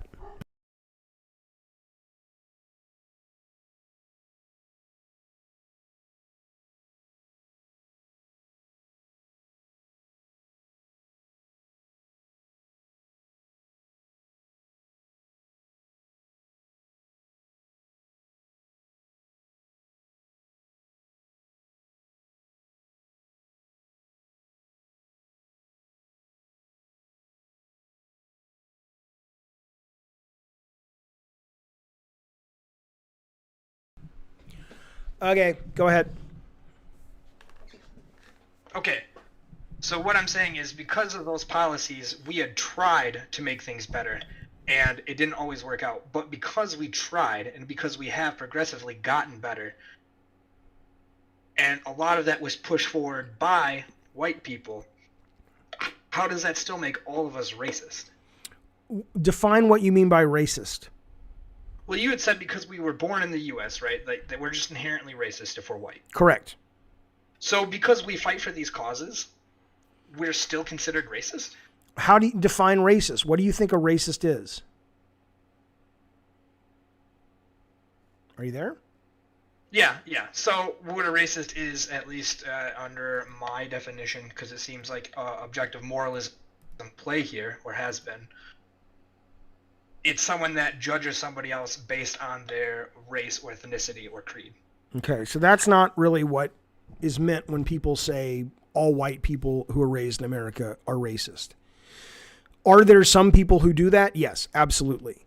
To say that you are white and racist, what that means is, because the system was set up consciously and unconsciously to promote white supremacy from the very founding of the country, before that even, if you're born white, you're born into a position of power and privilege. Even if you're the poorest white guy in the world, you're born into a position of power and privilege, compared to black people, compared to all kinds of minorities, right? You can't help but see life through that privileged filter. And it doesn't mean you're bad. It doesn't mean you don't like black people. It means that until all white people in America can start to recognize that subversive, subconscious way that our white privilege is actually harming other people, we are always going to be a racist nation. That's what I mean, and that's what most people who say all white people are racist mean. They don't mean that all white people are going around and they want to harm or they hate black people. And I hope that makes sense to you. North Life Hollywood is like, what? Well, I'm sorry, it's too complicated for you, buddy, but that's the issue. Does it make sense to you, bud? I think we lost. Partly it doesn't. What doesn't make sense about it? I grew up poor. I'm Okay. still, well, I'm not poor anymore, per se. Okay. But I grew up outside of Chicago, dealing with a lot of that shit, growing up in a ghetto, per se. So I don't see that. I don't. Are you a white guy? Yeah. Have you ever been pulled over by a cop and you feared for your life? Only because I conceal carry. Okay. Well, okay. Would you agree that if you and a black guy went in for a job interview, there's a higher percentage chance that the black guy would encounter hiring practices that would be racist and prevent him from getting the job, even if you were both qualified, assuming there was an affirmative action in place? I view it as the other way, at least from things that I've seen, like hiring quotas. Well, yeah. Have been in place. Well, the quotas are there for a reason, but assuming, that's what I said, assuming there was an affirmative action in place. I don't know. Currently, I live in Wisconsin, so it's a lot of white people, to be honest. Well, that's another problem, is that a lot of people, I grew up in Birmingham, Alabama. There was literally one black guy in my school. It wasn't until I moved to a diverse city I'm like, holy shit, man. All right, I appreciate the call though. Thanks for talking with me. Sure, thank you. Yep. All right. Sound. Who's this guy? What's this guy? Sound Delta. What's up, Sound Delta? He's dead. He's gone. What's up, Wow Rally Kid? No, now he's back. What's going on, baby? Sound Delta, you there? You want to talk or no way? Can I talk later by any chance? I mean, I guess I can talk. Yeah, you got to talk now. If you want. What are you doing? What are you doing? What are you doing right now? You can't talk to me. What the fuck are you doing? No, I like to work. You know, I like to sit in. I like to sit in. I like to work. You know, I like to take it all in. You know, they're charismatic guys. Okay, go. All right. Well, you know, I'll make it quick. So, man, do you think blacks can have pride in who they are? I don't know what that means. Define who they are. Do you think I mean, just as a people, you know, black people, Jewish people, white people, Asian people. I mean, I'm not even fully white, so. I mean, do you think people can have pride in who they are, like their race, that kind of stuff? Can they? They do. I think it's kind of pride in who they are. Well, who they are. I have pride in who I am. I don't have pride because I'm a white guy. Okay, all right. So what? Because why should I? That's what I'm saying. I need definitions. If you're basically saying why do Jews, why do blacks, why do Catholics, why do groups splinter off and celebrate their similarities and their shared experiences? Similarities. Hang on, their shared experience. Let me mute this guy. Sorry. Are you there? No worries. Okay. Yeah, of course I'm here. But So- isn't that what you promote? Share, celebrating shared experiences, shared things about each other. I don't promote that, but what I'm saying though is if you're let's say you're Irish, and you Well, actually, can I stop you there for a second? Yeah. Well, why not? Why don't you celebrate? You know, your shared things about each other. You know, things that make you attached to each other, that you can bond over. Not even necessarily race, but just over anything. I think you need. I think you're trying to make a point, but you're talking to a guy who's very literal, and when you're asking these questions, I don't know what you mean. So when you say I don't celebrate things that I share with things people over, that's not true. I absolutely do. I celebrate going to Marvel movies when they open with friends of mine who love the MCU. That's bonding over something we both have in common, but I don't think that's what you're going for. So what, you know what I'm saying? Okay, but what about like same religion or even same like maybe doesn't have to be necessarily race, but I would say maybe even an ethnic group. Maybe, I mean, look for example, we're in a month right now. It's Black History Month, right? Mm-hmm. Yeah. And clearly, I mean that's a good thing for them, right? I mean, obviously, celebrating who they are and all the things that they've done. But would you say that standard can be applied for every single person of whatever group they want to be celebrating? I think it absolutely can. I don't think it's necessary for every single group to have a conscious choice on the part of businesses and artists and the media to point out that it's Black History Month or it's Gay Pride Month, because mostly white straight males haven't been discriminated against. We have not been the oppressed group since the very beginning, certainly in this country. So I think your point is, why do they get a parade and us straight white guys don't get a parade? My answer to that is, you can have a parade. You can have a white national pride day if you want. I would support that if that matters to you.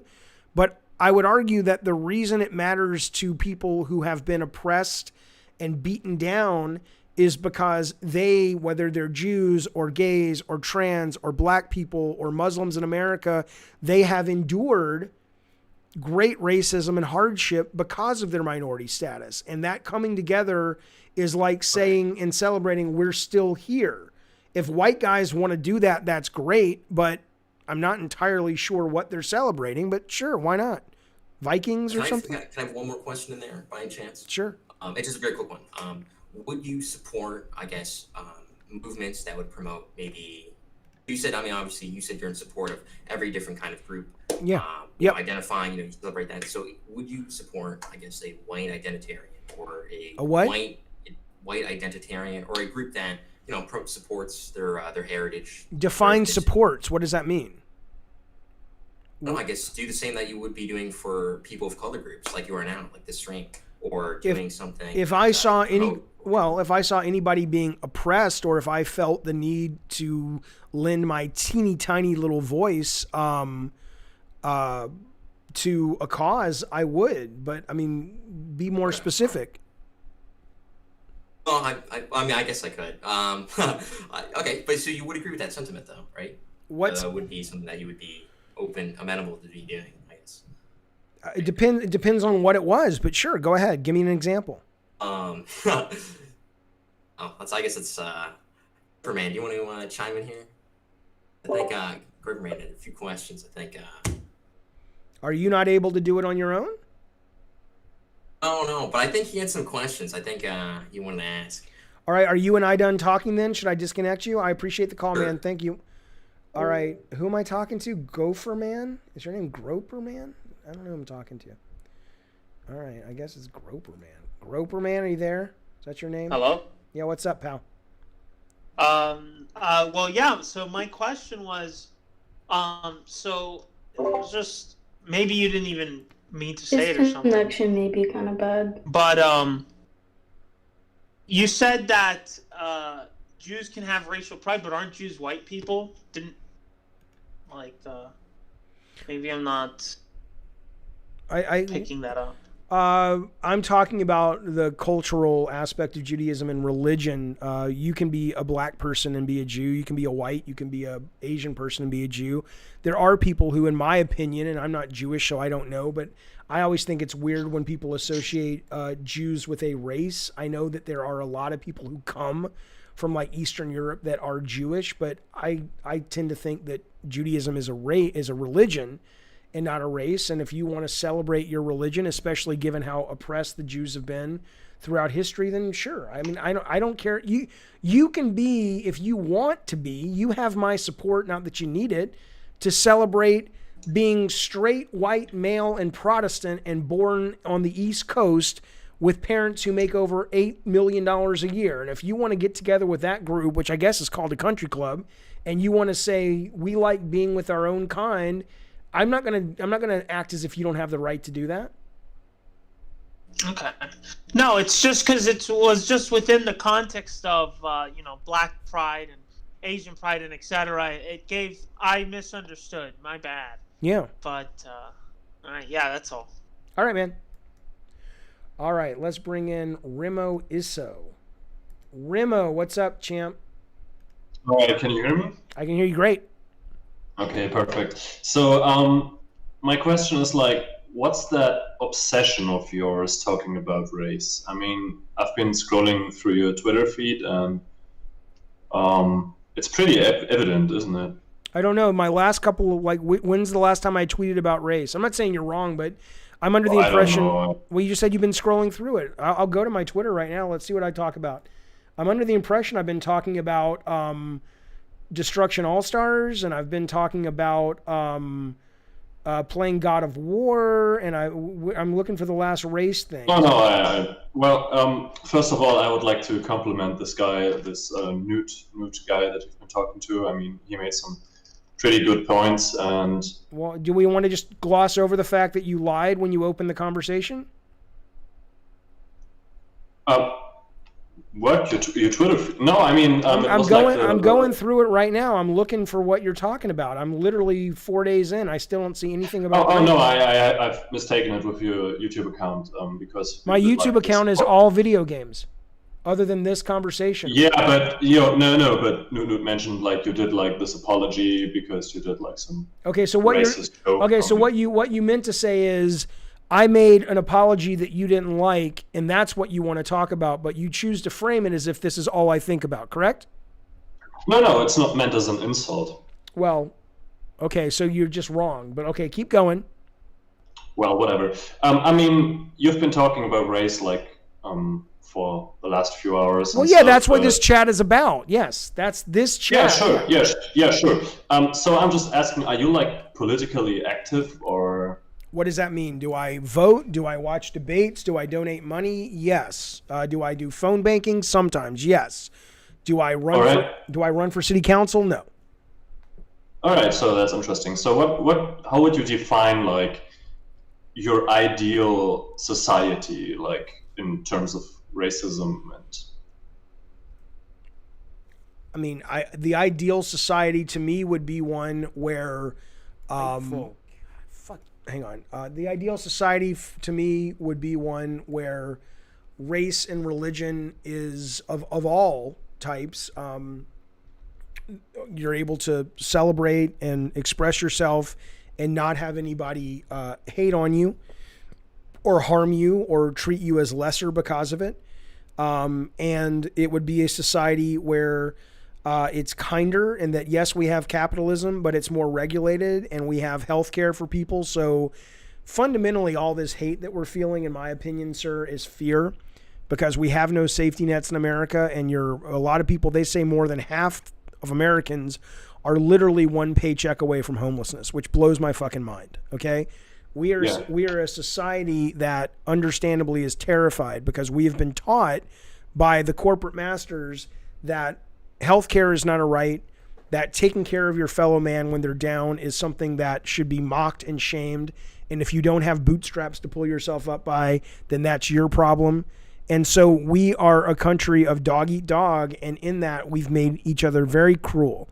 And my ideal society would be one where we congratulate and reward ambition and brains and smarts and tenacity and bravery, but we don't punish those who don't live up to those standards, and we don't demand that of people who don't need to live up to those standards, that we're kind to everyone. That's my ideal society.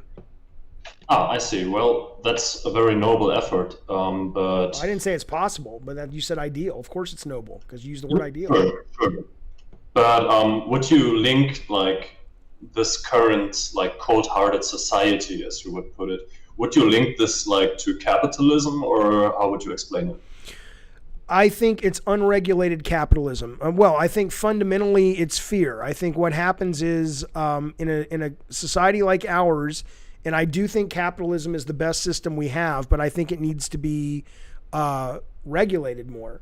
But in a society like ours, it's every man, and if not it's every man, it's every family for themselves, and that is very hard to get away from when we don't have any kind of safety nets. That if you slip up, you could be on the street, you could be not being able to feed your kids. And so all of it to me comes to the fact that people are greedy, and not because greed, it doesn't end with greed. Greed is a symptom of fear. People are greedy because we don't take care of each other, because for whatever reason, the people who have a lot of the money, that make a lot of the rules and lobby and control the government, they're not afraid.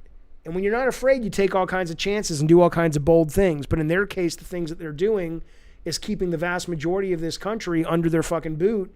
And we're having to sort of live this lie of individuality, and we're just rough and tumble, and we'll pull ourselves up if we fall down, and we shame people who aren't able to do that all the time. And that's what I attribute it to, why we're such a mean society. It's unregulated capitalism that comes out of fear. But can't you see that, like, regulating your current economic system wouldn't actually work, because your society is so divided, also when it comes to, like, racism? Yeah, but the reason that ultimately, though, I don't know what's going to work, because the reason we're divided is the rich, powerful people, whether it's conscious or not, are the ones who are dividing us, right? Yes. So for example, I don't think many Americans, if you really sat down with most Americans and said, this is what healthcare would be like if it was what certain progressive people like Bernie Sanders is proposing, where basically, you know, it's more like Canada. I think most Americans would say, oh yeah, that's fucking awesome. But most Americans, or half America, has been trained by certain parties to say that's a socialist idea. Canada is not socialist. Half America has been trained that they don't even know that we have all kinds of socialist systems in America, and it's propaganda. and it hurts us. So that would be my answer to that. Well, propaganda by whom?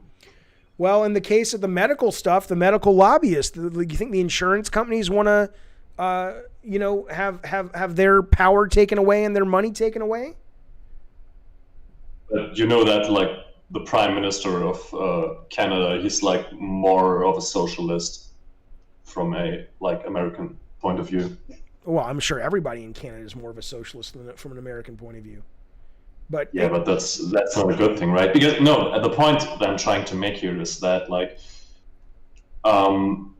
implementing all of these equality, all of these things like equality and just like in Canada or all that, if you take as a prime example all of the Scandinavian countries, it doesn't really work out in Europe, and why should it work out in the US? Also in terms of minorities. Well, are we talking, again, what are we talking about? Are we talking about healthcare? Doesn't work out in Europe? Well, it does work out in Europe, but all of it is crumbling at the moment because of immigration, for example. Okay, but that's a different thing. I thought we were talking about healthcare. Oh, sure. No, I think we're drifting away a little bit from the racism stuff. And okay, well, if we want to stay on racism, yeah, look, I think there is, look, you are not going to convince me that if you're talking about extreme religion, whether it is extreme allegiance to Israel without any critical thinking, whether it's extreme allegiance to Islam, or in the case of a lot of people who are Trumpers, extreme allegiance to, I guess, Trump or certain doctrines of Christianity, yes, it's bad. But what's the solution? You want to have genocide against extremist Muslims? Or do you want to live in a free society that says until you break the law, you're just a guy with some bad ideas? I mean, No, I'm not calling for genocide.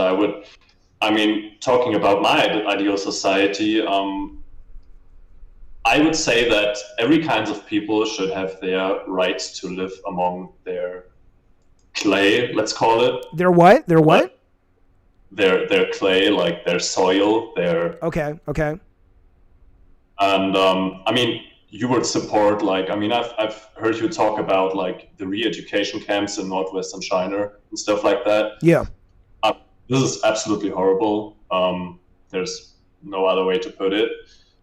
But when you defend minorities like the Uyghurs in northwestern China, why wouldn't you defend the white ethnicities in European countries?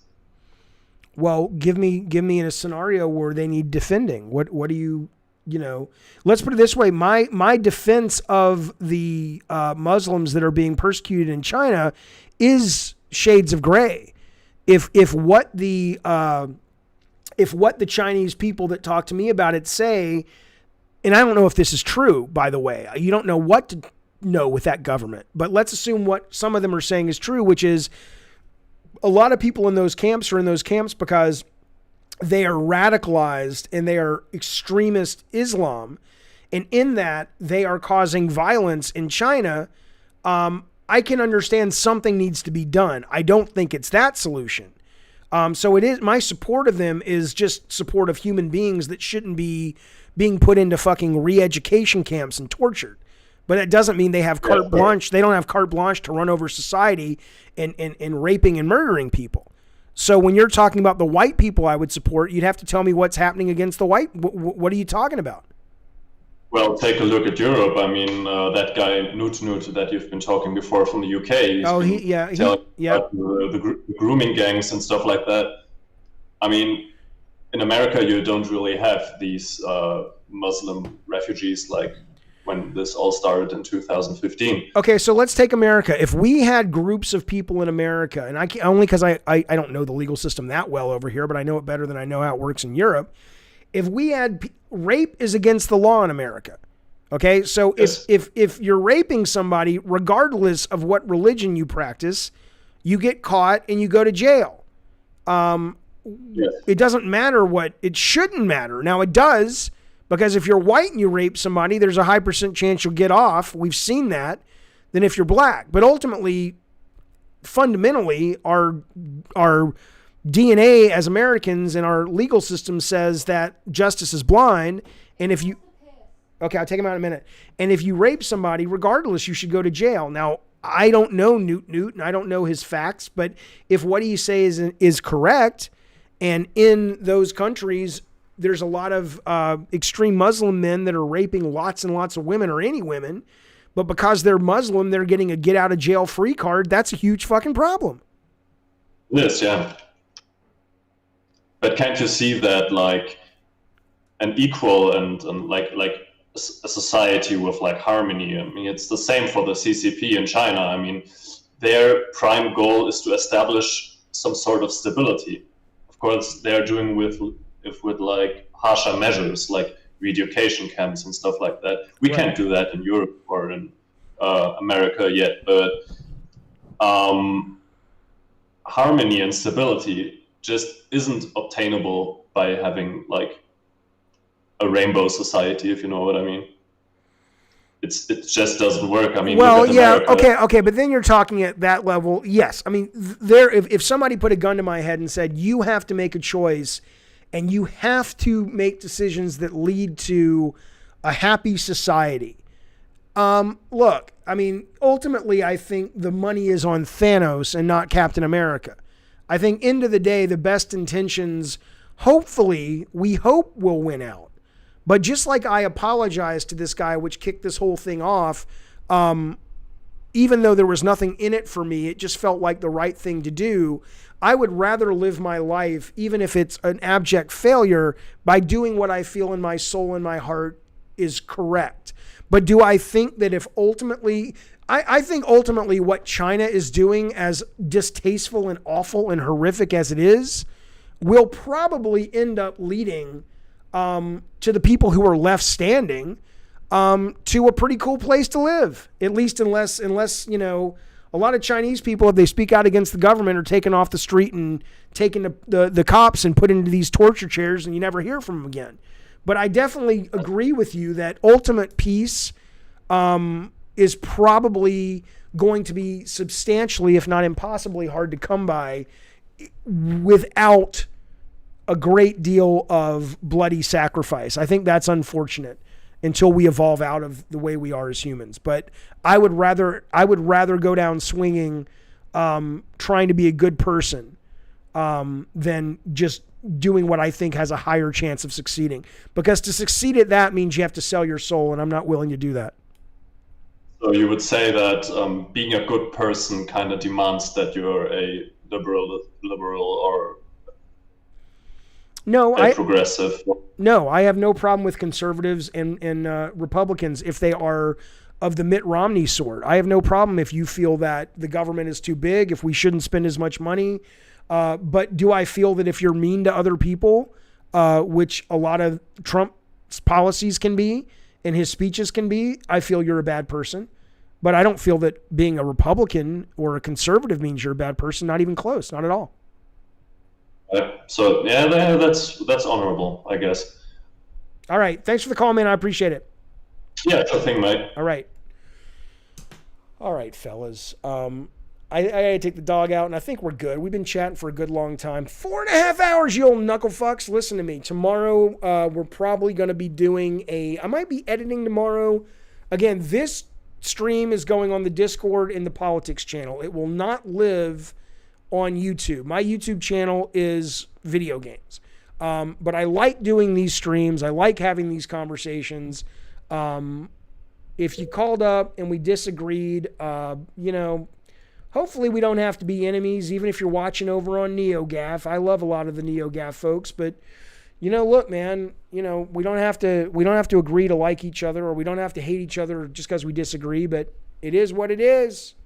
It is what it is. But in the meantime, I hope you're well. Stay safe out there.